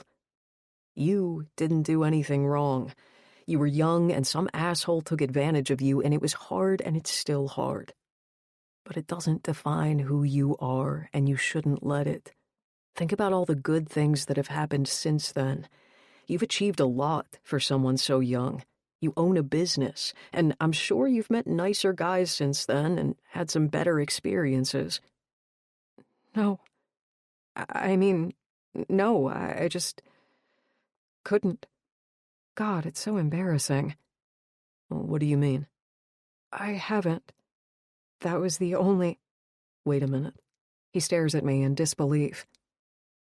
Do you mean to tell me you've never been with anyone else since that happened? No. Not until, well, tonight, and that was the first... No, I can't tell him that. This is too crazily awkward. God, I wish I could take it all back, like I've never wished for anything. He watches my eyes like he's deeply affected by what I've just told him. Well, that's just not right. I don't know if it's right or not. I suddenly feel incredibly drained. Confessing all this has left me weary to the bone. Gage seems to sense that. He pulls his phone out of his jacket pocket. I'm going to message my driver, no protests, and have him pick up a couple of burgers for us. You're going to eat something, and I'm going to take you home. You're going to get a good night's sleep, and then I want to see you again tomorrow. I've just told my deepest, darkest, most personal secret to this gorgeous, glitterati guru playboy. I know that as soon as the whiskey has worn off, I'm going to feel mortified and deeply humiliated. I can already feel the remorse creeping in. I'm helping Josie pack tomorrow, and then I have to work. I want to spend this time with her since we won't see each other again for a while. She's leaving at 4 on Sunday afternoon. I'll go to the airport with her. Then I've got a yoga class at 6, so I won't be able to see you again this weekend. I don't want to see him again. At all. I've already decided that. I don't even want to co-own a business with him. I don't know what I want to do. Maybe I'll go somewhere else for a while and let him take care of the upgrades on his own. Maybe I'll go to New Orleans or Austin. I don't know. Right now, I just feel tired. I'd like you to let me take care of your ride to the airport and back, he says. Josie will have a lot of stuff, I imagine. You might as well take the limo. I'll have the driver pick you up at 2:30. I start to refuse, but Josie would love that. Sure. Thanks. I follow his gaze to the edge of the beach where the limo is already pulling up. I'm going to pick you up and carry you. You're tired, and I don't want you falling over or hurting yourself. I'll be careful with you, okay? I don't have it in me to argue with him. I don't think I've ever been this exhausted in my life. Okay. He is careful with me. He carries me across the sand and places me on the back seat of the limo like I'm made of fine china. He feeds me some fries. I eat a few bites of a hamburger, but I'm not hungry. We don't say much on the way back to the bar. The moving lights of Key West outside the tinted windows paint his face in shifting colors as he watches me. If you asked me to judge him on this moment alone, I'd never in a million years guess he was anything but a beautiful soul. The limo pulls up outside the bar. Gage, I say before he can jump out, you don't need to walk me in or carry me. I'm fine. Please stay here. I feel like if he touches me again, I might shatter. He obeys me, unhappily. Good night, Gage. Good night, Luna. You'll feel better, I promise. I can feel him watching me as I make my way inside. I don't bother looking back. Somehow, I make it up the stairs. I let my ruined dress fall to the floor, and I crawl into bed, pulling the covers over my head. Holy hell. Way to ruin an evening, Luna. It's good. It's best this way. Now, he'll never want anything to do with you. Sleep washes over me. The dark oblivion of it has never felt so good. Chapter 8. Gage. I can't handle this. I don't recognize myself. Damn everything to hell. Did I leave a trail of wreckage and sadness? No. I can honestly say that I've gone out of my way not to do that. I've slept with a lot of women, and I always made sure every single one of them knew exactly what they were getting into. I made sure they laughed and understood that it was about sex and only sex. Consent has never been an issue, and I made sure of it. It's usually them hunting me down and me going with it. Their anger was about wanting more of what I gave them. I have never in my life had sex without a condom. And they were condoms I provided in case any of them got any tricky ideas. I want to fix her. I want to make everything okay again. I want to heal her and show her how beautiful she is. I want to make her feel good and whole and fully alive. I want to show her that even though we all have things that have happened to us that change us and cut us down, it doesn't mean we can't be happy anyway. That's what I'm going to do. Starting right now, I'm going to take everything I've ever done and everything anyone else has ever done and make it all up to her. Luna isn't the only one with regrets. Life is messy and painful. It hurts sometimes. It's hard not to get overwhelmed. She coped by closing a part of herself off, for good reason. I've coped with my own demons by becoming cold, hard, by behaving like an asshole a lot of the time. I know that. I'm aware that I'm doing it as I'm doing it. But the thing is, I'm not actually an asshole. Deep down, there's as much of the good stuff as my parents had. They made sure of it. I buried the good stuff for a long time. I was angry at myself for feeling too much. I wanted to crush my emotions any way I could. I don't want to do that anymore. I'm done. Just like that. All it took was a glance, her perfect face, a dismissal, a yellow dress, a white dress, a dance, a locked-away moment that was the most beautiful thing that's ever happened to me, and a painful confession. Now I know why she's scared. I've known many people like him. Of course I have. I was a part of that scene, to a certain extent. But I'm not him. I'm nothing like him, and I never was. Now all I need to do is convince her of that. All the hard, heartless, I don't give a fuck years have led me here, to a place where I understand how much I've been missing out on. All my raging, misdirected energy has converged into one white-hot fireball of obsession that has lodged itself right in the middle of my chest. I'm going to heal her and give her everything she's ever dreamed of. I'm going to replace one innocent mistake and all its painful consequences with a lifetime of good memories. Am I in love with her? Can a person know for sure so quickly, so suddenly? As much as a person can ever know. I do. I fucking love her. I'm completely and utterly besotted with her. I feel like fucking crying and laughing. I feel like getting drunk and howling at the moon. I feel like breaking my way into her apartment and crawling into bed with her, wrapping myself around that sweet little body and soul and holding her close, making sure she's warm enough, make sure she's not scared anymore, making her smile and come and laugh like she's never laughed.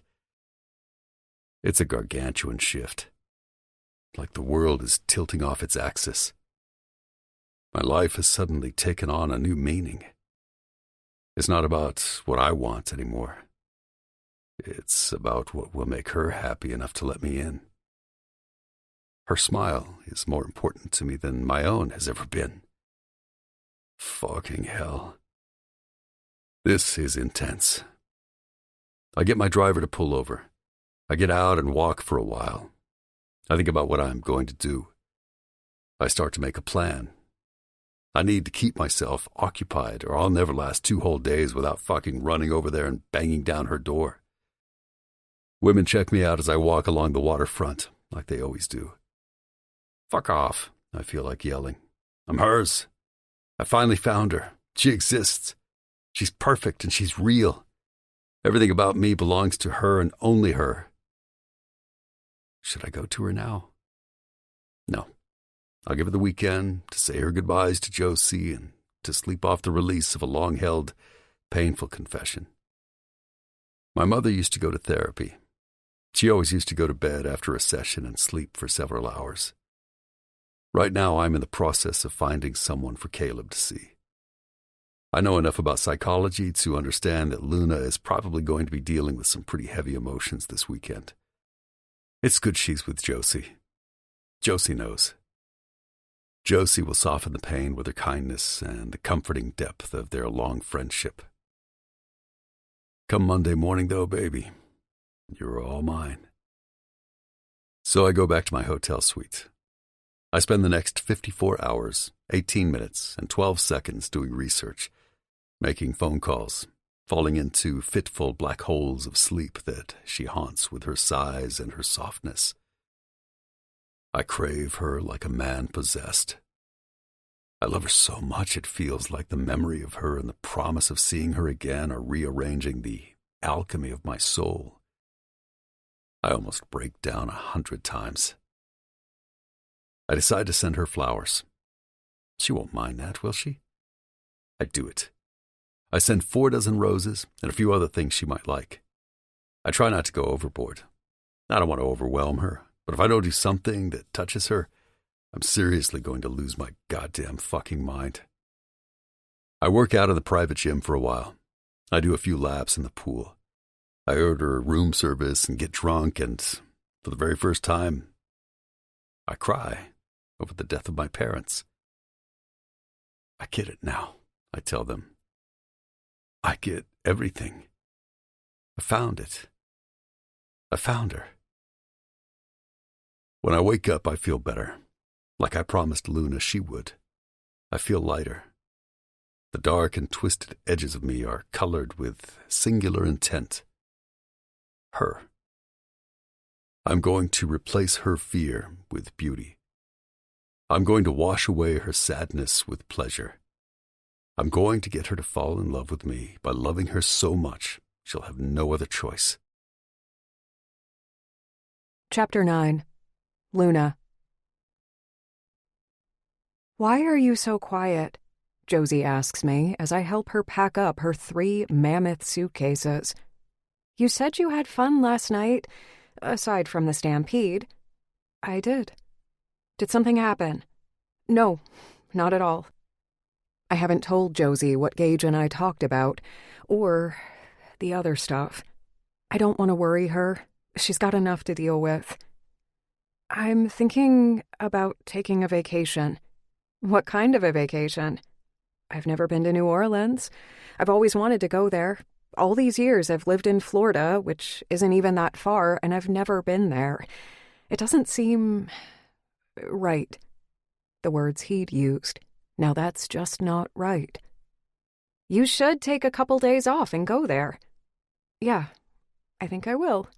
On Monday. Monday? She studies me for a few seconds.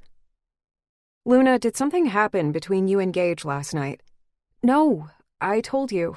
We met the band and danced a little, and then the breach thing happened, and then...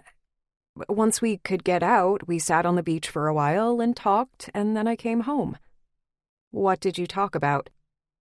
I almost brush it off, but my hesitation gives me away. She knows something's up, so I just tell her.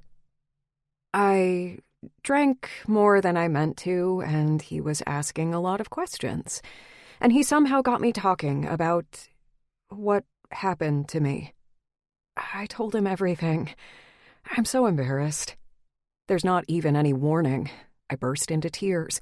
Josie comes over and gives me a hug, a long one that doesn't ask questions or judge. It's okay, Loon.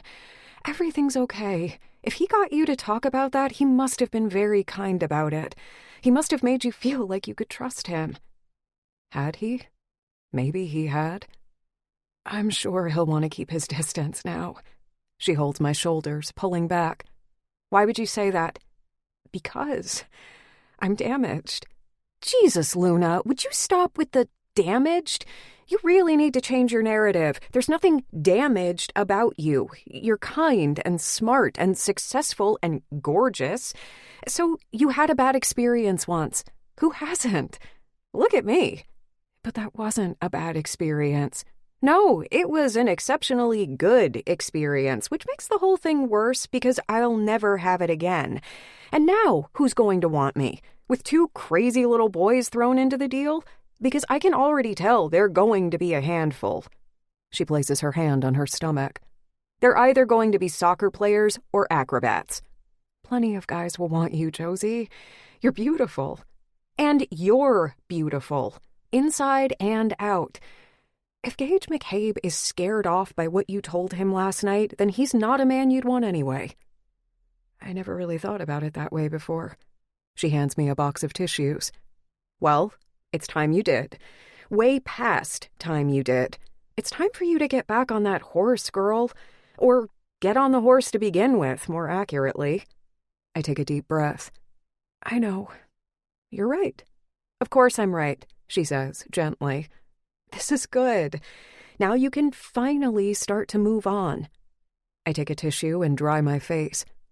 I've cried more in the past day than I have in the past 5 years. Welcome to the club. There's a loud pounding on the downstairs door. Luna, Rico yells. There's a delivery here for you. Delivery? I walk towards the door. I'll go see what it is. I go downstairs and open the door to the restaurant. There's a delivery man there with a lot of flowers and packages. What is this? Are you Luna LaRue? Yes. Where do you want this stuff? What is it? Who is it from? It doesn't say. You want it upstairs? Yeah, okay. I pick up one of the enormous bouquets as the man carries several boxes wrapped in brown paper and a large envelope. He has to make several trips. I close the door behind him. Josie touches a perfect red rose and sniffs it. Wow, these are beautiful. There's a card attached to one of the bouquets. She reads it out. Luna, here are some of the things you'll need as we get started with the upgrades. There's something for Josie, too. I hope you're having a good weekend. See you Monday. G. Josie searches through the packages. I get one, too. She finds the package with her name on it and rips open the wrapping. It's a brand new iPad, she gasps. It's the newest model. A card falls from the box. Josie opens it and begins to read it to me. Josie, this is for you so you and Luna can keep in close contact. The passcode is 1234 until you change it. The device has been loaded with a few extra apps you might find useful. I hope you'll forgive me. I asked Luna and pried an answer out of her. And I hope you'll forgive me, too, for taking the liberty, but I thought you might like to know that there were 6 different men with the first name of Noah who used California-based bank cards in Key West between the dates of April 1st and June 30th. Their photographs and details are included in the file labeled Noah. If you'd prefer to delete it unopened, there are no other copies. Please let me know if I can be helpful. See you soon, hopefully, and all the best with your new family. Gage. Josie is still staring at the card. He asked you about it. Yes, I'm sorry I told him, sweetie. I'm glad you told him, Luna. I can't believe he searched. Carefully, I ask her, do you want to look at the file? Of course I do. She pulls my arm, and we go together to sit on the couch by the window. She enters the passcode, and there it is, the file titled Noah. Josie takes a deep breath. I'm going to look now, Luna. Are you ready? I laugh. Ready as I'll ever be. I link my arm through hers. She taps on the file. The first photo that pops up is of a man with dark hair, probably in his 60s. Well, That's not him. Josie scrolls down to the next one. This isn't him either. Keep going. She scrolls past the third and the fourth to the fifth. And there he is. Blonde hair, green eyes, handsome, sun-tanned face. Luna. It's him. Josie reads from the information listed under his driver's license. Noah Alexander Walker. Occupation, architect. Address, 4912 Ocean View Lane, Big Sur, California. I keep reading. He's single. He drives a Jeep Cherokee, and he has a dog named Whiskey. How would Gage even find all that out? God. Luna, do you think I should contact him? I think you should do whatever feels right to you, honey. She squeezes my hand. At least he's not married, according to this. What are you going to do? His phone number is listed here, and his email address. Think about it. Let it settle. If it feels right, you can contact him when you're ready. I need to figure out what to say. I don't want him to feel obligated or anything. It's a pretty big deal to find out you're about to become the father of twins, right? I don't want him to feel like I'm asking him to do anything or give us anything. I don't need him.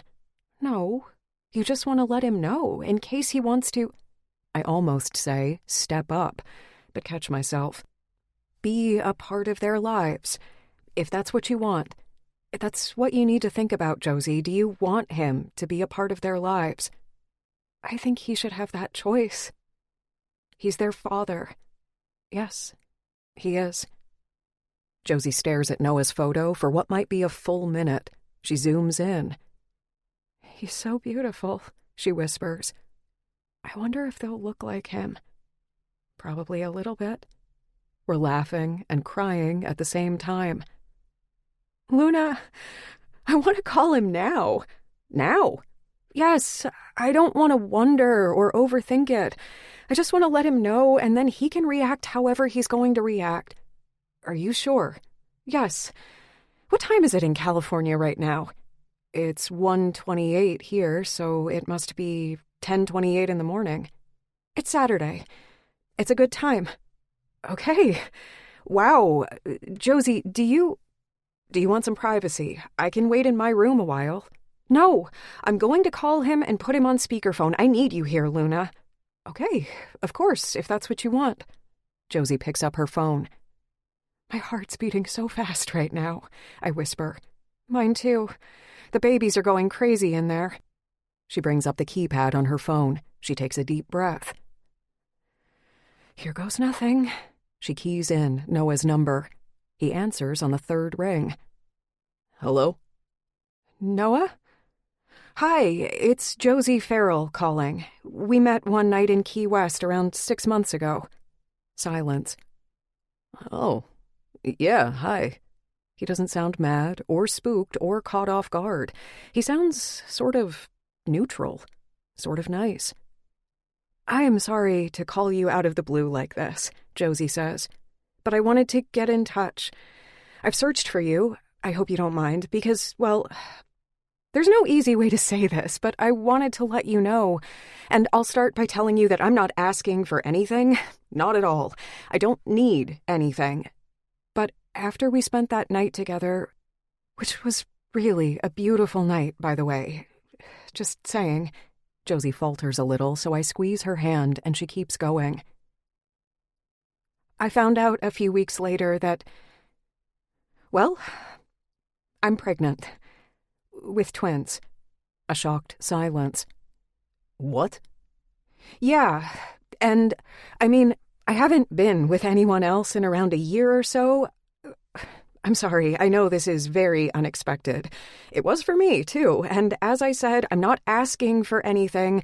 I just wanted to let you know because it felt like the right thing to do, and, well, you have my number in your phone now, so if you ever want to call me or find out about anything, or...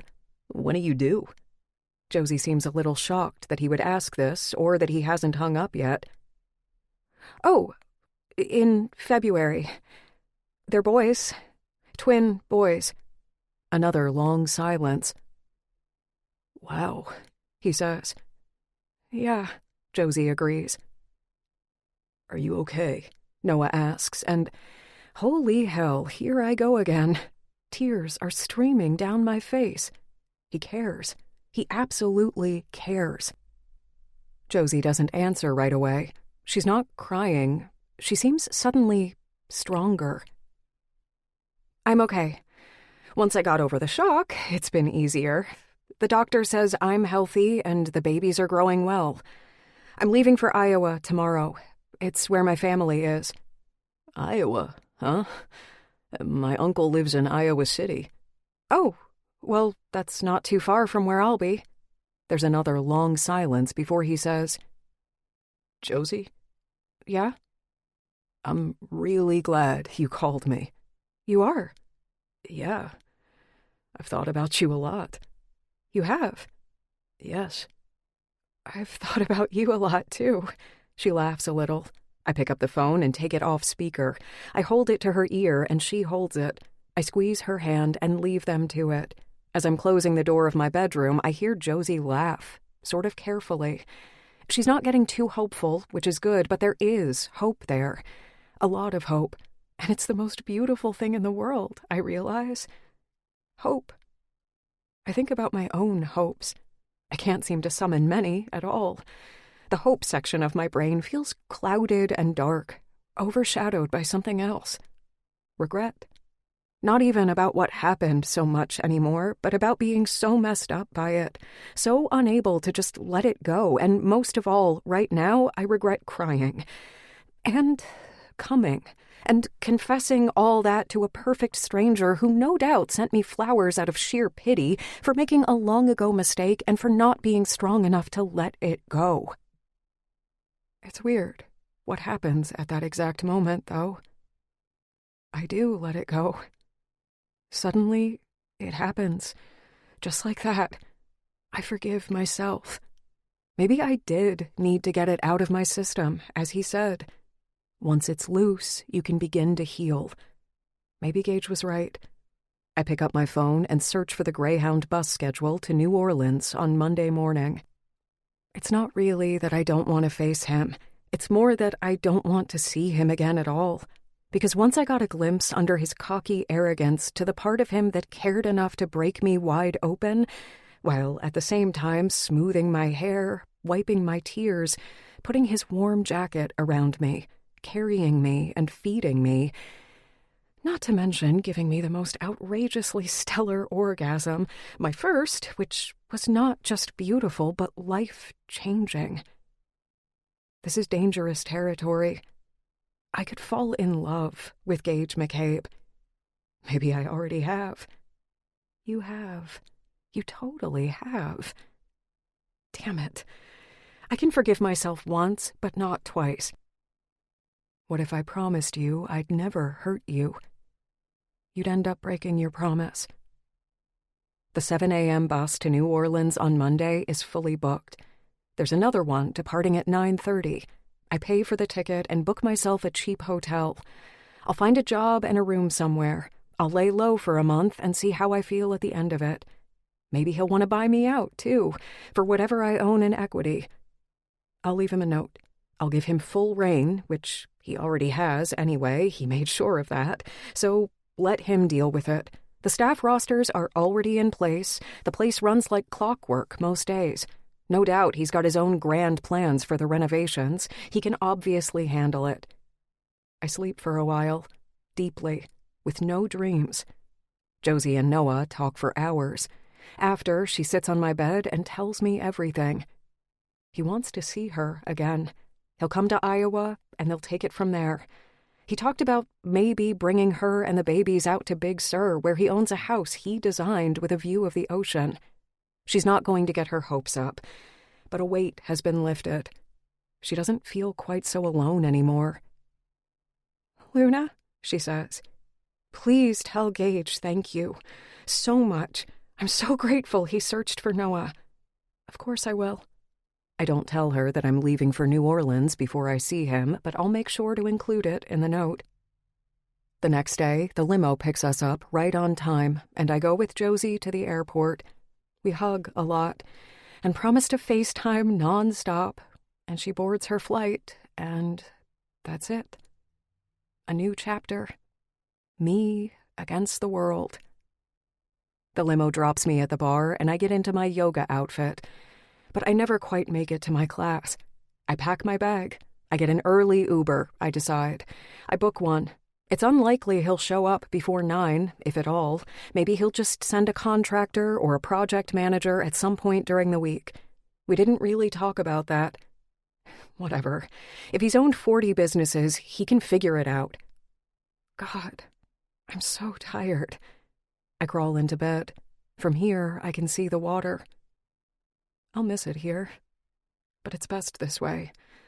I stare out at the view, where the moon reflects its light into a shimmery line that stretches all the way to the horizon. I notice then 2 stars, close together. Maybe those same ones. And I remember something Gage said about the way his father described his mother. You can never really know a person. You can only try and hope for the best.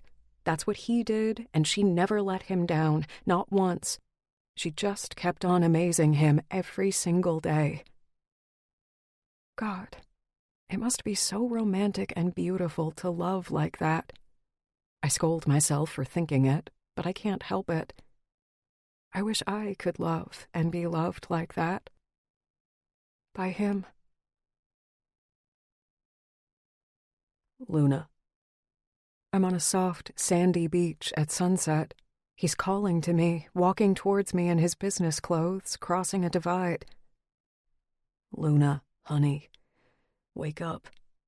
I feel movement next to me, of something big and heavy. Luna, wake up, sweetheart. I need to talk to you about something. My eyes blink open. I peek through a small hole in the cave I've made with my comforter. Hey. He's smiling. Gage is lying next to me with his head on my other pillow, on his side, facing me, arms folded. He's dressed in worn jeans and an old blue t-shirt that hugs his broad shoulders and his defined muscles. In the purple light of dawn, his irises are a pale greenish blue. Against the white sheets, his skin is dark. His thick, dark hair is sticking up in places. He hasn't shaved. He's mind-numbingly beautiful. He looks like he hasn't slept much since I saw him last. He blinks his lashes at me. What are you doing here? I whisper. I couldn't wait any longer. For what? To see you. How did you get in? I have a key now, remember? Oh. I wanted to make sure you were okay and not too lonely. How did it go with Josie? I pull the comforter down a little so I can see him more clearly. Gage? She called Noah. One of those photos was him. They're going to keep in touch and maybe even see each other again. She was so happy. Thank you for doing that. She wanted me to thank you. There's a tender gravity in his eyes when he says, See, some guys do step up. Damn you. Don't remind me that I spilled my guts to you and you now have even more power over me. This is exactly why I wanted to get away from him. Then I remember. My bus. What time is it? 6:15. 6:15? Gage, what are you doing here? In my bed, I point out. Not even a hint of contrition. I'm not in it. I'm on it. Outside the window, the indigo sky bleeds crimson along the dark line of the horizon. We gaze at each other in the red-tinted room, and it hurts. His beauty is quite literally making my heart ache. It's not just the handsomeness of his face or the masculine perfection of his toned, muscular body. It's his expression. He's staring at me almost worshipfully. I needed to see you, he says quietly. I don't ask it right away. I can almost tell just by staring into his eyes. Why? I need to tell you some things. Gently. At 6:15 in the morning? Yes. Well, all right then. Let's hear it. Not yet. Not yet? No. Why? Because I remember the night we danced. Because isn't an answer. We already have inside jokes. He smiles lazily, like he has all the time in the world. You really want to hear the reason? Well, since you broke into my room at dawn to tell me, it must be important, so yes. He looks around my room. This is a cool space. I like it. Thanks. Luna. His expression is so hopeful and also so suddenly vulnerable that I can't help it. I feel that glow deep inside myself, stronger this time. I'm so in love with him. This has been the longest fucking weekend of my life, he says huskily. It has? Yes, it has. I've been doing a lot of thinking, and I want to say some things to you, but I don't want you to answer right away because I know what you're going to say, and I want you to give me a chance to say everything I'm going to say first, before you say anything. Okay? Please. He's doing it again, where his swagger lifts at the edges and reveals the more raw, feeling side of his personality. It's not the first time I've seen it, or the first time I've had the strange realization that this part of him is just for me. Okay, go ahead, I'm listening. You promise you won't say anything until I'm done talking? I'm not sure why. Just say, Gage, I promise I won't interrupt you until you've said what you need to say. I crinkle up my face and laugh a little, because this is crazy. See, he says, you're doing it again. Doing what? Killing me. I sit up a little further and lean against the smooth, curved surface of my headboard. I take a drink of water from the glass on my bedside table. I keep the comforter pulled up to my collarbone to cover me. I'm still in my yoga shorts and a tight, cropped tank top. Gage sits up next to me. It's hard to process the magnitude of how over-the-top gorgeous he is, all tousled in his ancient, snug t-shirt and his jeans, which fit him in a way that should be illegal. He's big and sexy and all of a sudden so earnest he seems younger and sort of sweet. His outrageous hotness mixed with this hint of kindness is a lethal combination, because there's no way in hell I can resist it for long. I want to kiss him. I want to climb onto him and kiss his insanely beautiful mouth. But then I'll lose the bar, and he'll have won. I'm still waiting, he says. Okay, not that sweet. I obey him, because now I'm curious. I want to hear this. Gage, I promise I won't interrupt you until you've said what you need to say. Thank you. All right. He rubs his hand against his square, stubbled jaw. Then his aqua gaze meets mine. He doesn't speak right away, and the silence feels loaded, like he's about to change my life. Maybe I should wait until later. Let me take you out to breakfast first. Gage, just tell me now. I'm not sure you're ready. I'm ready. Just tell me what it is. He studies me, and then, as though deciding that I'm not ready enough, he says, No. I give him an exasperated look, then roll my eyes. You break into my apartment at 6:15 to wake me up because this thing you have to tell me is so important it can't wait, and now you're not even going to tell me.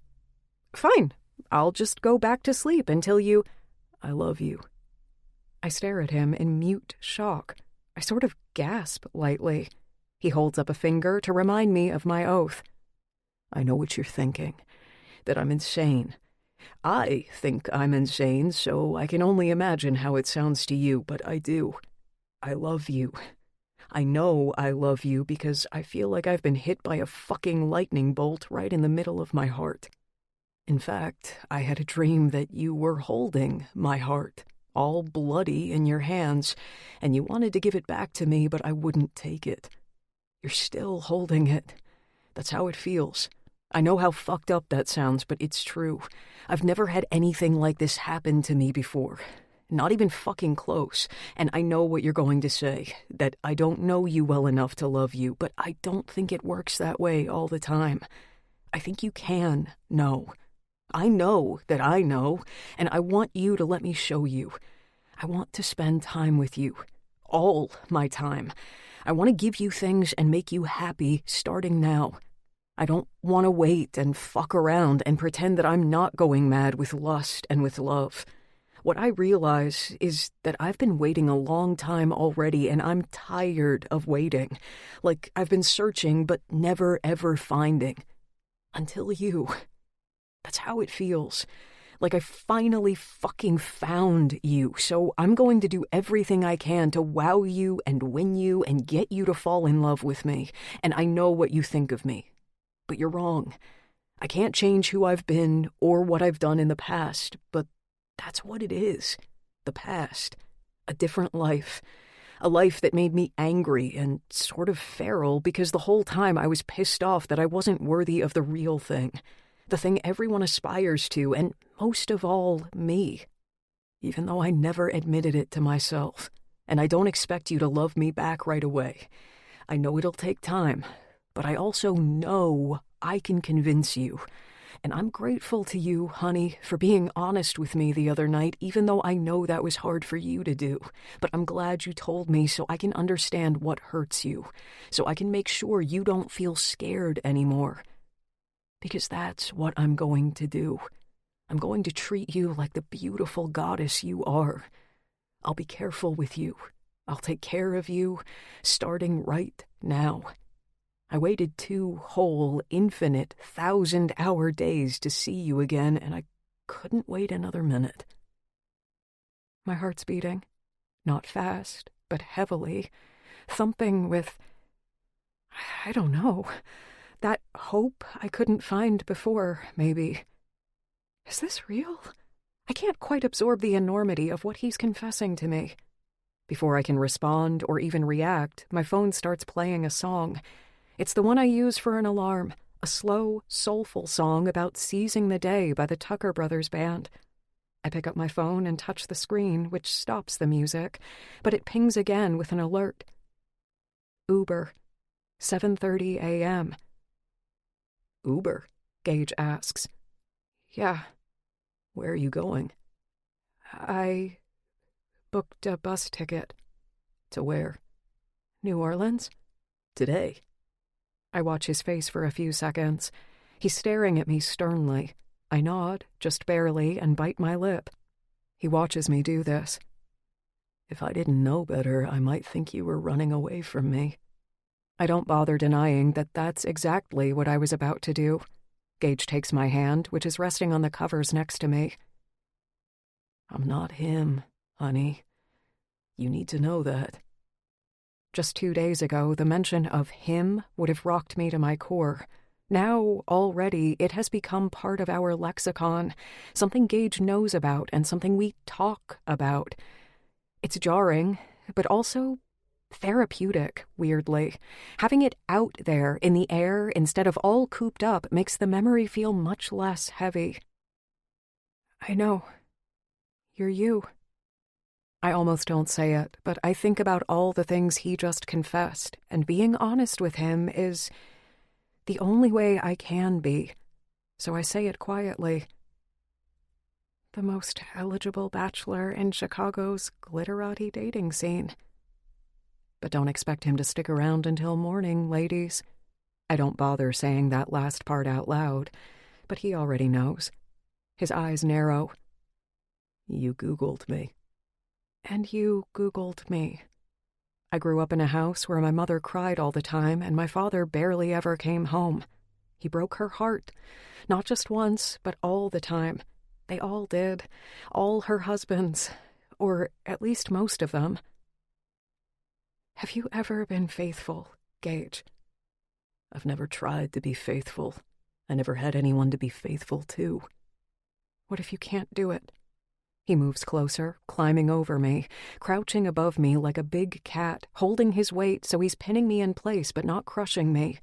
Entirely. The power in the hard planes of his body is dizzying. What if you can't do it? He asks. What if we never try and never know? The thing is, Luna, I've never promised anything to anyone. Ever. So I've never had a promise to break, until now, and I'm promising you this, sweet girl. I won't hurt you. I don't want anyone else. I've been waiting my whole life for you to walk into it and slay me with one glance. I was too cynical to believe you ever would for a long time, but now that you have, I'm afraid you're stuck with me, sweetheart. Go ahead and try to run from me. I'll chase after you. I'm going to have to prove myself to you, I know that, and I will. I'll convince you, baby. Kiss by kiss. Where should I start, I wonder? Roguishly. A detail of him that's never far from the surface. His eyes are startlingly bright. His hair is wild. His sumptuous mouth beyond tempting. He leans closer, but I remember, again, the bet. I place my hand on his chest to stop him. I'm not kissing you, Gage, I can't. Because if I do, I'll never be able to stop. He spears me with a look. Then it dawns on him.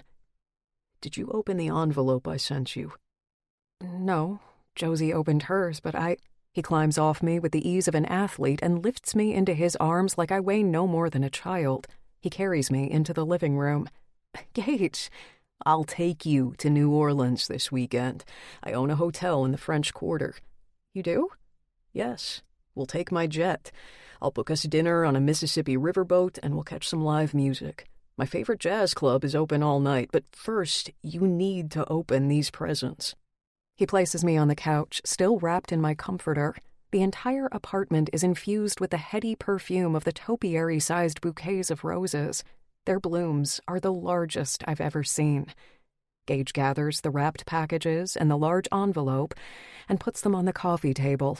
Then he sits next to me with his arms folded across his brawny chest and a pissed-off scowl on his face. Start with that one. And no arguing.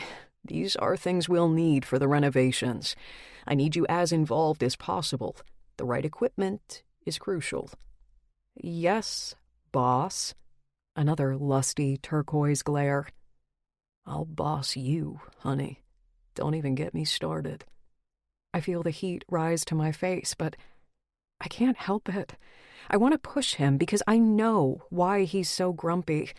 He's big and male and gorgeous and very, very hard. The ridge inside his jeans is so enormous it looks like someone stuffed a giant kielbasa down there. Yikes. It's intimidating, but at the same time, I want to tease him. There's something empowering and fun about having him entirely at my mercy, because I'm not scared of him. I believe him. I believe all the things he said to me. My question comes out breathily. How? He cocks his head, challenging me with his devil blue eyes. You want to know how? His muscles are clenched, and he looks almost dangerous. In a good way. I shrug, sort of coyly, which isn't like me at all, but I love him, and I want him. He's so damn sexy. I don't care about the bet anymore. Didn't he say something about it being one-sided? His voice has a rasped edge. Well, I'll start with your sassy little mouth. I'll kiss you and devour you until you're all hot and very wet. I'll peel off all your clothes, and I'll bite your ripe little nipples until you squeal. But I won't relent. I'll hold you down and torture you, sucking on you, taking my time until you're almost coming. Then, and this is where I'll be absolutely relentless, I'll kiss my way down to your sweet pussy, eating you with my greedy mouth until you're coming with my tongue inside you. I'm fucking voracious, baby. And with every peak of your orgasm, I'll play your clit to make the pleasure last longer so you'll come even harder. I'll get you nice and wet and ready for me to fuck you with my big, bursting cock in every position until there's no part of you I haven't tasted and possessed as much as I fucking want. Gage meets my shock with a self-satisfied, wolfish grin. Then he leans closer, murmuring into my ear.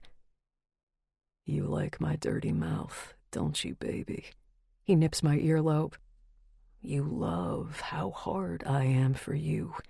You want to touch my big cock and feel how hot and hard I am for you. I can see that. I bet you're already wet for me. I bet if I slid my fingers inside your panties right now, you'd be all soft and wet and juicy like the sweetest fruit in the world. Isn't that right? You're just aching for me to eat you real good and make you come. Aren't you, Luna?" God, yes. And I'm going to find out exactly how wet you are for me very soon. But first, you're going to open these. It takes me a second to regain my composure. I am wet. Very wet. My panties and my tight shorts are clinging to me, and my heart is beating fast. Relaxed and smug as hell, he hands me the wrapped package. Not at all recovered. I rip the paper off. It's a brand new MacBook Pro, an iPhone, and an iPad, all the newest models. Gage, this is too much. It's true, my old iPhone 6 doesn't have enough storage to download any new apps, or even take more photos. I haven't had a chance to buy more cloud storage. You'll need those to keep in touch with Josie more reliably, and also to communicate with the contractors, builders, and designers. These devices are fully loaded with all the software you'll need, including the architecture and design programs, so you can work with them to create the exact look you want. The teams arrive at 10 a.m. on Thursday. Some of them are flying in from around the country. Teams? Yes.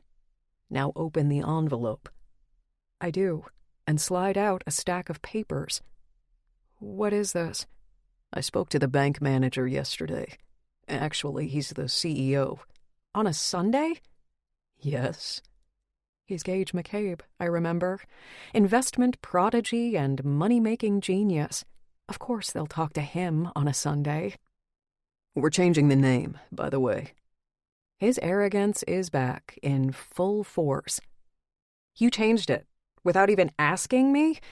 Why would you do that? Damn him and his 51%. What did you change it to? Luna's. I don't know whether to be furious or absolutely touched. Luna's? Yes. Read it out loud. Not entirely forgiving him, I start reading. This title confirms that Luna C. LaRue is the rightful owner and shareholder of 99% of Luna's, formerly the Seabreeze, including real estate, buildings, outbuildings, fittings, and chattels, with 1% retained by Gage McCabe of McCabe Enterprises. I stop reading. Gage, I retained 1% so I can invest in the business without having to gift it. It's easier. But I can't afford to pay you out, or take on that big of a mortgage. There's no mortgage. I bought it. It's yours. I meant everything I said, honey. That bet was a terrible idea, by the way. I had to make sure you have no reason to keep any distance from me whatsoever. I can't believe what he's telling me. You bought the whole thing? Yes. For you. And there are 2 more contracts there. Read the next one. I leaf through to the next bundle of papers, but it's blurry. My eyes are pooling with tears. I can't. Gage takes the papers and sets them aside. He lifts me onto his lap. Oh, God. His cock is literally gigantic and as hard as granite. I'll tell you what they say then. You know the 4-star hotel next door with the jet ski dock? Yes? You own that too. We're going to turn it into a 5-star resort with an infinity pool, a large patio, and a full spa. It'll be connected to the restaurant so customers can make a getaway out of it, and the yacht will be available for parties and events. A glass-bottomed boat will take clients out to the yacht, which we have permission to moor offshore. I also bought a slot at the marina for it. You did? I did. I had to do something to stop myself from breaking down your door all weekend, so I kept myself busy. The third contract is for the building on the other side of the hotel, the one that stands alone and has its own small sandy beach. You know the one. I love that building. It has those 2 palm trees framing the front windows. I've always wondered what the view would look like from inside. Well, you're about to find out because it's also yours. It's 3 stories, currently divided into 6 apartments and a roof patio.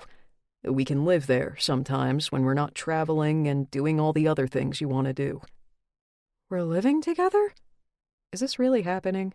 Is it too fast? Yes and no. It's not too fast. You're going to take me on.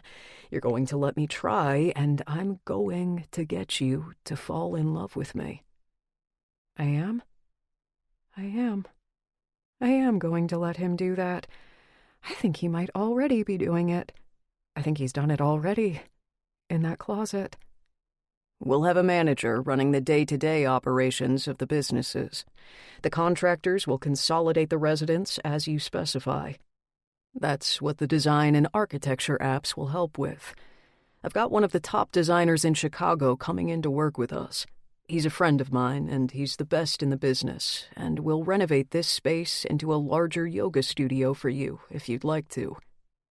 We will? You can run classes, or just use it as a retreat. Whatever you want to do. It's too much. His words, the beautiful ones and the dirty ones, and now this. Why did you do all this? I whisper. I told you why. To make you happy. I reach up to touch his face. The stubble of his beard is rough. I let my fingertips skim the sculpted line of his jaw. Do you like your presence? Hopefully. Like maybe there was a possibility that I wouldn't. His arrogance retreats, and his expression is almost dazed. I love your face. You're like a little wood nymph from a magical forest. And the curl of your hair is so sweet. And the color of your eyes, how they change depending on how mad you are at me. I love everything. I couldn't have dreamed you up, sweet Luna. This is going to require risk, of course. The kind of risk that can make or break a person. But to hell with that. What isn't a risk? This is a risk you've been putting off for 5 fucking years over an innocent mistake. I fully realize in this moment, it's a risk you're going to grab with both hands and run with. I love the presents, Gage. Of course I do. Thank you. I want to give you everything. For you, I want to be the best version of myself. You don't need to be anything you're not, and you really didn't need to do all this. I did need to. So, I guess all bets are off now. All bets are way, way off, sugar pie. My phone, which is somewhere inside my comforter, rings. I fish it out. Hello? Hi, I'm your Uber. I've sent you 4 messages. I'm waiting outside. Oh, yeah, thanks. But I'm not going to need that ride. My plans have changed. Right. Well, I'm going to have to charge you the cancellation fee. Oh, sure. Sorry to take up your time like that. Gage takes the phone out of my hand and ends the call. His warm hand eases over the nape of my neck, under my hair, and he kisses me. His mouth is hungry, catching succulently at mine. His tongue sinks into my mouth, and a low sound escapes him like he's overcome. Don't ever be scared of me. His rasped voice is low and sexy. I'm going to do everything, and we're going to take each other to the fucking stars, and it's going to be the best thing that's ever happened to either one of us. Don't hold back from me. Give me everything. Okay. His eyes are deep and dark with his need. I'm going to have to find out how wet you are for me now, baby. I can't fucking take this anymore. He peels the comforter from around me and sees that I'm dressed in my yoga outfit. There's not much to it, just a pair of tight little shorts and a fitted bralette. I hear a strangled-sounding sigh that's almost a groan. He's staring at my clothes. Or lack thereof. I look down at myself. What? You're wearing your yoga outfit. Yes, and? I'm going to come around 12 times before I calm down, honey. I'm so fucking hot for you. You're just going to have to get used to me losing my goddamn mind every 5 seconds. Gage lifts me up and carries me to my bed. He lays me back and kisses me again, more deeply this time, holding himself over me. There's a blend of contradictions about him. The overconfident swagger that's wild and almost dazed with desire. The big, wide-shouldered, perfectly proportioned physique that's, despite all his fierce strength, somehow completely at my mercy. His dark hair, with its gold effects from the dawn light, is messed up from his obsession. For me. And I suddenly feel a transformation take hold. The Gage effect, I'm calling it. I trust him. And I want him more than I've ever wanted anything, more than safety or assurances. I'm shamelessly wet for him. My panties feel saturated. As he kisses me in a lush, slow frenzy, I suck on his tongue. He groans. I'm about to come already, baby. His hand holds my face, his thumb brushing against my lower lip as his tongue delves into me, probing and stroking against mine. The taste of him, like an alluring, exotic drug. His kisses are lewd and greedy as hell, and I know this is how he'll make love to me. Relentlessly, taking everything. He kisses me until I'm simmering with heat and weak with lust, until I'll give him absolutely anything he wants. He lays himself over me, letting me feel the hard textures of his desire, pressing his stunningly rigid erection against my flushed, squirming body. Gage kisses his way down my neck, biting gently, licking with his tongue. I know he'll leave marks. He's rough, I'm learning, but also tender. Those contradictions again, so I never know quite what to expect. He's reading me, every sigh, every quiver.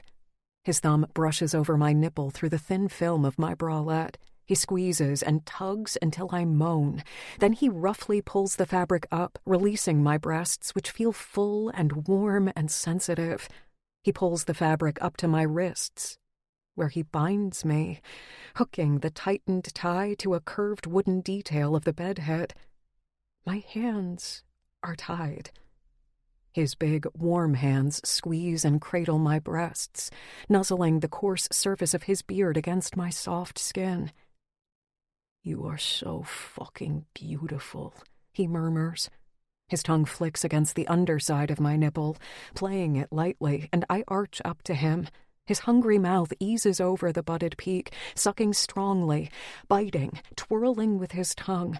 He feasts on my breasts, one, then the other, like he's drinking some kind of spiritual sustenance from my body. Each rough tug deepens the sweet ache in my nipples, shooting deep channels of warmth to my core. With each pull of his mouth, my clit throbs lightly. If he keeps doing this, I'll come, just like this. He's impatient. He licks his way down my stomach lustily, licking and gripping me with his strong hands. I can feel the warmth of his heavy breath as he kisses my stomach. It's ticklish, and I giggle and squirm. He holds me down, doing exactly what he wants. His tongue dips into my belly button, and I laugh and writhe in protest as a fresh wave of wetness coats my pussy. I can feel his smile against my skin. He licks his way to the top edge of my shorts, grabbing it with his teeth, pulling my shorts lower. As he does this, his fingers skim, finding the wet spot. Damn, baby, you're wet as fuck. You want me so bad, don't you, sweet girl? You want my big cock to slide all the way inside and make you come hard. I know you do. Now let me see you. Let me taste nirvana before I lose my fucking mind. He yanks my shorts and my panties off, peeling them down my legs and tossing them aside. Holy fuck, he groans when he sees that I'm completely bare. I decided to start waxing a while ago. I do a lot of yoga and get sweaty, and it just felt better, so I kept doing it. He pulls my legs wider, positioning himself between them, nuzzling me and kissing my skin. Mine. And now I'm going to eat this perfect little wet pink pussy until you come hard. Are you ready for me? Oh, God. Am I? Wrap your legs around my shoulders.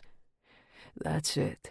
Now say, eat me, Gage. Make me come. Fuck me hard with that big cock. Say it. Please, Gage. I moan as Gage's tongue bathes my pussy with warm, wet, ruthless strokes. He licks my clit slowly, swirling it with his tongue as he slides 2 fingers into me, rubbing an excruciatingly sensitive place inside me. I sob with pleasure. It's too good.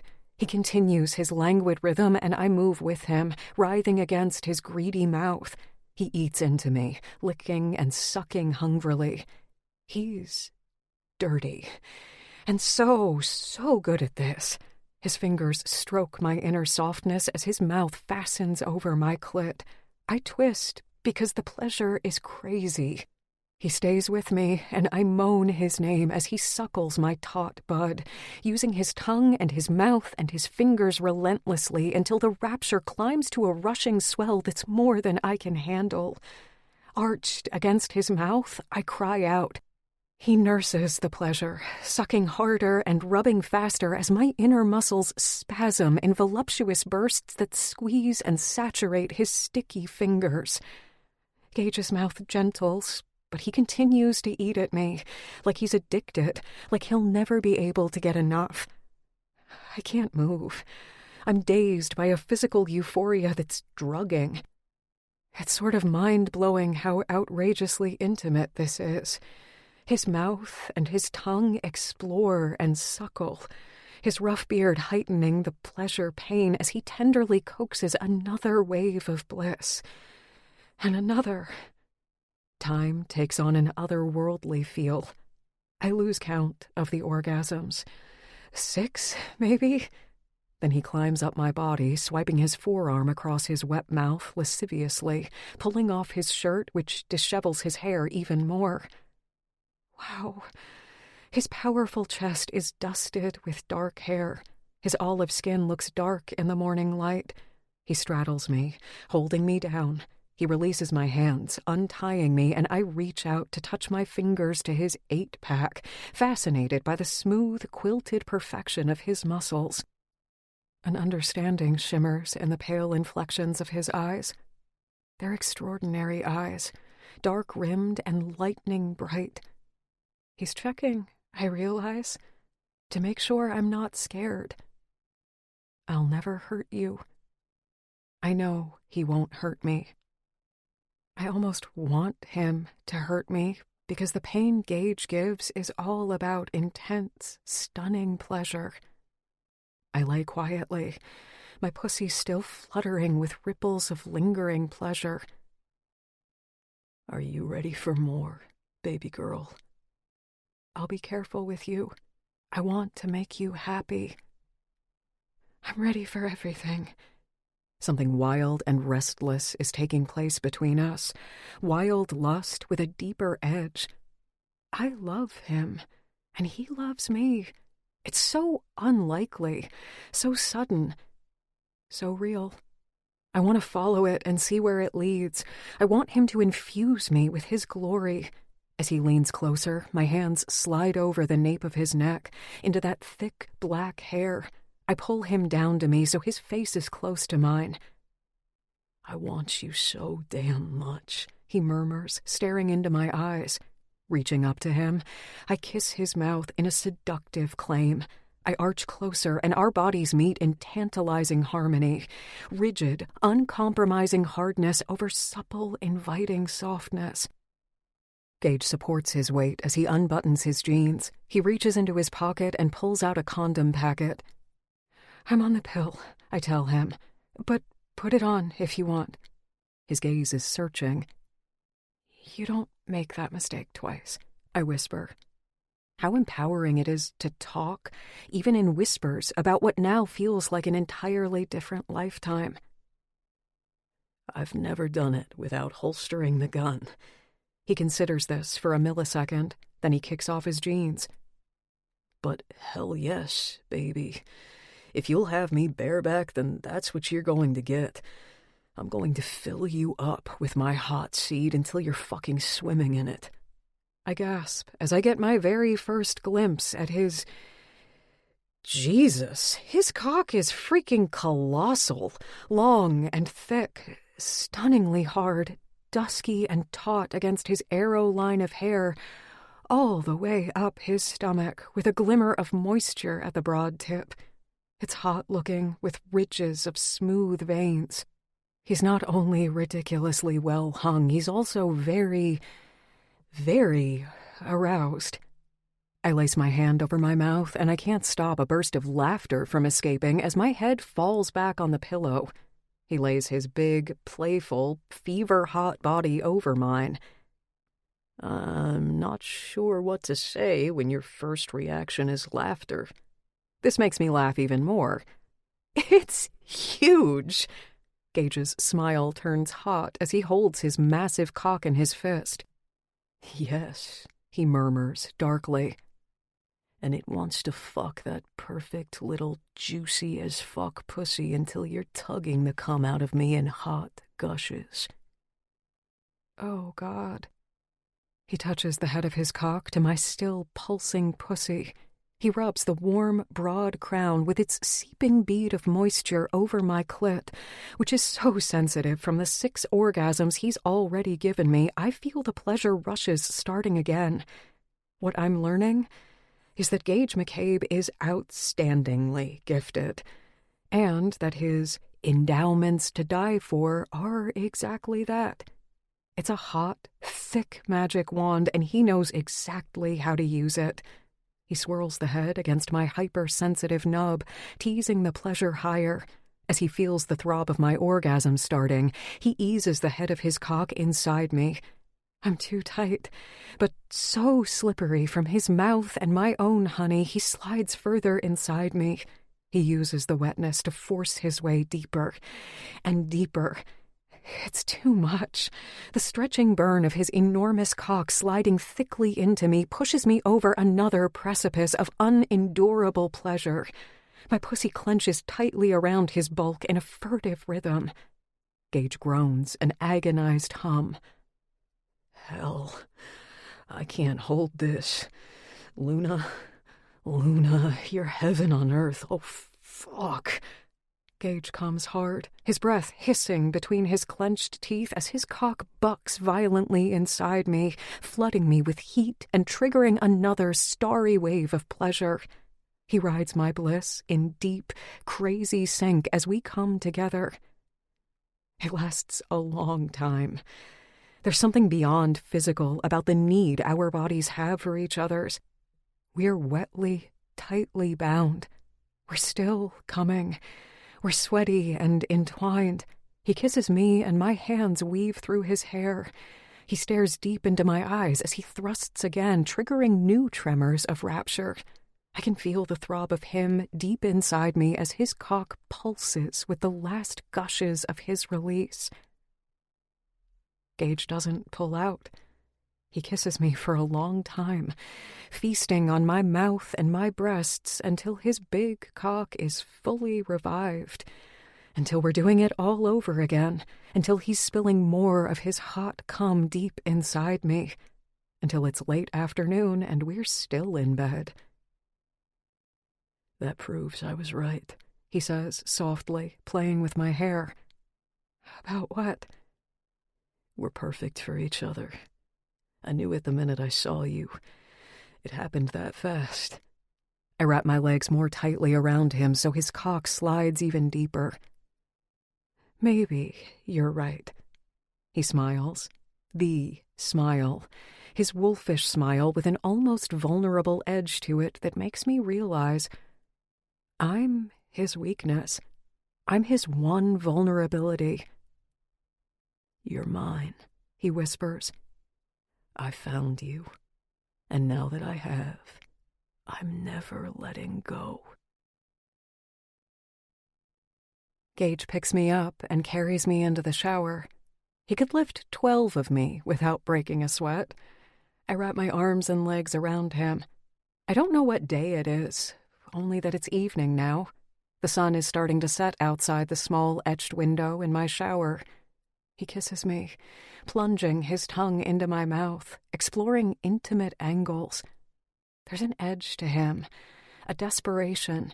His need has deepened into a barely controlled frenzy. The more he gets, the more he wants. His mouth is greedy. He takes my mouth almost savagely. Water sluices across our skin, running in tickling rivulets. He grips my thighs hard, murmuring to me between long, lush kisses. "I'm fucking crazy for you. I need to be inside you right now. I need to fucking stay inside you and live inside you. I need to fuck you hard and make you come for me. Only me." Gage leans me up against the tiled wall. The heavy bulk of him is as hot as newly forged steel and just as hard. He slides his fingers across my slippery pussy, positioning the head of his cock between my intimate folds, forcing his way inside. "You're so fucking tight, baby. So perfect. Let me in. That's my girl. Fuck, I love how you feel. You're an angel. You're a goddess. You're a fucking dream. That's it. Let me in. Squeeze me. Come for me. Oh, fuck, you're too beautiful." The insane thickness of him as he plunges deep stretches me, opening me. I'm so tight around him I can feel the ridges of veins as he drives harder.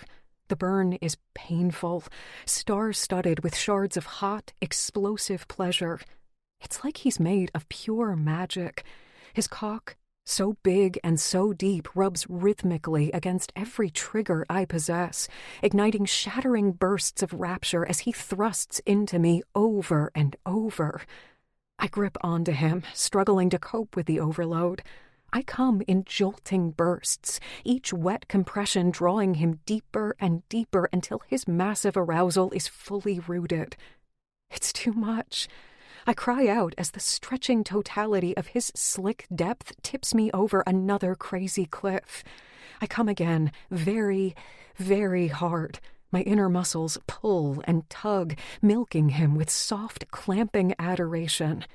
Gage growls my name as his cock bucks forcefully inside me, lifting me with burst after burst of his thick, flooding warmth. He holds me against his big frame as the water rains down on us, and our breathing starts to slow. We stare at each other through the mist, coming to terms with the connectivity of what's taking place here. It's heavy, like we've jumped in at some ridiculously uninhibited deep end and we're only swimming deeper. "Did I hurt you?" His voice is deep and raw with emotion. "No, Gage. I get carried away with you. I'm a beast and a bastard." I smile against his lips. I used to think of him that way. "You didn't hurt me. I was rough with you. I like you rough." With the tiniest emphasis on the you. I say it carefully. "I think you just fixed me. I think you replaced everything I was once scared of with your crazy beauty." He has. Just like that. "I love you," he whispers. Gage's eyelashes are black and spiked from the water that drips from his hair. As I stare into those eyes, every cell in my body sort of calms and melts with a vast, effortless craving. He's changing me with his powerful body and his fierce desire. I want to let him in. I want to be with him and explore all the complexities of who he is. I want to give him everything. I don't know what's happening or why. All I know is that something is happening. A shift. A curling, rambling bond is taking hold that's more profound than anything that's ever happened to me. And I can recognize it for what it is. A star-crossed, lucky score. Love. Epilogue. Luna. As it turns out, Gage never did leave. We ordered food to be sent up from the restaurant, and we stayed in bed for the whole week. We made love so much I could barely walk, but I have never felt so beautiful and content and hopeful. All it took was a stampede, a whiskey-assisted therapy session on a night-lit beach, a heartfelt confession, and finally, several very intense days in bed with Gage McCabe on the receiving end of his substantial gifts, to put it mildly, to fall head over heels in love with him. I was slightly miffed by how smug he was about the fact that it happened so fast, but there was no point fighting him. Fighting only gets us even hotter for each other. I became a prodigy under his influence, he said. I simply can't get enough of him.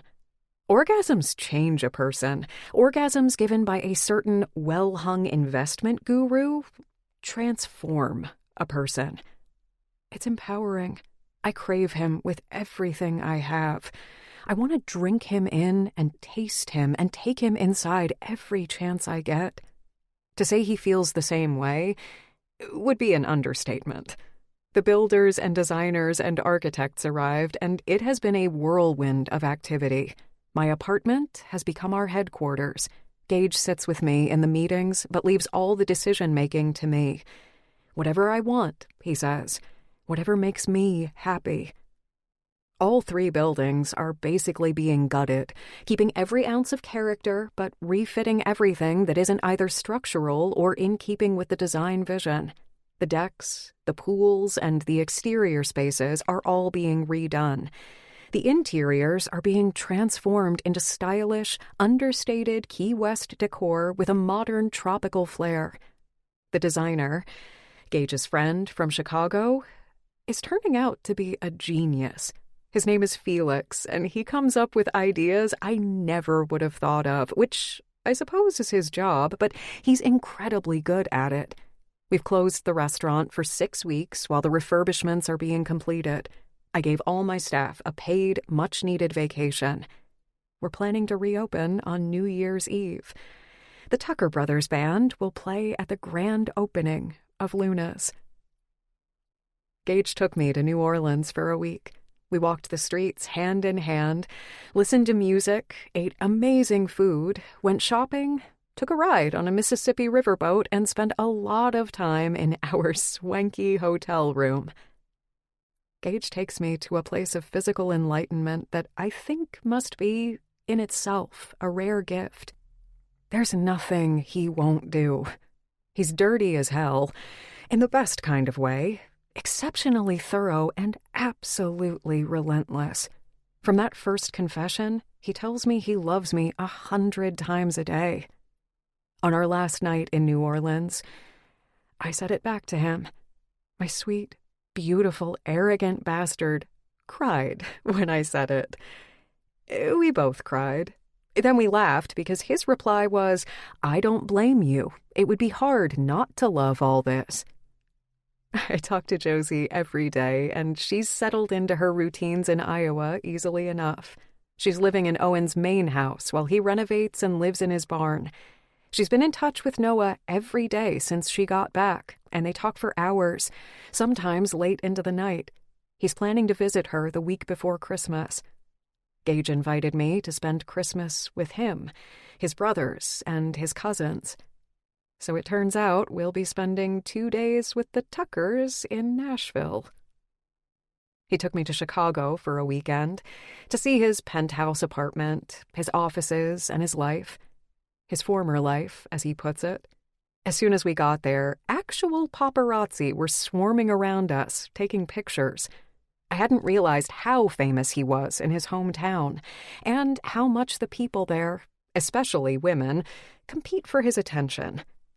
Gage kept his arm around me the entire time. He wouldn't let go of my hand. He kissed me in front of the crowds. If anything, he seemed more obsessed and crazed than usual while we were in Chicago, which I wasn't quite expecting. If I needed proof that he loves me, he gave it to me that weekend in spades. Not that I really did. It's another gift he's given me. I believe him.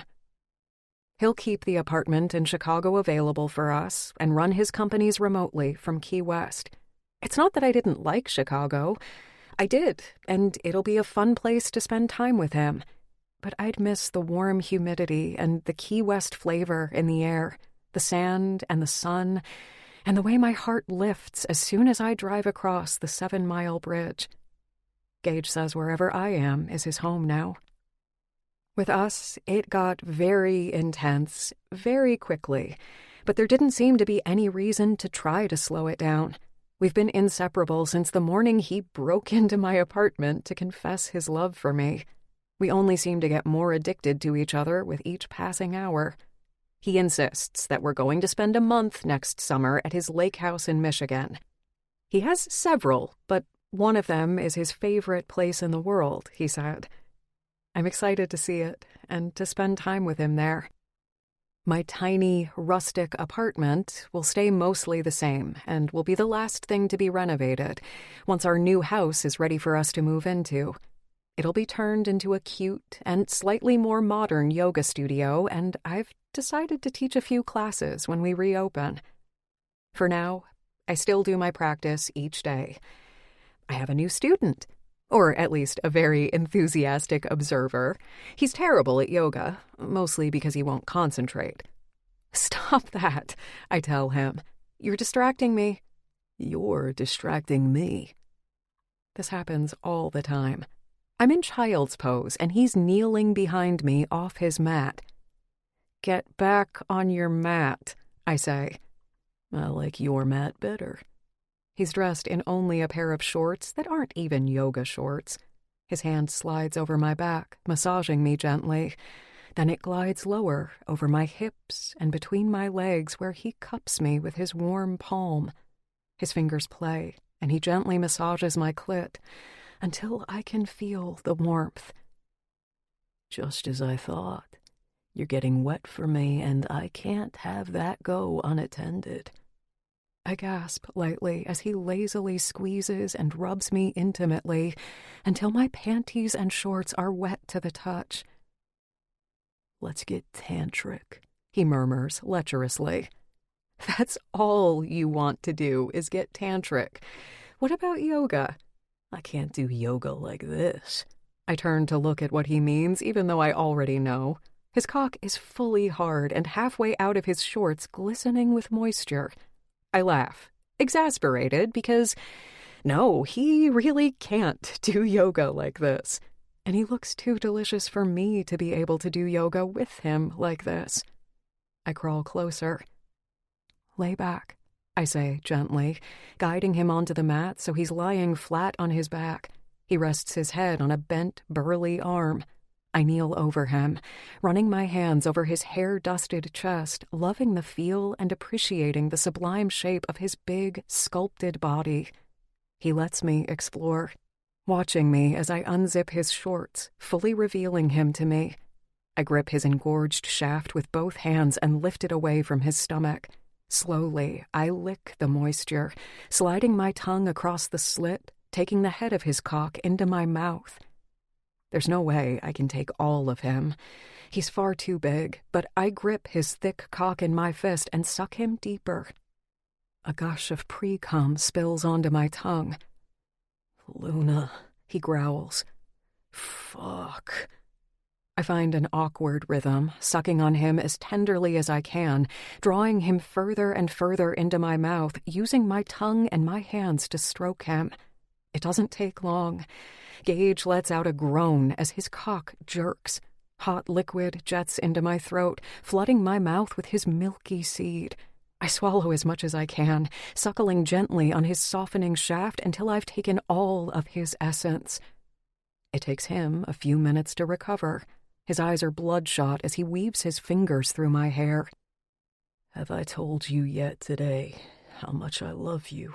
he asks huskily. I smile and think about it for a few seconds. 22 times. "I like this kind of yoga." He sits up and peels off my top, then proceeding to pull off my shorts and panties. "My turn."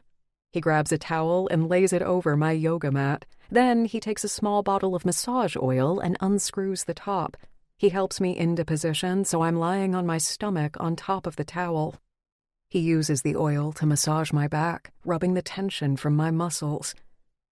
Oh, that feels so good. He massages my shoulders, my arms. Then he moves to my legs, getting me completely covered in oil. Moving my legs wider, his fingers glide intimately over my pussy. Everywhere, until I'm warm and wet and slippery. Gage lifts my hips so I'm on my knees with my knees apart and my head resting on the towel. I arch back, giving him everything he wants. From behind, he licks my pussy in long strokes, pushing his tongue greedily into me.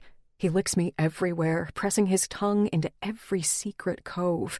Then he draws on my clit with his mouth, nursing gently. The pleasure from his mouth takes me to a high brink. I'm so close. He pulls away, and I feel his thick, fully revived cock sliding into me, stretching me fully to receive his massive length, thrusting deep. The heavy invasion does what it always does. It tips me into a lush orgasm that squeezes and grips him until he groans and comes again in throbbing surges, pumping me full of his seedy liquid heat. When the last spasms of his release calm, Gage rolls us to our sides, spooning me and cradling me in his arms, his big bulk still wetly insinuated deep inside me. "Thank you for healing me," I whisper, "and enlightening me." He holds me close, kissing my face as he whispers the words. "Thank you for saving me. Thank you for existing and giving me a reason to live. You're beautiful. You kill me with your sweet perfection. I love you to the moon and back, my Luna. You're the one." Epilogue 2. Gage. It's a strange thing that you can live a life for 27 years and not feel anything. And that you can then wake up the very next day and suddenly feel everything. On fucking steroids. I never thought I would turn into my father, but that's basically what happened. Overnight. Except I think I'm even worse. I'll give her the world and I'll kill anyone who touches her. I don't remember my father being the jealous type. He was too distracted by his crazy projects and his own thoughts. For me, though, half of me is a walking cliche right out of a cheesy rom-com, buying flowers and secretly shopping for wildly expensive diamond rings, and the other half might as well be a digitally enhanced Spartan with only one thing on his mind, protecting his woman to the death. I take her to Nashville, and they laugh at me. My new nickname is Caveman, because if any of my cousins so much as glance in Luna's direction, I eyeball them with murder in my eyes. We have a good time, other than that. Both my brother's girlfriends are beautiful people. Millie is quiet and sort of ethereal, and Beau, hopeless romantic that he is, finally seems comfortable in his own skin. And no wonder. That promise he made to our mother was something I never could have done. I thought he was a sucker for having that much integrity. But now I think differently. Now I think of everything differently. Like I'm seeing the world and all the people in it from a fresh perspective. The Luna effect, I call it. The outcome of which is that instead of being a total prick all the time, I'm a much better person. I have to say, it feels good. Caleb's girlfriend, Violet, is perfect for him. He's a lot calmer than he was last time I saw him. His eyes don't look quite so spooked, and he even laughs again. She's easing him out of his dark place, healing him right before our eyes. I guess that's what love is, and what it does. As the saying goes, it's the cracks that let the light in. Snow has started lightly falling outside the wall of windows. It's after dinner, and we're all sitting around the large game room in Travis's house, with its leather furniture and bar and pool table. There's a fire in the fireplace, and the music is turned up. Cade and Violet are playing pool against Millie and Vaughn. Roxy and Luna are standing by the old-style jukebox, picking out songs. I walk to where Caleb and Bo are sitting in leather chairs by the fire. We clink glasses. "She's good for you, Gage," says Bo. I glance over at her. She's the most gorgeous creature I've ever seen. Every time I look at her, she takes my breath away. Yeah, she is. Caleb actually grins. Who would have thought it would happen to all three of us? Just like it happened to them. We raise our glasses and toast to our parents' memory. "I just want to know when it's going to happen to me," Travis says, joining our circle. He elbows me. The song ends and I pull the small blue box out of my pocket. "I have a question I need to ask a certain someone," I say to the room. They all turn and look at me. I walk over to where Luna is standing there in her jeans and her yellow sweater, with her eyes that look gold in the warm lights and her face like a dream. Better than a dream, because she's real, and she's mine. It's Christmas Eve, so I thought it might be a good time to do this, even though I've been wanting to do it for a while now, but I wasn't sure if she was ready. And I sure as hell hope she's ready now. Everyone gets very quiet. Luna stares at me with wide eyes as I get down onto one knee and open the small box I'm holding. I take a deep breath. "Luna, I love you. I want to spend the rest of my life with you because when you know for sure that something is real and too good to be true, you want to hold on to it as hard as you can. I want to wake up next to you every morning. I want to give you everything you've ever dreamed of. I love you so much. Luna, will you marry me? Please say yes." There's a glint of something that might be light, but exuberant exasperation. I'm putting her on the spot, in front of all these people. I'm forcing her hand, almost, like I've done before. And for a fleeting second, my heart skips a beat because what if she says no? I'll die. I'll chase after her. Yes. She's smiling at me, and I am so in love with her. I take her hand and slide the ring onto her finger. Then I stand and pick her up and twirl her around slowly as she kisses me. Everyone cheers. A champagne bottle pops. But the only thing I'm aware of is the taste of her lips and the beauty of this moment and this stunning, perfect girl. She said yes. Epilogue 3. Luna. 5 years later. The grand opening of Luna's was a magical night. Gage hired an army of security, and the Tucker Brothers Band played under a full moon on New Year's Eve. We danced and laughed and sang along.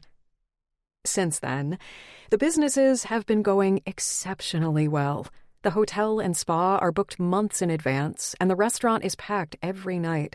We have a full events calendar, and the yacht has been a popular party venue. The house is more than I could have dreamed of. It has huge, double-glazed windows rimmed with steel, dade pine ceilings, and lots of open, light-filled, airy spaces. It's decorated with colorful art and leafy tropical plants. I absolutely adore it. Gage and I got married at his summer cottage on the beach on Lake Michigan. It's a beautiful place, and I've fallen in love with it. It's a rambling old house with modern updates. It has views from every window, a dock, and we even have a fishing boat. We spend weeks at a time there, and it has become our second home. We've started a tradition with Beau and Millie and Caleb and Violet to spend Christmases there with our growing families. Even Gage, who hates the holidays, is starting to get into the spirit of our festive get-togethers. Josie and Noah and their children come out and stay with us for long weekends, either at the lake or in Key West. Their one-night stand ended up creating a beautiful, thriving family. They've had 2 more babies, girls this time, also twins. They live in Big Sur in the house Noah designed with views of the ocean.